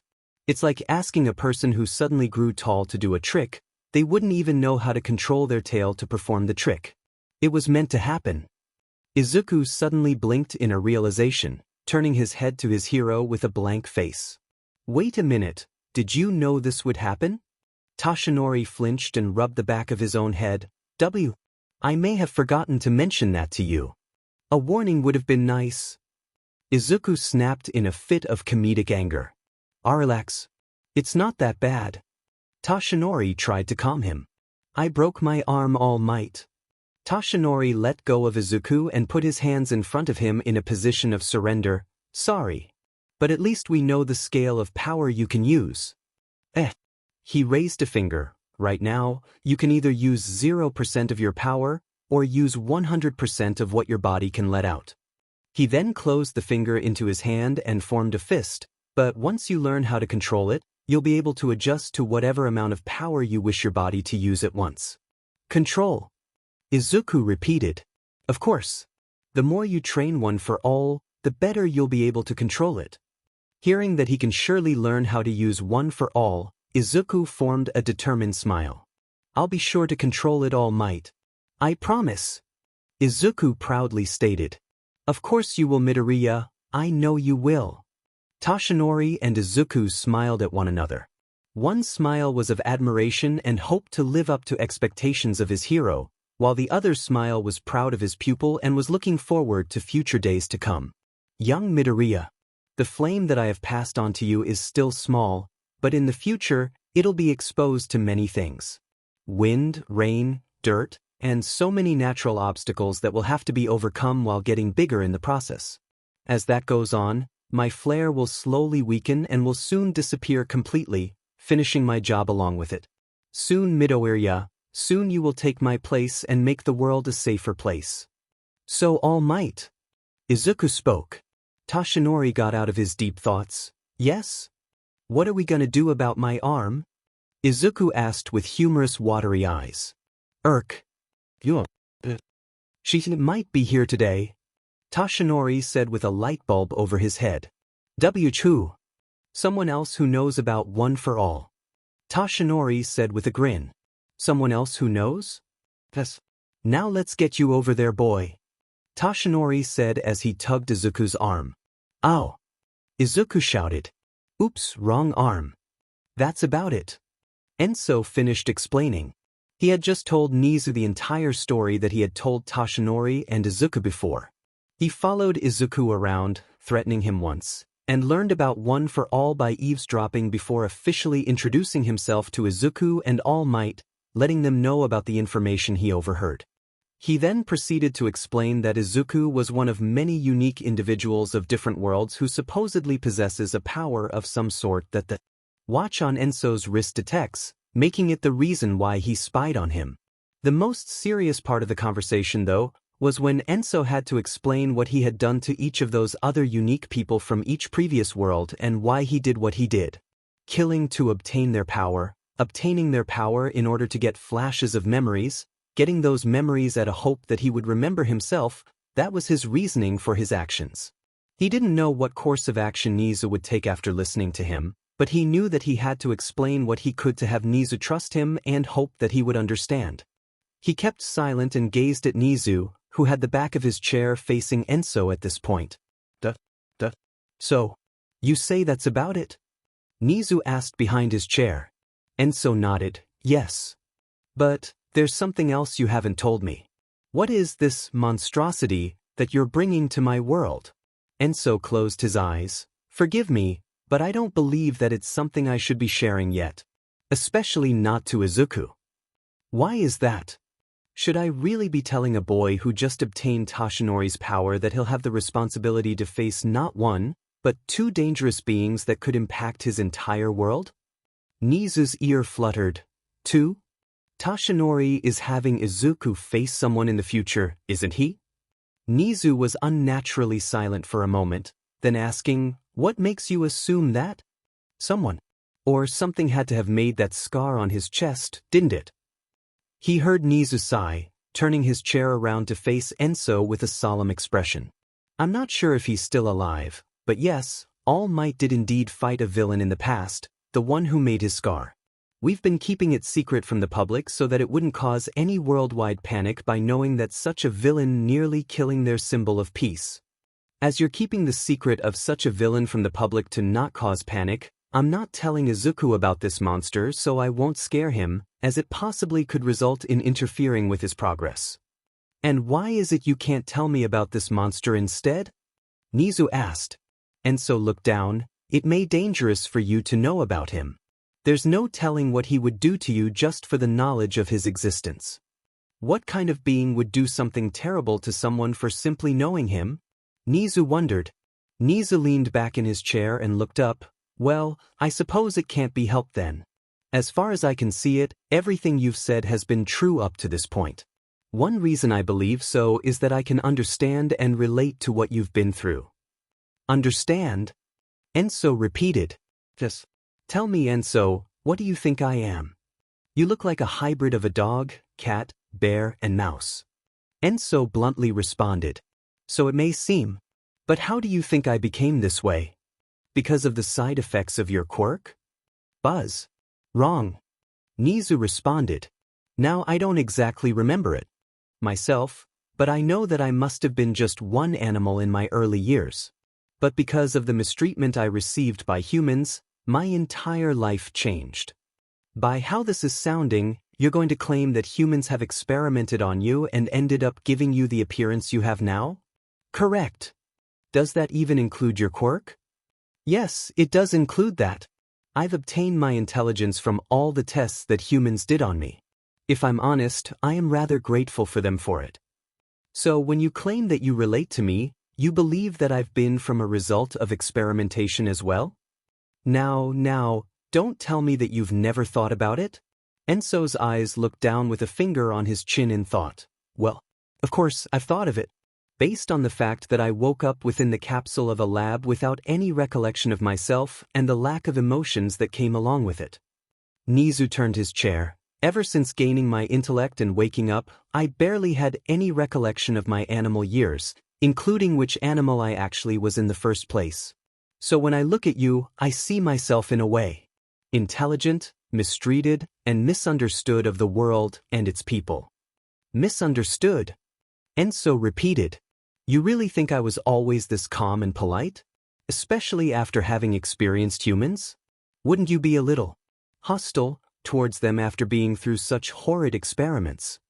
It's hard for me to picture you as hostile. Enso commented as he gazed at Nizu's short nature. Nizu laughed. I can be quite feisty. It's so satisfying to toy with humans after all. Enso's sweat dropped. But does that mean that you believe me then? He asked the principal. I don't believe you have any malicious intent involving harm to Tashinori, Midoriya, or taking one for all, otherwise, you'd probably already have done something by now. Enso waited in silence. However, Nizu suddenly blurted out. I knew there had to be something. Enso muttered. The fact that you've claimed to have experience with death and murder obviously concerns me. You weren't even fazed when you mentioned it, giving me the impression that you may be able to strike people down without hesitation or consideration.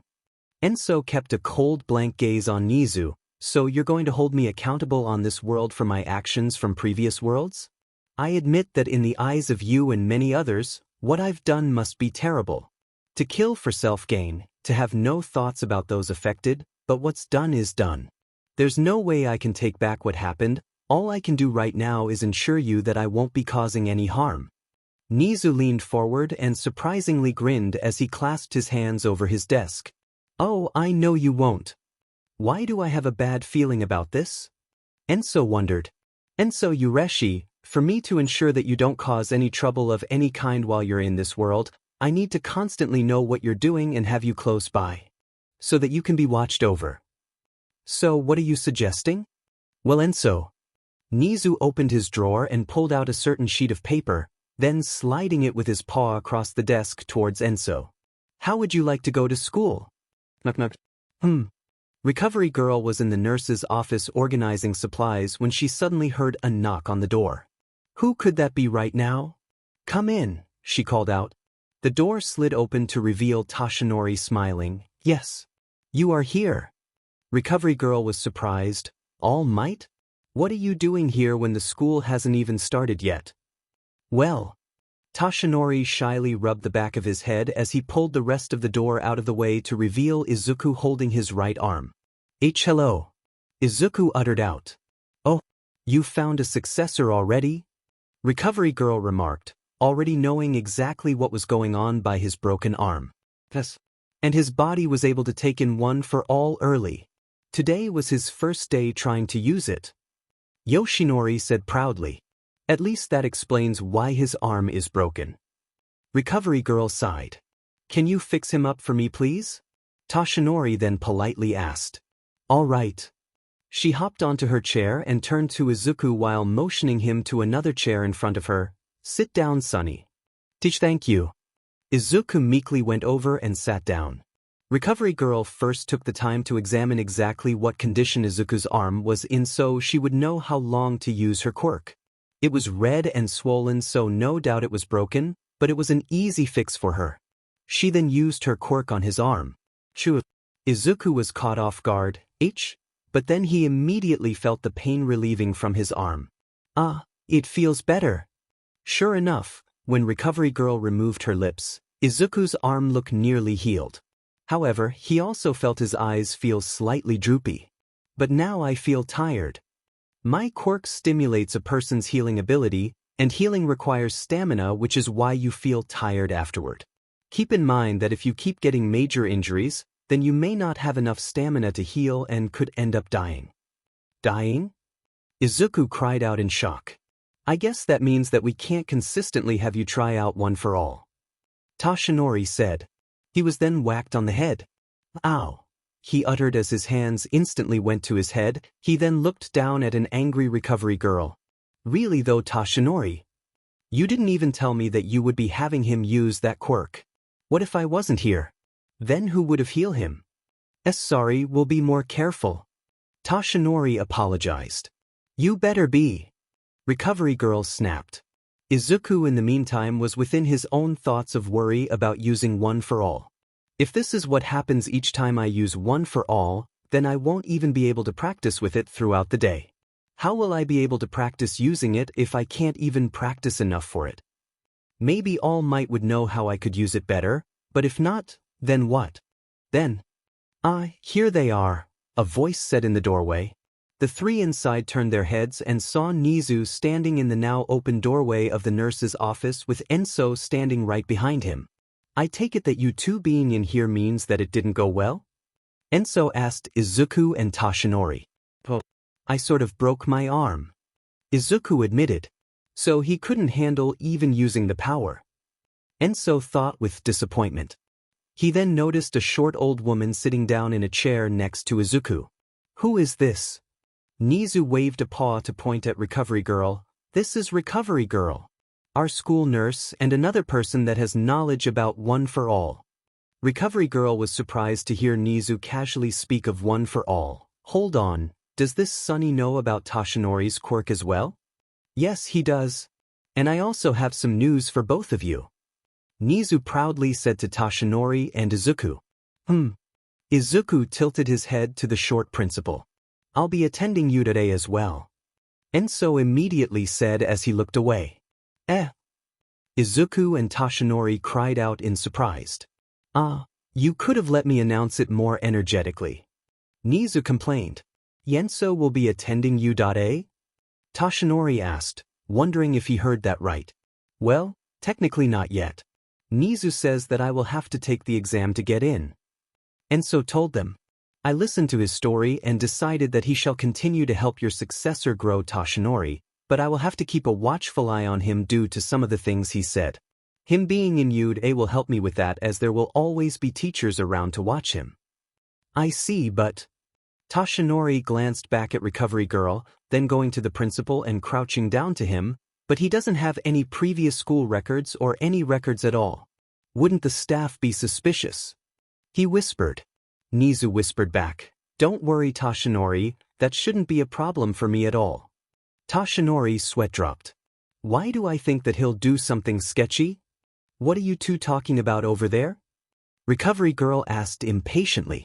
I will explain to you later, Recovery Girl. Nizu promised.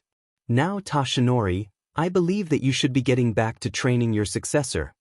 But I feel really tired now, so our Recovery Girl wouldn't be able to heal me if I used One for All and broke my arm again.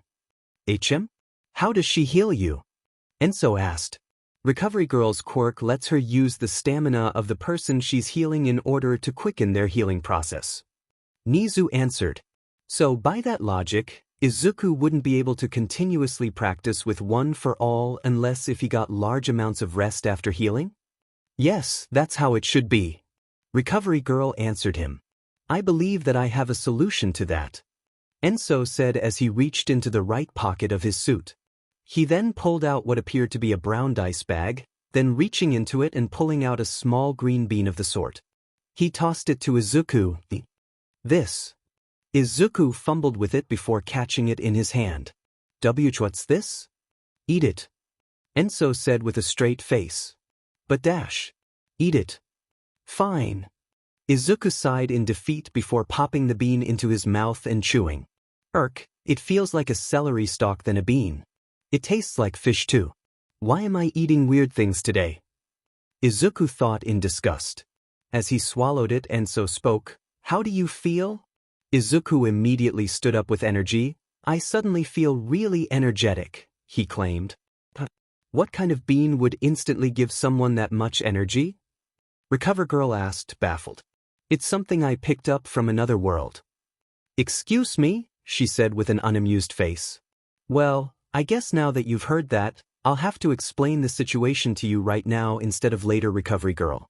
Toshinori, you take Enso and Midoriya out and continue training with One for All. Try to make him ready by the time he takes the exam. Will do, sir. Toshinori said. With that, Toshinori, Izuku, and Enso all went back to the courtyard once again to train, leaving Nizu behind to describe the situation to a trusty Recovery Girl.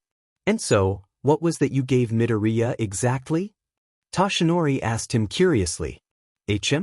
Oh, it's called a senzu bean, something that I picked up in another world. When ingested, it instantaneously restores the consumer's physical health and energy to the fullest. To the fullest? Toshinori repeated, suddenly very intrigued. Yes, supposedly its healing capabilities are so great that you can restore fatal injuries and even limbs. Toshinori's eyes widened. Then can they used for ? They won't heal your permanent injury, Toshinori. If you had taken one bean right after receiving your injury, then it would have worked, but now that it's healed into a scar that your body has adapted, the bean won't heal it. A black and purple depressing aura formed over Toshinori and his eyes were shadowed. I see. All Might? Izuku cried in worry to see his hero look down. It's alright, young Midoriya. At least we could use them to continuously have you practice one for all until you stop injuring yourself. Toshinori said in a depressed tone. Enso sighed and pulled the bag out of his pocket. Keep in mind that I only have a small supply of these. They only grow in one specific place that I can no longer reach, so we have to make sure each use is worth it. So in other words, Izuku has to learn to use one for all quickly so I don't waste my entire stash. I'll do my best. Izuku stuttered. Let's go back and practice as soon as Toshinori stops going through the 5 stages of grief. Enso said sarcastically as he stared down at the depressed man. I'm fine. I was just foolish to have hope. Toshinori mumbled. Yar days. Enso sighed. Back onto the courtyard. So, clearly Izuku can't use one for all effectively. Exactly how did you tell him to use it, Toshinori? Enso asked him. Well, I told him to pull his arm back, clench his buttocks, and yell smash. Toshinori answered. What kind of advice is that? It's terrible. But it's basically what it is. Toshinori said, the trick to controlling it is feeling, he proudly shouted. That sounds stupid. Toshinori ignored him and turned to Izuku. You've already pulled out the 100% part of it. That's a start. But it destroyed me, Izuku said with a blank face from remembering that moment. But now you have the feeling of it. Tell me, how did it feel? How did it feel? It was like a sudden or a whoosh, or... Oh, I know, he punched his hand into his palm, like putting an egg into a microwave. I see, the egg in the microwave heats up over time until it isn't able to handle the heat it receives, resulting in it exploding. Enso analyzed. Toshinori laughed with blood coming out of his mouth. That's boring but unique. He pointed at Izuku. With that image in mind, focus on lowering the wattage, or shorten the cooking time. Anything is fine to focus on the egg not exploding. It feels like we're just cooking now. Enso thought as he watched them talk about an egg. I see. Izuku muttered. Hold on a moment, maybe try something else along with that. Enso spoke up. Like what? Toshinori asked. What if Izuku only focused his power on one part of his body? That way, if he is unable to put less power on his attack, then at least only one part of his body would be injured. Oh, I see. Izuku said as he heard his advice. Let me try that then. He then turned to the open dirt field in front of him. This time, he stuck his arm in front of him and positioned his index finger and thumb into a finger-flicking position. Okay, Izuku, focus. Just my finger, just use my finger. His fingers suddenly shined orange with red veins and green electricity around it. He then dug the back of his heels into the dirt as he flicked his finger. Smash! The force of the attack was less destructive than when he had used his entire arm, yet it still created a powerful shockwave that went forward in the direction he flicked his fingers. When all was calm, they looked at Izuku's finger to see that it was red and swollen like his arm before, with Izuku slightly panting. I was able to keep it into just my finger, but I wasn't able to focus on keeping it at a lower power. Izuku gritted. Well, it's better than nothing. Now keep practicing with each of your fingers and then use your arm. Izuku cried out. Toshinori waved his arms in a stopping motion at Enso. Hold on now, Enso. You can't be asking Midoriya to keep hurting himself so much at one time. But it'll help preserve each use of the beans I have. I don't want to be healing him after each injury, not until his arms have taken the max damage it can. With his fingers, he'll have more attempts to get a hold on his power. But Dash. It's alright, All Might. Izuku said to him with a slightly pained smile. I've been through much worse already. Can handle this. Toshinori gazed at Izuku in worry, but looking at the light of hope in his eyes, he sighed in defeat. Okay, kiddo. But don't push yourself too far. Izuku grinned, then turning to the field once more. I have to learn to use my power. I will. Now then, let's keep going. Enso said, watching Izuku. Heh, you don't have to tell me. Izuku said, pulling his arm up. Charging up once more.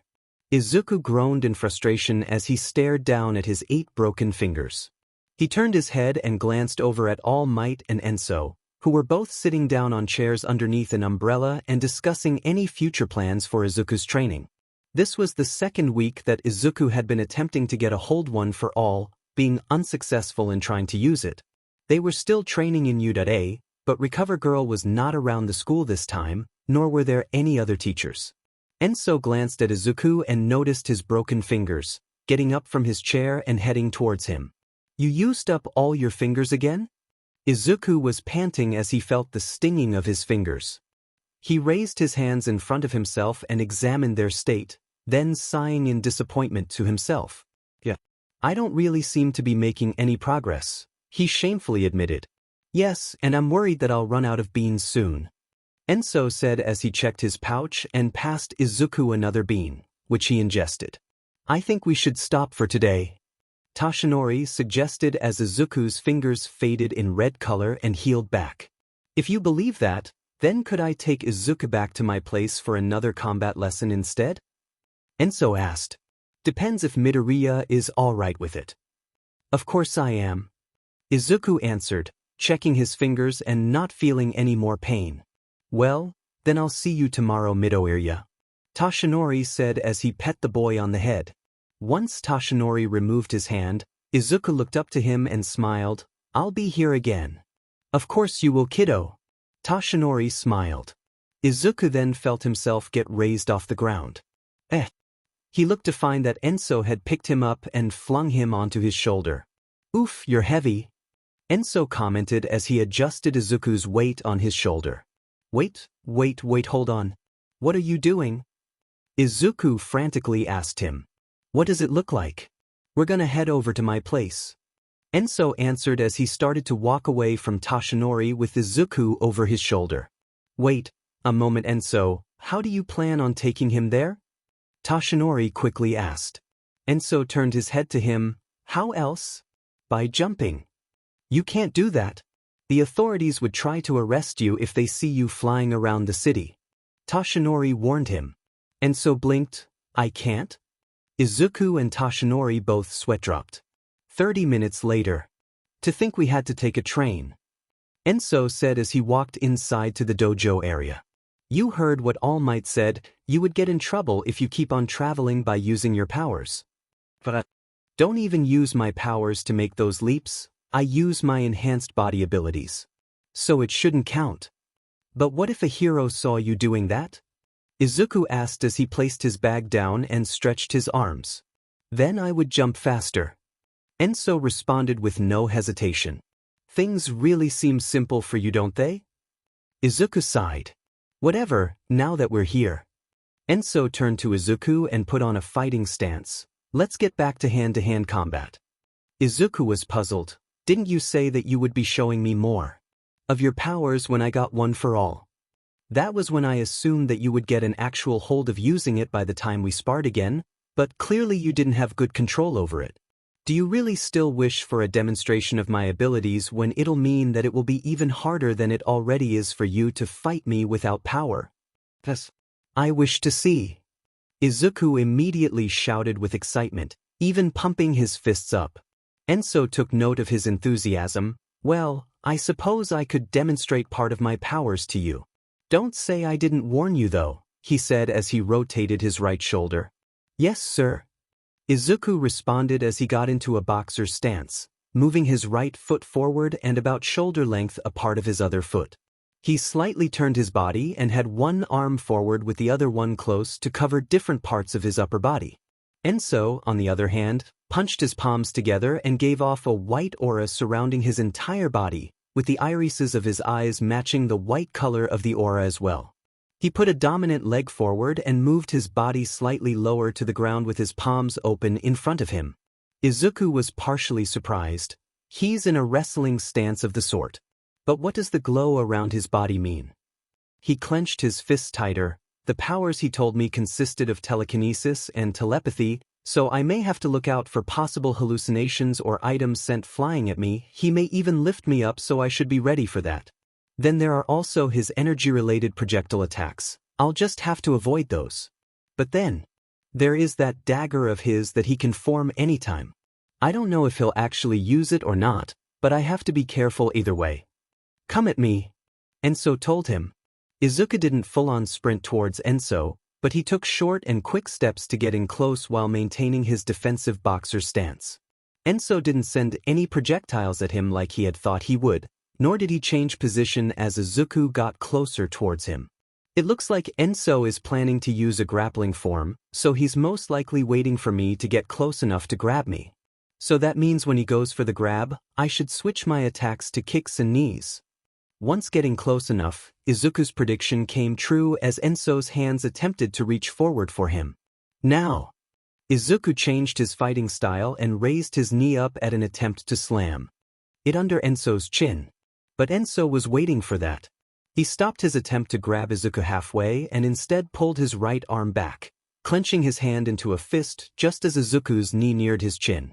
When Izuku's knee collided with Enso's chin, Enso didn't even flinch in pain. Instead, Izuku felt pain in return. Arg! What the hell? It felt like I just hit a wall. Izuku thought as he felt intense pain in his knee. Enso didn't even look fazed when Izuku's knee hit him. He let his head move slightly back from the hit while swinging his fist into an uppercut within Izuku's stomach. When the impact occurred, Izuku's eyes widened as he coughed out all the air from his lungs, before then getting launched upward by Enso's powerful punch. He spiraled comedically through the air before coming down and slamming down to the ground, bouncing up for a moment before landing again with a thud. Izuku gasped for breath and shook in pain on the ground, curling up into a little ball and holding his stomach. Oh God! What the hell was that? It didn't look like I did anything to him when I need him. Could that white aura around him actually have been a shield? And that punch? That punch was way stronger than the usual blows I've received from Enso, so that aura must have also powered his physical attacks up in some way. I feel like I'm gonna die.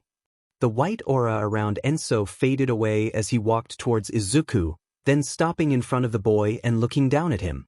That wasn't a long demonstration, but that style did exactly as it was meant to do. Style? Izuku grunted on the floor, still shaking in pain. Enso sat on the floor in a cross-legged manner next to Izuku. Yes, the way I use my powers are in the form of different fighting styles. Fighting styles? Izuku repeated in his mind, still trying to catch his breath. I have different fighting styles that I can use to adapt in any battle. Each one uses different variations of martial arts and powers that I have at my disposal. Izuku had gotten to his knees at this point, recovering enough to speak through the pain. As if that white-colored aura you had. Was that cough a fighting style? Enso nodded. Yes, that style was called the brute style, or just brute. Oh, I think I know why it's called the brute style. Izuku thought as he continued to cough. I use a variation of wrestling, boxing, and other power-based martial arts in order to overpower and grab my opponents using brute strength, taking attacks from them and dealing even stronger blows back. That's my brute style. By now, Izuku was recovering from the devastating punch and slowly wobbled to his feet, with Enso standing back up as well. But, where do your powers come into play? Izuku asked him. Enso raised his right arm up and a white aura formed around it. Feel it. Okay. Izuku let out one more cough before reaching over and feeling Enso's aura-covered arm. His eyes then lit up in surprise. It feels hard. Enso nodded. Yes, it is. I focus my energy around my body in an aura, as you saw. But what I do with this aura is harden it to act as a barrier, or shield, for my body to be able to withstand many attacks. You only use this barrier to protect yourself? Izuku asked curiously as he let go of Enso's arm. Not exactly, the style overall is like a tank, being able to take attacks while dealing back stronger ones. If I focus more energy into certain parts of my body, my fists or feet for example, then I can add even more power into my physical attacks. Izuku looked up and pictured it. Ah, I see. So it's a little like one for all in the way that you can power your physical attacks up. But I focus my power within my body rather than around it. And since my aura also acts as a shield, there's a limit on how much force it can take, where in Izuku's case, one for all just depends on how much Izuku's body can handle. Enso thought, but didn't say. Izuku put a hand on his chin and looked down in thought. So you can focus more energy onto certain parts of your body for stronger attacks and better defense? Enso lifted up his arm. Technically speaking, yes. But I don't normally focus my energy around specific parts of my body. I usually focus it around my entire body for overall protection. Around your entire body? Izuku repeated, feeling something unique about that statement. Of course, after all, it's better to have overall protection around my body than just focusing energy to only specific parts while leaving others vulnerable. Izuku's eyes widened. That's it. He was then punched on the cheek, ended up knocked onto the floor with a thump. Ek. What was that for? Izuku asked, rubbing his cheek as he got back up. Don't suddenly scream in my ears. I'm sorry, but I just realized something. Izuku recollected himself. Enso saw the look of realization in Izuku's eyes, piquing his curiosity. Oh? What is it? You said that rather than focus your energy around just certain parts of your body, instead, you focus it all around your body, right? Indeed I did. Then what if I did the same with one for all? Enso's eyebrows were raised. I see. Why didn't we think of that before? Instead of trying to have you use one for all in one part of your body, you should have been trying to course it through the entirety of it from the start. Izuku raised both of his hands in front of himself and clenched them into fists. It might have been for just 2 weeks, but during those 2 weeks, I've been trying to learn how to use one for all without breaking specific parts of my body. I kept picturing an egg heating up so it wouldn't explode, but now I have a new mental image. He grinned. So instead of trying to keep an egg in a microwave from exploding, now it's more like a lemon asparagus chicken pasta that you cook in a pan by equally distributing the heat so that no part is burnt and everything cooks evenly? Why is your example so specific? A baffled Izuku asked. No reason. Izuku sighed before moving back to his realization and pumping his fists near his sides. Anyway, if what I'm thinking is true then. He slightly bent his knees and took a deep breath as he focused. Enso lifted his head up in curiosity as he watched Izuku's body begin to light up, starting from his feet, all the way up to his head. Green electricity emitted him and bold red veins were outlined along his whole body this time. I should have turned on the switch throughout my entire body from the very beginning. Izuku yelled in satisfaction. He really is a smart kid. Enso thought as he watched the scene of power begin to grow in front of him. The heat is no longer in just one area. It's going through my entire body. Izuku thought excitedly. You do look a little stiff right now. Could you even move in that form while maintaining your power? Enso called out to him. Izuku grunted out. I don't really know. Then, Enso slightly separated his legs and moved his arms in front of himself in another fighting stance. Shall we find out? Izuku took one big step forward, his legs partially shaking as he did so, but still grinning happily. Yes, sir. Izuku then blasted forward at accelerated speeds, basically diving at Enso with his fist forward. Enso stepped to the side, letting the boy fly right past him and crash into the wall. Izuku basically bounced off the wall and the glowing skin faded as he fell onto the ground with a thud. Enso walked over and crouched down to the boy. Well, you definitely moved faster. But you clearly don't have a good grip on that speed. You'll have to practice more with it. Izuku stood back up and rubbed the back of his head. Ouch. Keep trying. Enso told him. Izuku violently shook his head and regained his composure, then getting into a fighting position once again. He charged up once more, taking yet another deep breath. One for all. Full cowling. Full cowling.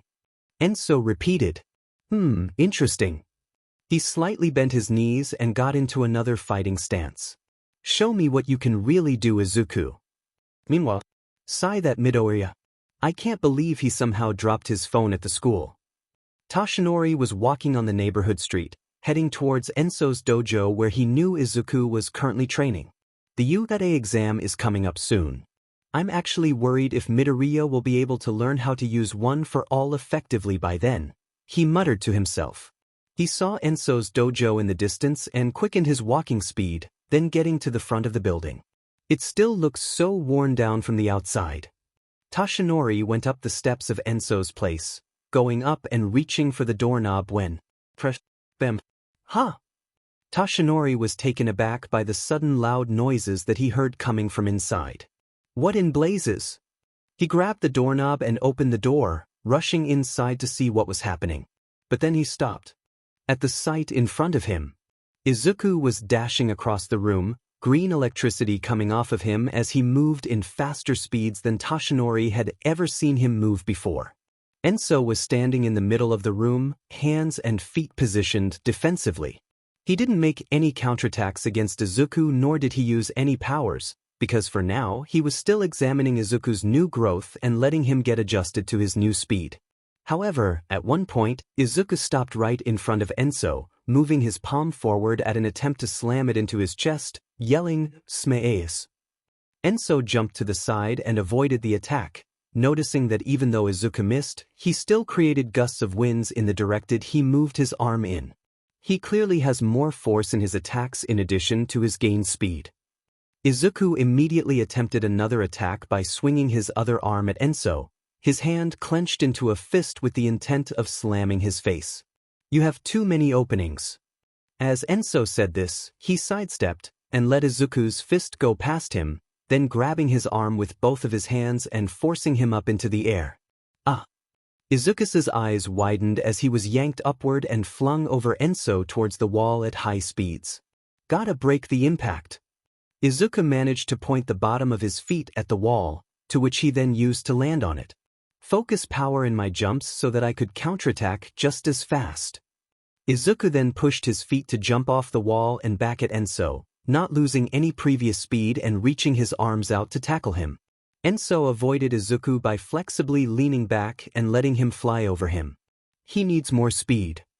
Izuku landed on his feet, slightly sliding on the ground. I have to understand how much my body can take. He then dashed towards Enso once more, one for all. 5%. Izuku's speed slightly increased, but then he immediately felt a small pain in his leg, causing him to slightly stumble. Irk. Enso squinted his eyes as he noticed the pain Izuku had, but then he swung his palm onto Izuku's chest as he neared him, launching the boy back. Gah! Izuku was knocked off his feet and was sent back until his back slammed into the wall once more. The instant he bounced off of it, Enso suddenly appeared next to him and grabbed Izuku by the arm, then pulling the boy over him and slamming him onto the ground. Izuku started coughing in some pain as Enso slightly leaned down to him. So, what happened right there? Izuku's vision was slightly blurry, and I think I reached the maximum power my body could take without hurting myself. And how much was that exactly? Well, I tried going exactly 5% and that's when I felt some stinging in my legs. I couldn't even handle that much, he said in a self-disappointed tone. But it makes sense that you could barely handle that much. You've not only had one for all for not even a month, but you've also only just now learned to use it without blowing up. Your limbs, Enso said, pulling the boy back to his feet. Still, not bad for your first time actually using it. Oh my goodness. Izuku and Enso turned to the door to see All Might standing tall and laughing in high spirits as he clapped in applause for Izuku. Amazing young Midoriya. To think that right after we parted ways you were able to get a hold on using one for all. You really are growing quickly, he said as he walked over towards the two. All Might? What are you doing here? Izuku uttered out. Oh, you left this. All Might said as he lifted his hand up to show Izuku's phone. Ah, my phone. How did you even drop it without noticing until now? Enso asked him. Beats me. Izuku shrugged, receiving his phone from All Might. Thank you, All Might. No problem at all, Midoriya. But more importantly, you were finally able to use one for all without breaking any limbs. Wise. It was thanks to Enso's own fighting style that I learned to course one for all throughout my entire body rather than just one part of it. Oh, young Enso's fighting style? All Might asked in curiosity. It's a form of mine where I focus energy around my entire body to act as a shield. That gave Izuku the idea to try the same thing with One for All, but focus his power within his entire body rather than just around it like I do. Intriguing. I'm curious to see this style of yours. Perhaps you could use it while helping Midoriya improve how much percentage of One for All his body can take? From what I heard, he can't even use 5% yet. Of course. Enso took a few steps back, before positioning his arms in front of his face and manifesting his white aura and eyes. Brute. Excuse me, what did you call me? All Might asked, wondering if he heard him right. Teach, that's just the name of his fighting form. Izuku let him know. Ah, I see, he said as he pointed a finger up, but then he leaned over to Izuku and whispered in his ear, but why brute? You'll see, Izuku said as a blue color went over him in worry. Well, come on then. Enso called to Izuku. Izuku turned to Enso and got into a fighting stance of his own, skin glowing and green electricity appearing. Full cowling. All Might stepped back to watch the spectacle. Izuku bolted forward and swung his fist, Detroit Smash. Enso raised his hand and caught Izuku's punch right in his palm, a strong gust of wind blowing behind him from the small shockwave Izuku's punch did. Of course it isn't that strong with just that small amount of power. Seeing that Enso caught his first attack, Izuku swung his other fist forward. This time, Enso lifted his forearm up and used it to block Izuku's punch, another small gust of wind blowing behind him from the collision. He looks completely unaffected, Izuku thought in shock. Enso leaned his head back and moved it forward, slamming it right into Izuku's forehead. Izuku fell on his back with both of his hands holding his forehead. Ow. Ow, ow. You definitely do need to raise your limit, that's for sure. Enso told him. Izuku immediately stumbled back to his feet, still looking determined as ever despite a comedic red bump visible on the middle of his forehead. Yes, sir. What a puzzling ability from Enso. I wonder how much pressure that barrier of his can take. All Might wondered with a hand on his chin. Things are gonna be much tougher from now on since you're able to use One for All effectively now. I'll be sure to train you with a bigger scale of power to help you grow. He then glanced over at All Might. You will be helping as well, right? All Might flexed his muscles and laughed proudly. Well, of course. This will be to ensure Midoriya's strength increases. Are you up for it, young Midoriya? Izuku grinned as One for All coursed through his body again. Of course. All Might slightly raised his head, revealing glowing blue eyes staring menacingly. Let's begin, shall we? Good luck not dying, I'm gonna make lunch. Enso waved as he turned his back to Izuku and went to the stairs. Not dying, jeez. Izuku was interrupted as All Might's fist hit his chest and launched him to the wall, bouncing off it and face-planting onto the ground with a thud. Now, Midoriya. You should pay attention. Villains won't wait to attack after all. All Might grinned. Why do I always get bounced off the wall? Izuku thought as his soul left his comedically white body. A few weeks later, Momo Yaoyorozu calmly walked through the Mizutofu shopping district looking for any high-fat foods to help her apply her creation quirk to the fullest. Her beautiful onyx eyes scanned the district's many stores as she slightly adjusting her spiky ponytail with her right hand. She was currently wearing a school uniform from her junior high as she had just finished school for the day and had decided to stop by the mall out of the excitement of shopping. Sadly, she didn't have anyone else to go with as everyone she knew was currently busy, but by now she had already finished shopping. She looked down into the large bag she was holding and looked through all of the items in it. I suppose I should be heading back, she thought in satisfaction as she closed her bag, all the while trying to ignore the lecherous gazes of men and boys alike who were examining her very mature figure. Yaoyorozu could feel her mood slightly go sour from picking up the eyes on her. How vexing. She sighed in annoyance but tried not to let it get to her as hurried for the exit of the district. In truth, sometimes she wished that she didn't have her body figure so that she wouldn't have to deal with the eyes of lecherous men and jealous women, but her figure did indeed reflect her mature and caring personality. So many adults and fellow students that knew her would take her seriously at least. She went down some stairs that led her into a nearly empty parking lot that she intended to take as a shortcut to walk home. But don't wish to keep relying on my driver to come pick me up everywhere I go. This time I'll get home myself. Yaoyorozu thought happily. Although her family was rather wealthy, Yaoyorozu usually didn't like to use anything she had at her disposal to make things easier for herself, including the use of her quirk. She preferred to take the longer or more complex ways to do things, such as taking trains or walking rather than having a butler drive her everywhere she wanted to go, going out to buy things with actual money rather than use her quirk for anything she needed, or doing her own chores at home rather than having any servants to do it. She noticed that there weren't any people in the parking lot, making it easier for her to notice anything out of the ordinary, like the sounds of footsteps following from behind her. She stopped in place as she realized that she was being followed. Turning around, she saw a suspicious middle-aged man across from her, wearing a baggy leather jacket that covered most of his upper body along with ripped jeans and worn-down sneakers. Feeling some danger from him, she pointed a finger in his direction. "You there! Stop following me or I'll be forced to report you to the police." Yaoyorozu yelled, holding her bag close to herself. The man stopped in place, giving Yaoyorozu an evil grin. "Ah, come on, little lady, I just wanted to ask if you wanted to go somewhere fun. I promise it'll be worth your time." "I'm not interested, I have to be heading home," Yaoyorozu answered without any hesitation. The man then started to walk towards her again. Now, let's not be too hasty.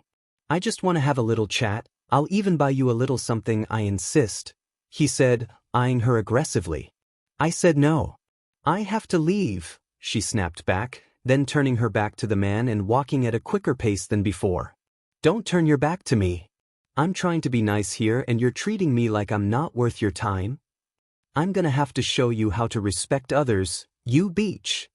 As he said that, the man took quicker steps towards Momo, pulling a hand out of his pocket and revealing sharp claws on it. "I can't run with how heavy my bag is," Yaoyorozu thought as she saw the man heading for her. She stopped walking and put down her bag, then taking on a fighting stance to get ready to combat him. "Should I use my quirk to make a staff? But then I might get in trouble for using my quirk in public even if it was in self-defense. But if I try to use hand-to-hand combat then I may have a bigger risk of getting injured by his quirk." As Yaoyorozu's thoughts went rampant and the angry man neared her, a sudden eraser went through the air and flew in front of the man, surprising him and prompting him to stop. "Who the F dash?" Yaoyorozu and the man both turned their heads in the direction the eraser came from, only to find a green-haired, freckled boy wearing a backpack and black school uniform. He was currently staring over at the man with a serious expression on his face. "Excuse me, but could you leave her alone? It's obvious that she doesn't want to go anywhere with you." There was Izuku, just finishing school and deciding to stop by the mall buy something before his next session with Enso. He was there to buy more notebooks to note hero information down before he spotted the suspicious man following Yaoyorozu into the parking lot. Because of his good nature, of course he followed them out of worry, and how glad he was to do that. The man growled in Izuku's direction, "Who the hell are you?" "I'm just someone passing by," Izuku responded. "Then mind your own business then," the man snapped back. "But clearly you were about to do something," Izuku responded, squinting his eyes in suspicion towards the man. "Oh, you want to play hero, do you?" The man grinned. He then dashed in Izuku's direction, his claws reaching for the boy. "Then I'll show you what happens to heroes." Izuku remained still as the man came towards him, waiting for him to get close. Yaoyorozu formed a look of worry. "Oh no! He might get killed. I have to step in before dash." Yaoyorozu didn't finish that thought as the man had already got too close to Izuku. Izuku turned his body so that his back faced the man, but tilted his head to the side to easily avoid the obvious attempt the man did at reaching for his face with his claws. Green electricity then appeared around him as he activated One for All, using his hands to then grab the man by the same arm he had attempted to grab Izuku with. He then slightly squatted as he performed a judo throw on the man, throwing him over his shoulder and slamming his back onto the ground with a loud thud. Ak! The man had the wind knocked out of him from the force of Izuku's slam, especially since Izuku had used his quirk to perform the throw. Izuku held the man's arm and kept him pinned down with a serious expression, making sure the man couldn't swing his claw. Yaoyorozu was stunned by what she just saw. What Izuku had just done took a span of about 3 seconds. She had worried that the boy would have gotten hurt, but those thoughts disappeared just now as she saw what he just did. The man didn't move at all on the ground now, his stupid expression clearly showing that he had gotten unconscious. It was at this point that all the composure Izuku had vanished. Realizing what he did, he began panicking nervously on the spot. I instinctively used my quirk to take him down. I hope I didn't hurt him too much. Oh, God, what do I do now? It was on self-defense though, wasn't it? But then again, I did intervene on my own accord, so wouldn't that mean mutter? Yaoyorozu tilted her head curiously at the boy. One moment he seemed like a professional and confident martial arts warrior like from the novels she had read before, then the next, he was muttering a storm and became rather timid in a span of a few seconds. However, she could help but find his nervousness to be somewhat charming. Deciding to thank her savior, she walked over to him with a smile. "Thank you for helping me. I don't know what I would have done if you hadn't shown up," she said, slightly bowing in thanks. Izuku turned to Yaoyorozu, causing himself to feel embarrassed to see someone bow down to him. He flailed his arms in panic. "Why don't have to thank me? I just did what anyone should have done." His words slowly trailed off as he saw the girl he helped stop bowing and stand tall in front of him, shining brightly underneath the parking lot light. And it was at this moment that Izuku realized that this was the first girl he's talked to in a long time, a beautiful girl at that. He immediately turned to a shade of red and turned his back to her, hands atop his head as his thoughts went rampant. This is the first time that I've talked with such a beautiful girl. What do I say? I never talk to many because of Kaken influencing them to join in with the bullying or avoid me entirely. Yaoyorozu noticed the panic and red color on his face. Is something wrong? You seem distressed about something. If you're worried about getting in trouble for using your quirk, I can vouch for you that the man had intended to hurt you, so it was in self-defense. Izuku turned to her, still tensed up. That's not what I'm worried about. I mean. It's alright, take deep breaths. Just speak whatever is on your mind. Yaoyorozu comforted him. Izuku followed her advice and took deep breaths, closing his eyes as he did so. You heard her, Izuku, it's not that hard to talk to someone. Just say what's on your mind. He then opened his eyes and spoke again. I just never really talked to a cute girl before, he said bluntly with no emotion on his face. Yaoyorozu blinked in surprise. And Izuku immediately regretted what he said. His previous nervous state returned. I'm sorry. I didn't mean it like that. Well, I mean I did be. Izuku's eyes shot all over the area, desperately trying to find the right thing to say. Yaoyorozu was astounded by how fast the boy could talk, but she was more taken aback by how he called her cute, beautiful, CC, gorgeous. These were the words that she would occasionally hear from her classmates within her school, with boys occasionally being the ones to use those words as compliments when they tried to confess to her. She usually felt annoyed or even disgusted at times by these compliments by males, mostly because it gave her the idea that they had mainly been paying attention to her looks and body. But the way Izuku called her cute, it just sounded so pure. There were no signs of any intention of flirting, it was just a sincere compliment from him, even if he only said it as a reason for being so nervous. It was the first time she felt even a little happy hearing such a compliment from a male that wasn't her father or her butlers just being nice. By now, Izuku had both of his hands covering his steaming face in pure embarrassment. And sorry. Yaoyorozu just giggled at him. Now, I'm not mad.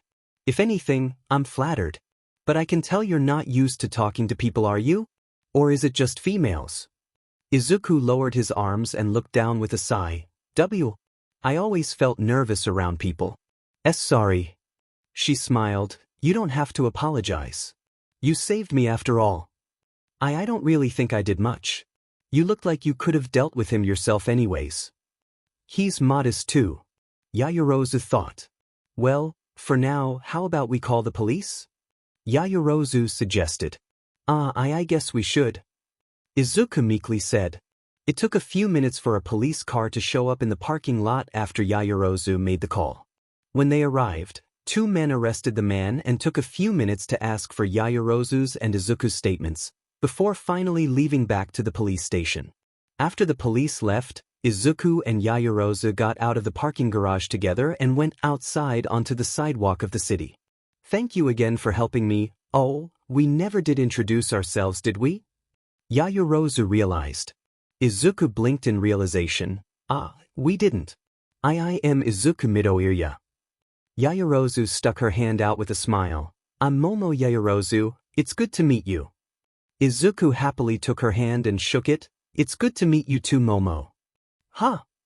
Momo was shocked to suddenly hear him call her by her first name so casually, instinctively ending their handshake and pulling her hand back. It took a moment for Izuku to realize what he had said, then panicking once more, sorry. I was just told that constantly addressing someone by their first name would help develop trust.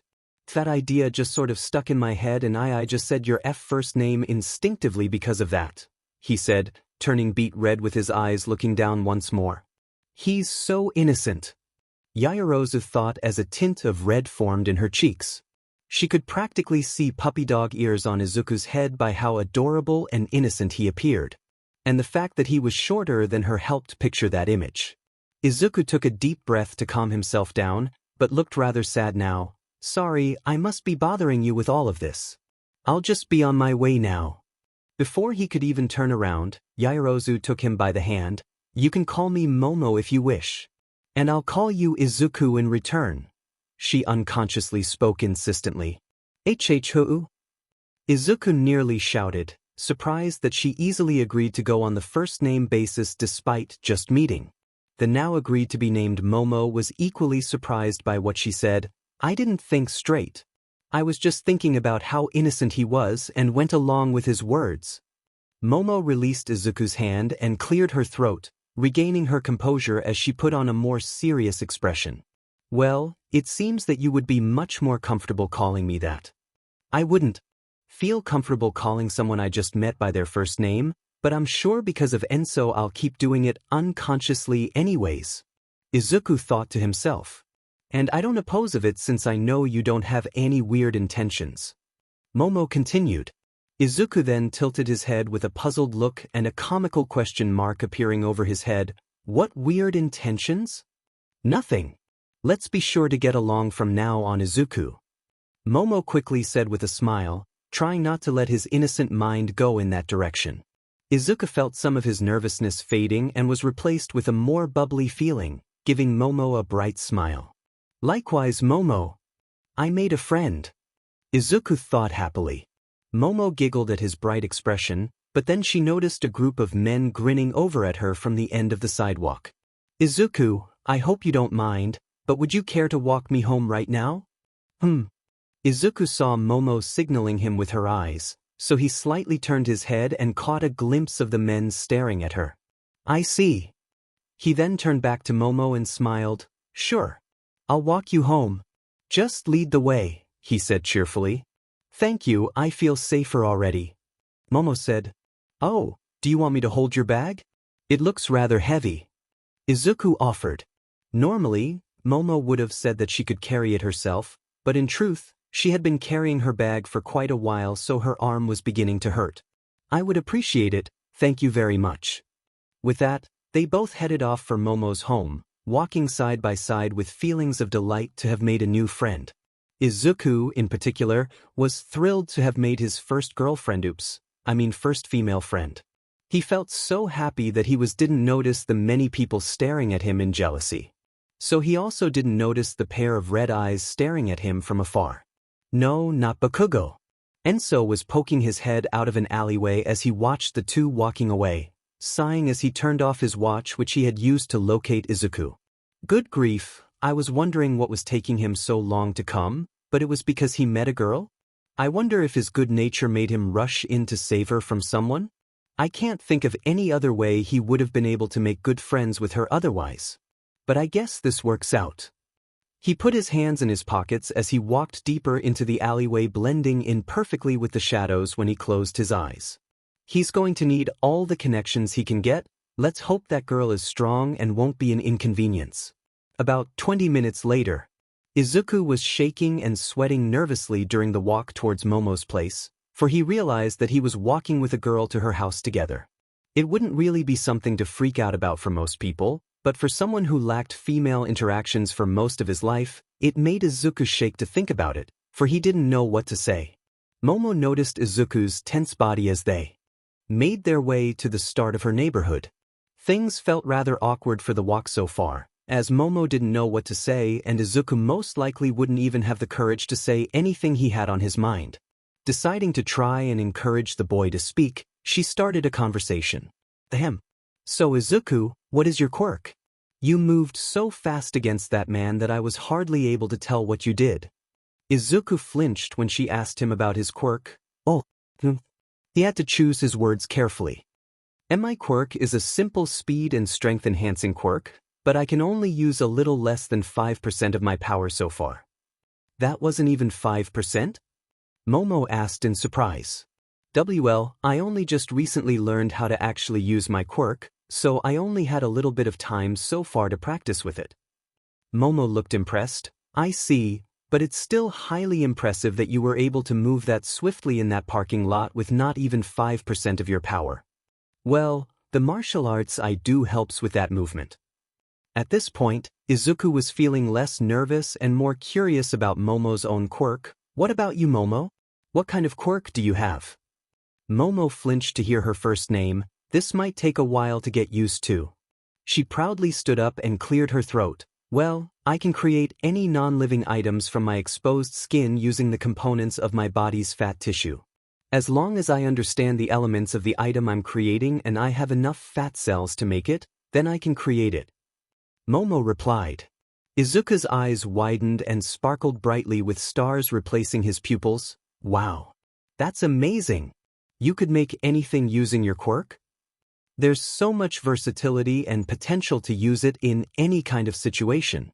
You could make medical supplies for those in need, make weapons to defend yourself, and just make general everyday objects you need at your convenience. Momo was surprised once more by the boy's change in personality, as he went from timid to rather excited when her quirk was mentioned. She did have to let him know the entirety of her quirk components. Actually, the bigger the item, the more time and fat cells are needed to create it, so I can't just create anything too large or too many things at once. I would need to be eating constantly to create them. Plus, I would need to expose more skin to create larger objects, which could lead to problems, Momo said with a small blush. Izuku realized what she meant and looked away with a blush of his own. Oh, I see. It took him a moment to recompose himself, before turning back to Momo once more with an impressed smile. Still, that's an amazing quirk to have. There's so much you can do with it that you can ignore the downsides. You would be an amazing hero. Momo blushed again at Izuku's compliment and smiled. You really think so? Because I'll actually be attending UA at the start of the school year. Izuku's smile grew. You're going to UA? But then his smile turned into a perplexed look. Wait, what do you mean, we'll be attending? Isn't the exam in just a few more weeks? Momo looked rather embarrassed. What?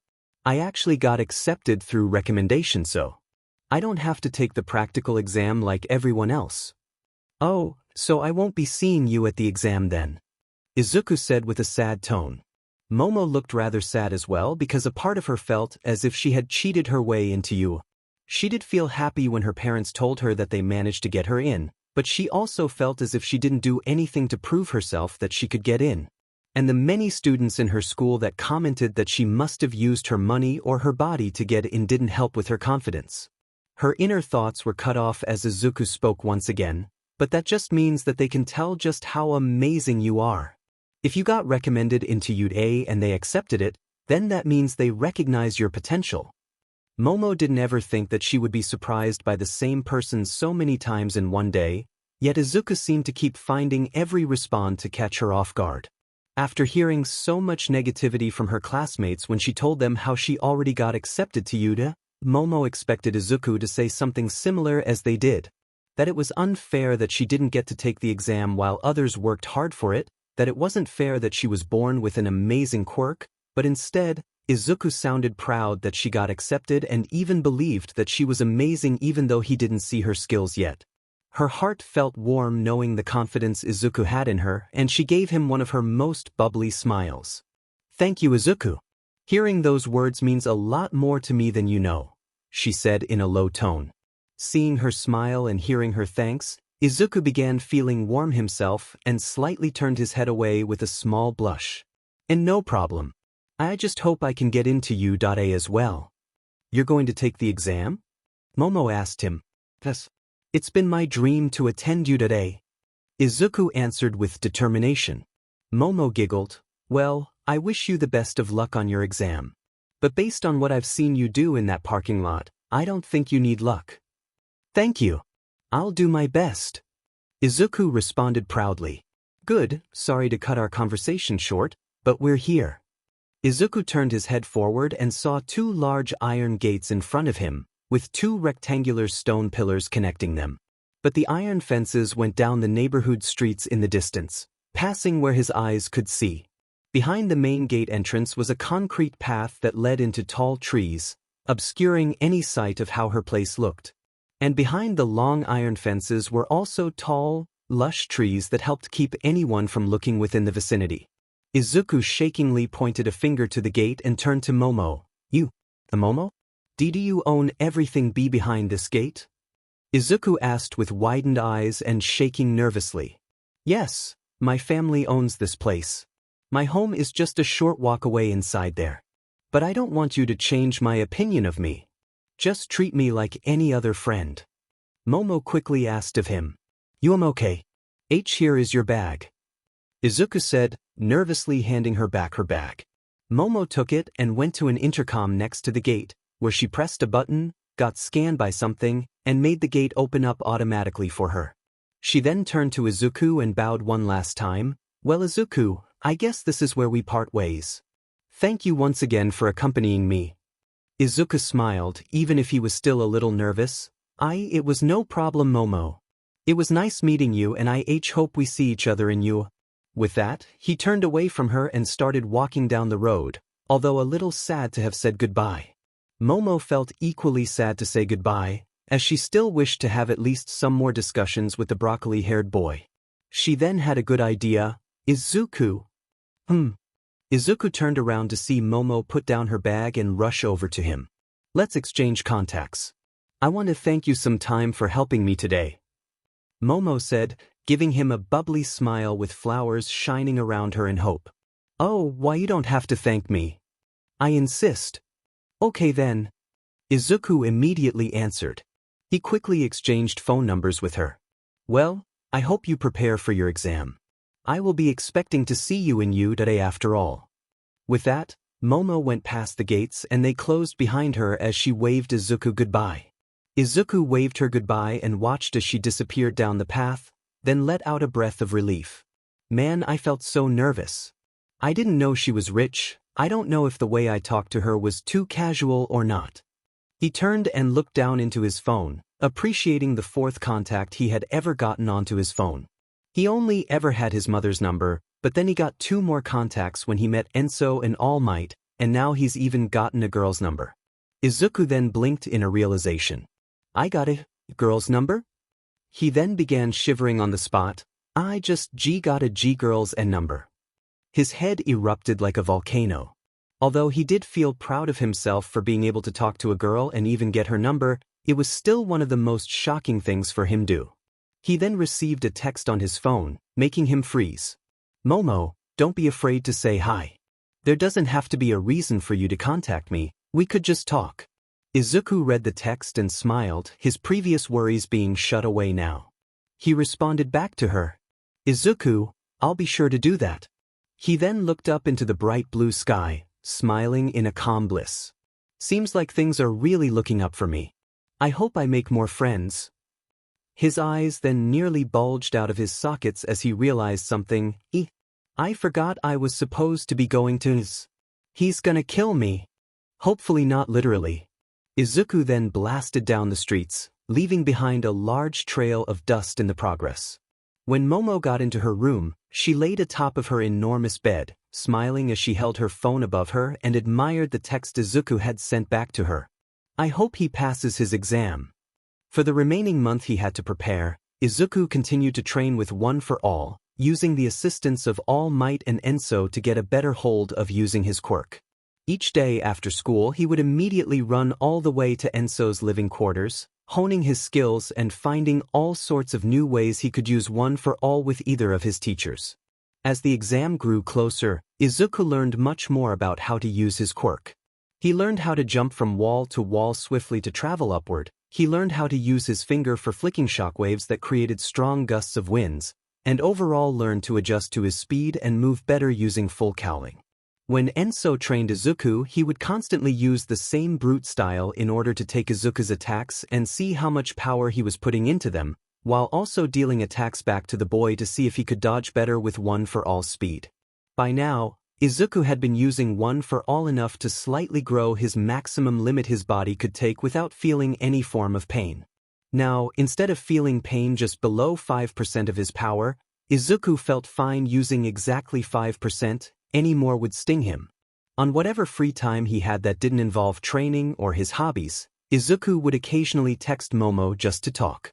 At first, he was completely terrified at the thought of texting her, as it would be the first time that he ever texted a girl. But soon, he managed to be the one to deliver the first message to the girl in a form of a stuttering hello, to which Momo was utterly confused as to how or why the boy stuttered in a text.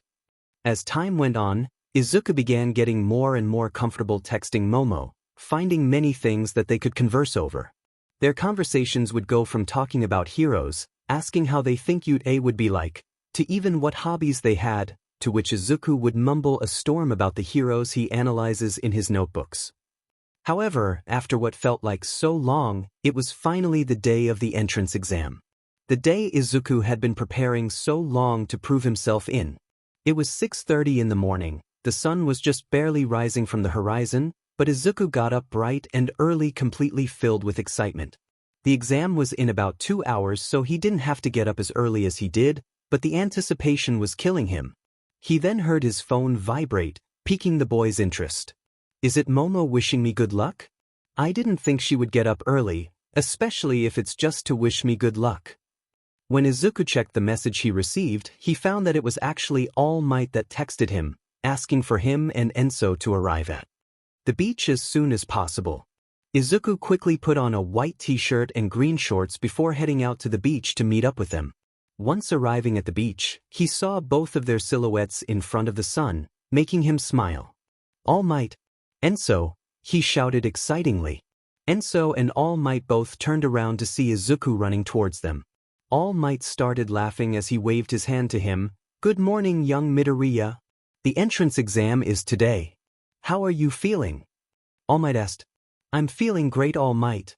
I feel really pumped. Izuku exclaimed. Well, stressing over the exam wouldn't have done you any good. Enso said. Good morning to you too, Enso. Izuku sighed. All Might started laughing. So outstanding. It seemed like it was just yesterday that I gave you One for All. You've come so far now. I don't think a year is too long considering how much more he has to improve. Enso muttered. Don't ruin the moment. Izuku snapped. All Might then cleared his throat, getting both of their attention. Now, I know I asked the two of you out here early, but first off, I want to wish the both of you the best of luck on your exam. Both of us. Izuku turned to Enso and blinked in realization. Oh yeah, that's right. Enso is going to take the exam with me.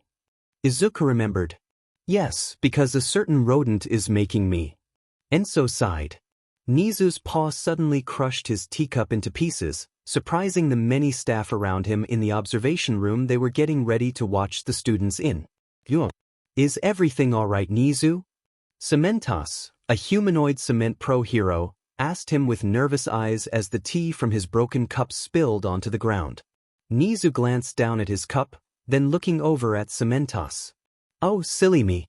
Everything is fine, Cementos. But I think someone just called me something they shouldn't have. Nizu responded with a happy smile. Despite his cheerful-looking mood, there was a purple menacing aura around him.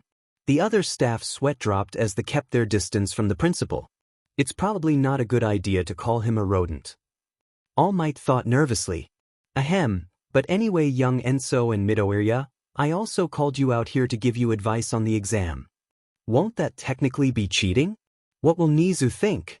Enso asked as he raised an eyebrow. And not at all. I won't be giving you any information about the exam itself. All Might quickly stated. Then what do you want us to know? Izuku asked, tilting his head in curiosity. Well, as you know, the staff will be grading you thoroughly, so be careful about what actions you take and give them your plus ultra performance. Could it be that specific actions could earn or make us lose points depending on if what we do is heroic or not? Enso analyzed. Thank you for the warning, All Might. I'll do my best. Izuku grinned. Good. Then I must be on my way now. Wait, that's all you called us for so early in the morning? Enso asked. All Might didn't even answer him. He just blasted away with sand erupting from where he was before, laughing heroically in the distance. That idiot, he should know not to call us out for something he can say on the phone. Enso said, maybe he just wanted to make sure we actually get up early enough for the exam? Izuku speculated. I doubt it. Enso responded with no hesitation. You really have no faith in him at all, do you? Izuku's sweat dropped. Just a little. Izuku rubbed the back of his own head with a sigh of disappointment. I guess I'll just go back home and take a light shower before heading to you. You do that. I'll wait at my place and we'll start heading over when I know that you're on your way. Izuku eyed him suspiciously. How will you know when I do start heading over there exactly? I have your location monitored on my watch. I can find out where you are anytime, anywhere. Within a certain radius, that is. Enso said as he held up his arm to show his watch. Wait a minute. That's creepy. Izuku shouted. But Enso simply bolted away. An hour later, Izuku wore his current junior high uniform proudly and took a deep breath as he walked with his head down, preparing mentally for the practical exam he would be taking.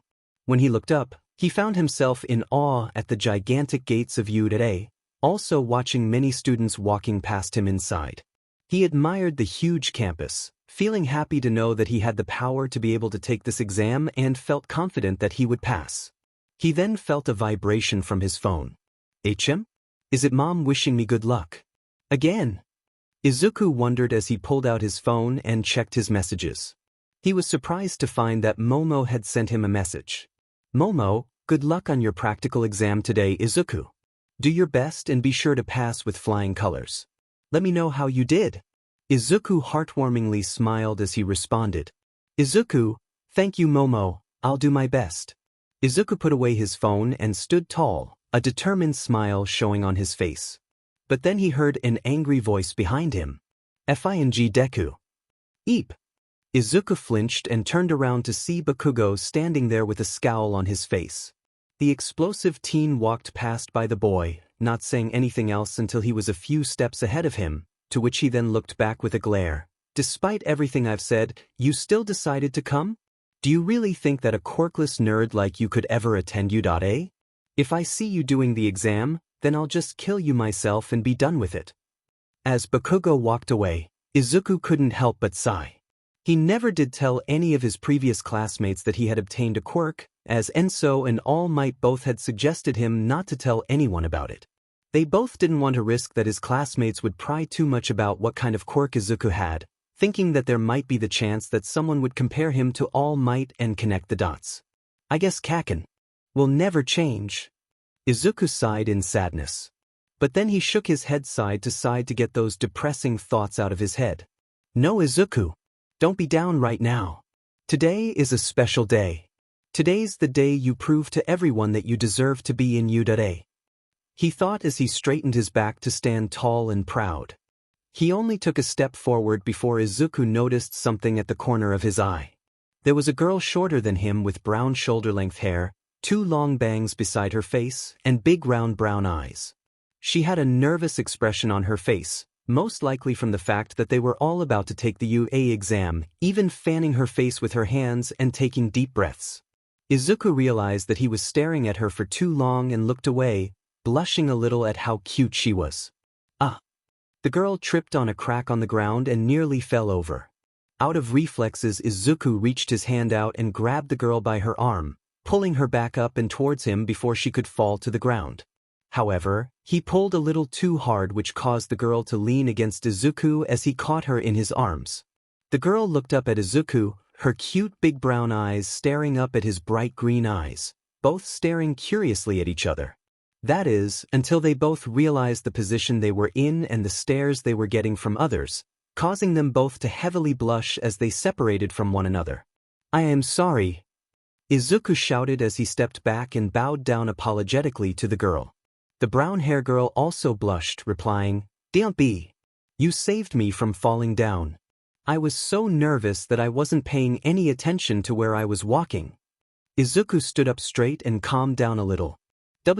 It makes sense that you're nervous. We will be taking the exam after all, but I suggest that you don't worry about how you'll do, because then it might definitely affect how you do." The girl nodded. "Yeah, I guess I am a little too worried. We should get going before we're late. Nice talking with you and thank you again." The girl then hurried off towards the entrance of the building, leaving Izuku shaking. She was so cute, he thought as he made a slightly puffed-up face. He was then thwacked behind the head. "Gah! Who in the world dash?" He turned around to see Enso there. "That wasn't necessary." "Well, you were making a stupid expression, so I found it necessary," Enso said as he crossed his arms. Izuku then noticed that Enso was wearing his business suit, but didn't have a bag nor backpack with him. "Wait, what are you gonna change in for the exam?" Izuku asked him. "I'm wearing it," Enso responded as he walked past. "You're gonna fight that suit? I see no problem with it. After all." Enso put a thumbs up, despite still having his emotionless poker face. "There's no problem with fighting with style. I see a huge problem with what you're wearing now though. You're gonna bring attention to yourself in the exam. You're bringing more attention right now by yelling so much." Izuku blinked and realized that people were eyeing him weirdly, prompting him to grab Enso by the wrist and drag him into the building. "You really are odd," Enso commented as they went inside. "You're the last person I want to hear that from." 5 minutes later, Izuku sighed as he parted ways from Enso within the amphitheater, going to find his assigned seat that the school gives to organize students by schools or groups. However, when he neared his seat, he froze for a moment, seeing that his spot was an empty seat right next to Bakugo. Oh, for the love of God! Izuku gave up on any hope of peace and sat down right next to the ticking time bomb, receiving a small glare from his bully, but no words with it. A pro hero Izuku recognized for his signature long blonde hair spike upward, Present Mike, walked up to the podium with a grin on his face. "Welcome one and all here today. Everybody say he yelled, cupping his ear with a hand toward the audience, only to receive no cheers back. Present Mike just smiled as he pointed finger guns to them, quieting down a little. Oh, tough crowd. Don't worry, I'm just as nervous as you all are." He then pressed a button on a remote in his hand and large screens appeared around the room, displaying a city of some sort. "All right. So we'll be testing out your style through a 10-minute practice run at our replica city district. Take anything you want and gather at your designated areas after the presentation. You dig?" Izuku down at his paper to see what area he would be going in, but then caught sight of Bakugo also looking down at Izuku's paper, discovering that they were assigned to different locations. They don't intend on letting friends or classmates help each other, huh? "It's probably so I don't kill you," Bakugo muttered. "Please don't say that so casually in a room full of students." Izuku's sweat dropped. Izuku glanced around the room and found a signature pair of emotionless red eyes all the way across from him. Enso was looking unamused by Present Mike's performance and noticed Izuku's eyes looking directly at him as well. Izuku smiled and waved over at him, but Enso pointed to Present Mike as if telling him to pay attention, to which Izuku nodded. Bakugo caught sight of this and looked over at Enso, his eyes glaring at the suspicious male. So this FNG nerd actually has a friend? He then noticed the over-the-top business suit. What the F is up with that guy anyway? He thought, examining Enso's red eyes. A dark blue-haired kid with glasses and engines in his legs also caught sight of the signals Enso and Izuku sent to each other. That person with red eyes signaled the green-eyed teen by pointing over at present Mike. Don't tell me they're planning to do something to him during the exam? No, don't judge them so soon, I'm jumping to assumptions. He glanced back at Izuku, but I may still have to keep a watchful eye. It didn't take long for present Mike to explain what the rest of the exam consisted of. The student's main goal was to obtain as many points as possible by destroying different point-valued robots within the district. They weren't allowed to interfere or attack other students, and near the end, present Mike warned everyone about a 0-point robot that would emerge within the city as an obstacle to interfere with the students, so he suggested that they avoid encountering it. Soon, Izuku was standing in his green tracksuit just outside of the city replica he was assigned in. He glanced around at all types of students doing stretches, talking to one another, or just trying to calm their minds. There's a lot of people here. I wonder what kind of people Enso is around in his designated area. We're in the same area, someone said from behind him. Gah! Izuku jumped up in shock and turned around to see Enso standing there, wearing his suit like he said he would for the exam. What are you doing here? Weren't they supposed to separate people that know each other? Izuku asked in confusion. But the teachers don't know that we know each other. There's nothing information-wise that would give a hint that we know each other. This is all luck. Enso answered. But Nizu should know. Perhaps he purposely placed us together to see if we compete? Izuku sighed and gave up trying to understand the situation.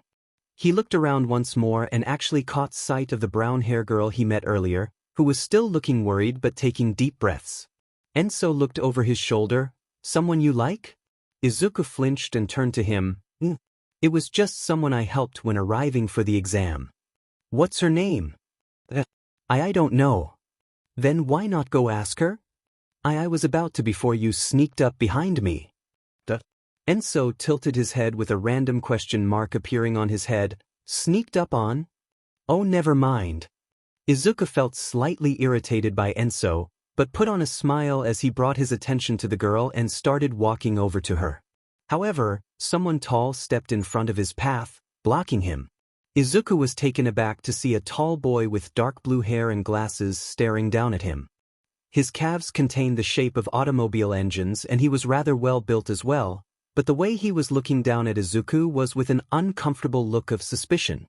You? Why yes. Izuku winced. The strict boy crossed his arms. You and that red-eyed student have been causing quite a ruckus at the entrance and are also causing a commotion right now. I saw you two communicating with actions within the theater and now I see you walking up to that girl over there. You're not planning to interfere with her and others during the exam, are you?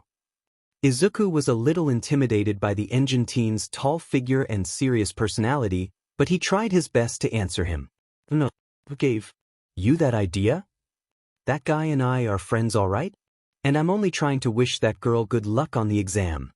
We haven't even officially met and you're already acting on suspicion towards us? How foolish. Enso said, appearing behind Izuku and looking up at the male.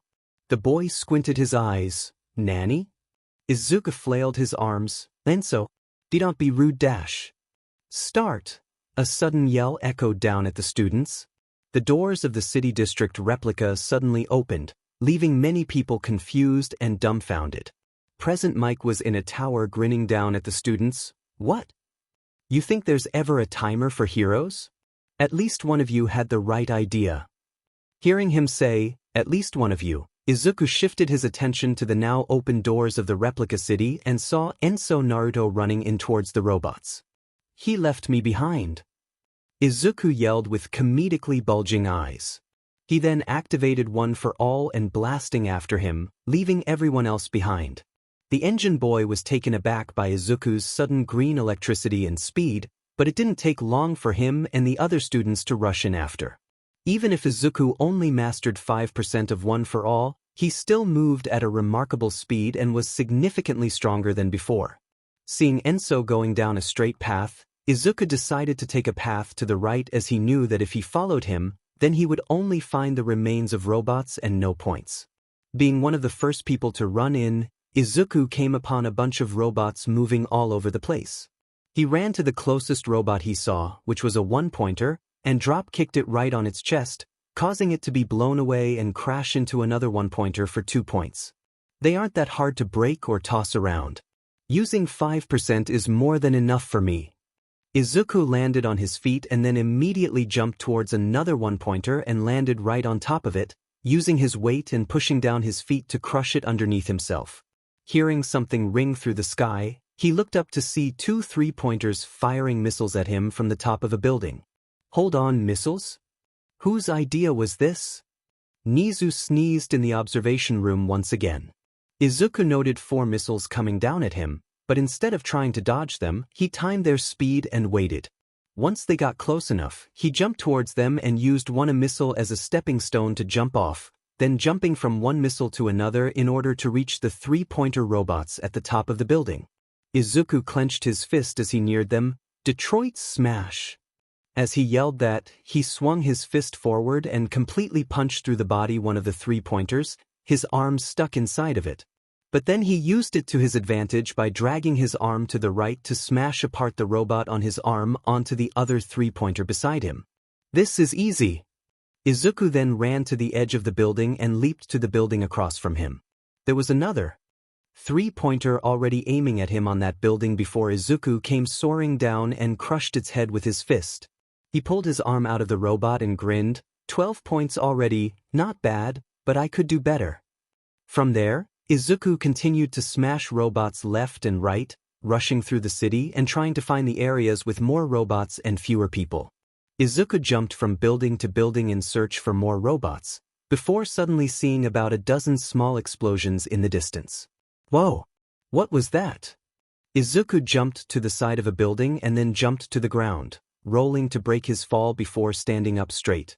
There he found over a dozen destroyed robots laying on the ground in pieces, with a lack of other students around. I guess the others have already been here. Oh well. I have more than enough points already. I hope. Yo! Ga! Izuku jumped from the voice behind him and turned around to see Enso holding a 3-pointer's head in his hand. Stop doing that! Izuku snapped. Doing what? Appearing behind me out of nowhere. I don't know what you mean. Enso said as he tilted his head with a question mark appearing over him. Arg. You dash. Never mind. Izuku gave up. Well, it looks like everybody's already been here. No one else came here yet, it was just me. Enso corrected him. Iya? Izuku shouted as he looked around at the dozens of robots scattered. You did all of this? I don't see why you find it that surprising, they're robots after all. Oh, heads up.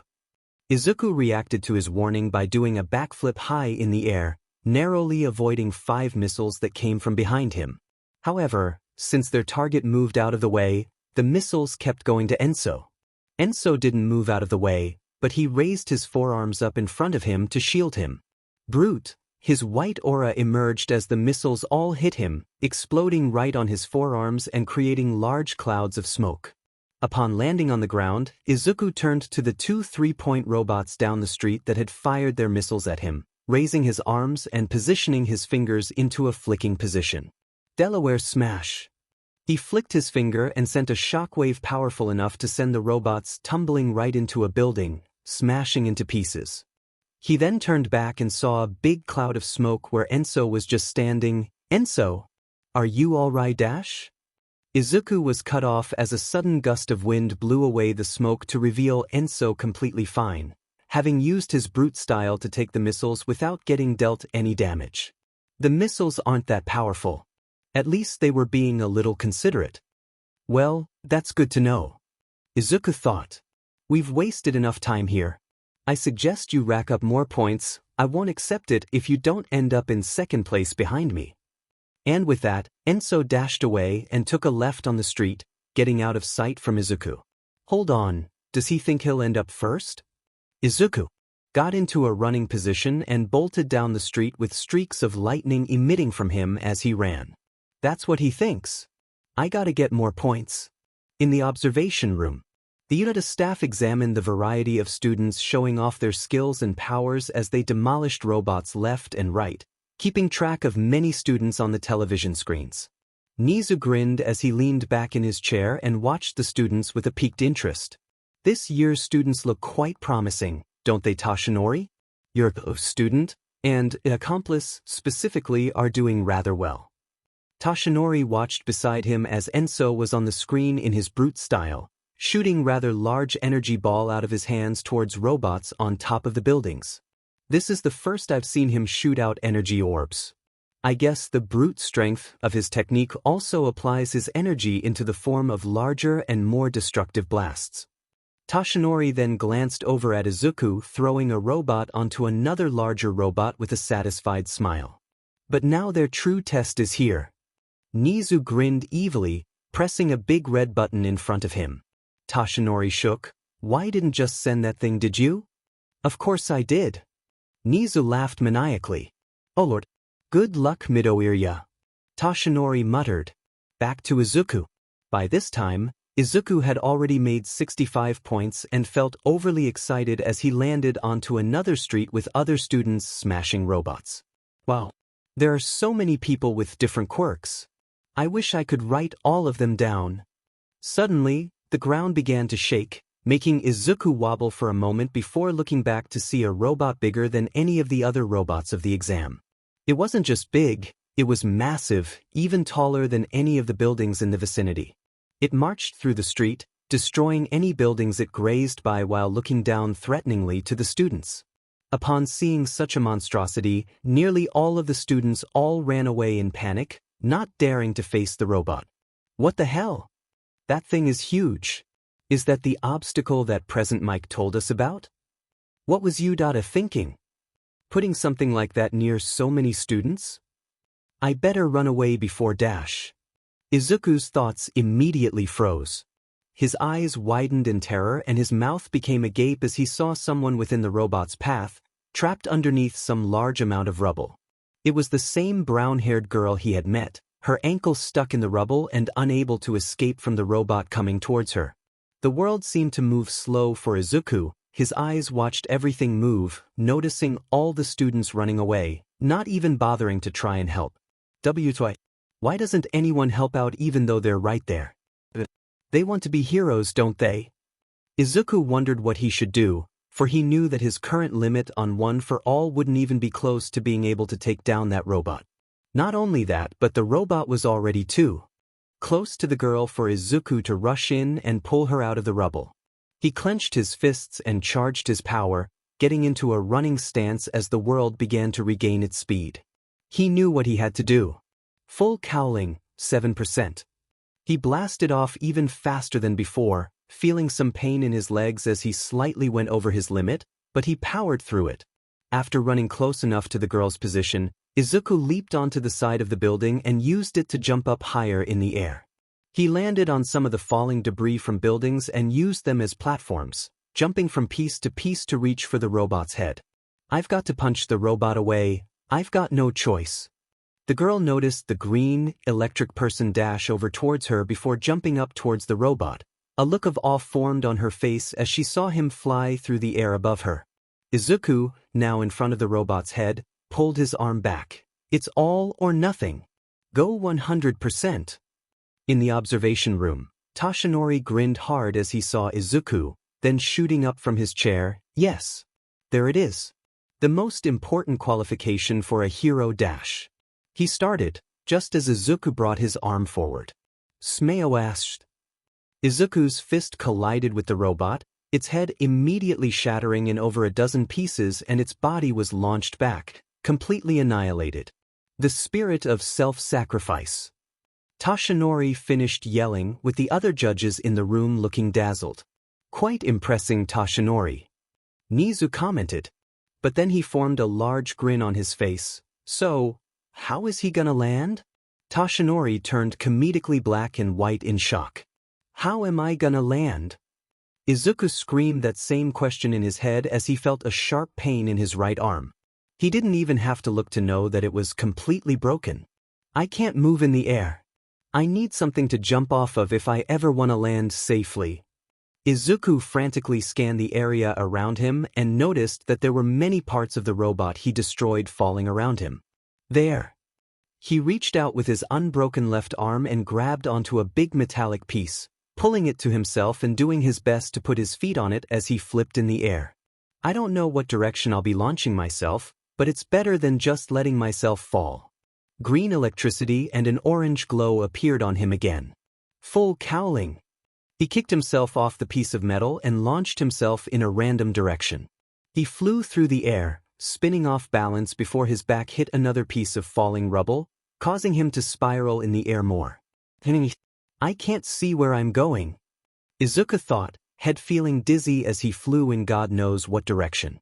He didn't know how high he was or where he was sent, he could only hope that he didn't die. He then felt a pair of arms abruptly catch him. He felt himself in the person's arms as they both fell in the air before he felt that they had finally landed on the ground. Izuku's vision was blurry for a moment, seeing only two red blurs looking down at him. You really are an idiot, you know that? Izuku blinked and his vision cleared up, now realizing that the two red blurs were Enso's red eyes. Izuku weakly lifted his left arm up. I gave it my plus ultra. Look out, someone yelled. Izuku saw large pieces of the robot still falling down near him and the other students. Sorry about this. Enso dropped Izuku, letting him hit the ground. Gah! Izuku shouted as he felt a sharp pain in his right arm when he landed. Punk style. Enso suddenly formed a different colored aura around himself. It was a dark blue color, his eyes then matching that color. He then raised his arms up and opened his palms as the wreckage nearly went down on everyone. His eyes flashed blue and the aura around his hands and head became denser as he focused. In a moment, similar blue auras formed around all the falling debris, slowing down its falling speed before entirely stopping within midair. Everyone looked up in a mixture of fear and bewilderment. Fear from nearly getting crushed underneath the remains of a giant robot, and bewilderment from one person stopping so many objects in place at once. They all glanced over at Enso, who was standing completely focused with his arms up. Izuku sat up and looked up to Enso, his eyes widening at the blue color around him. This is a different color than his brute style. Is this a different one of his fighting styles? He glanced at the floating pieces of metal all around. Oh, this is his telekinesis. The blue-haired strict boy that had confronted Izuku before had gone over to the brown-haired girl and helped her from the rubble, both joining in to watch the spectacle of impressive abilities. He glanced over at Enso and Izuku with widened eyes. Just who are they? Would all of you please hurry up and move away from underneath the debris? Otherwise, you all might have a painful experience. Enso warned them. Everyone blinked at the realization at what he was saying, then frantically running out of the way as far as they could. Izuku stood back up to his feet, holding onto his broken arm. Wow, your telekinesis so amazing. Not for long. Enso murmured. Izuku then saw Enso's eyes slightly twitching and their blue color beeping from blue to red, almost as if mimicking a warning light. Could it be that you can't hold on much longer? Maybe. Get out of here, would you? I can't shield you and myself at the same time. Why, yes, sir. Izuku charged one for all and ran down the street, getting out of the area while holding his arm. Once gone, Enso released his grip on his telekinesis and crossed his arms over himself, changing his style to brute as the rubble fell down over him. Izuku stopped running and turned around once he heard the crashes of the wreck hit the ground.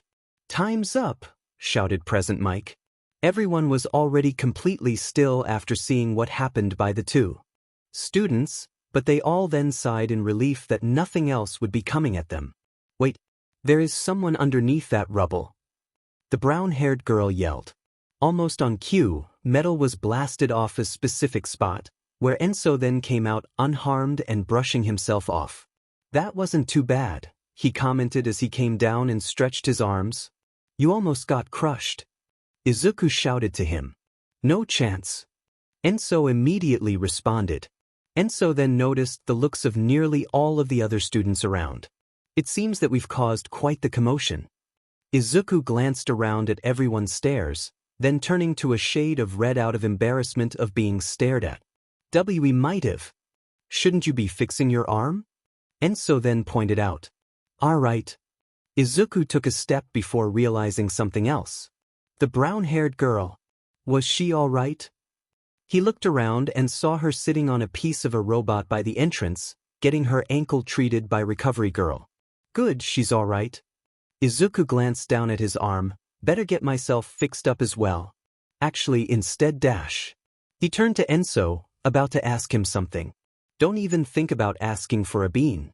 You know how much confusion and suspicion we would cause if I just gave you something that miraculously healed you.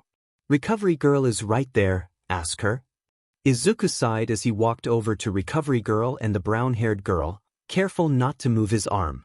The girl then noticed him and saw his limp arm. Why your arm? Izuku saw the worry on her face. Don't worry about it. I'm just glad you're alright. Despite him saying this, the girl's stick looked particularly guilty, slightly bowing her head down. Thank you for saving me. Izuku could feel his head warming up, his eyes avoiding a direct look at the girl. She's so cute. There's no need to thank me. I just did what a hero would do after all. Izuku was caught off guard as lips suddenly went onto his arm. He then felt his surprise turn to exhaustion, the pain in his arm decreasing now. I feel tired now. Recover Girl pulled back her lips and sighed. I swear, these exams are getting much more dangerous by the years. What are those guys thinking? Thank you, Recovery Girl. Izuku said with tired eyes.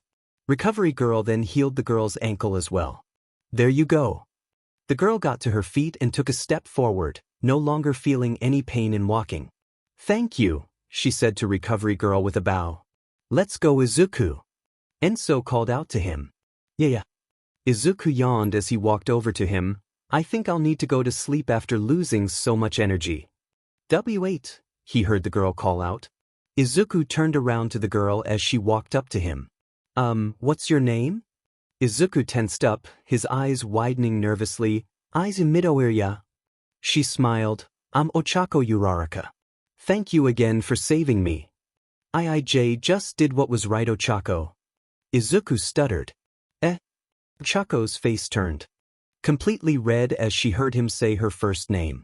What are you saying? Izuku realized what he said once more. No, I didn't mean dash.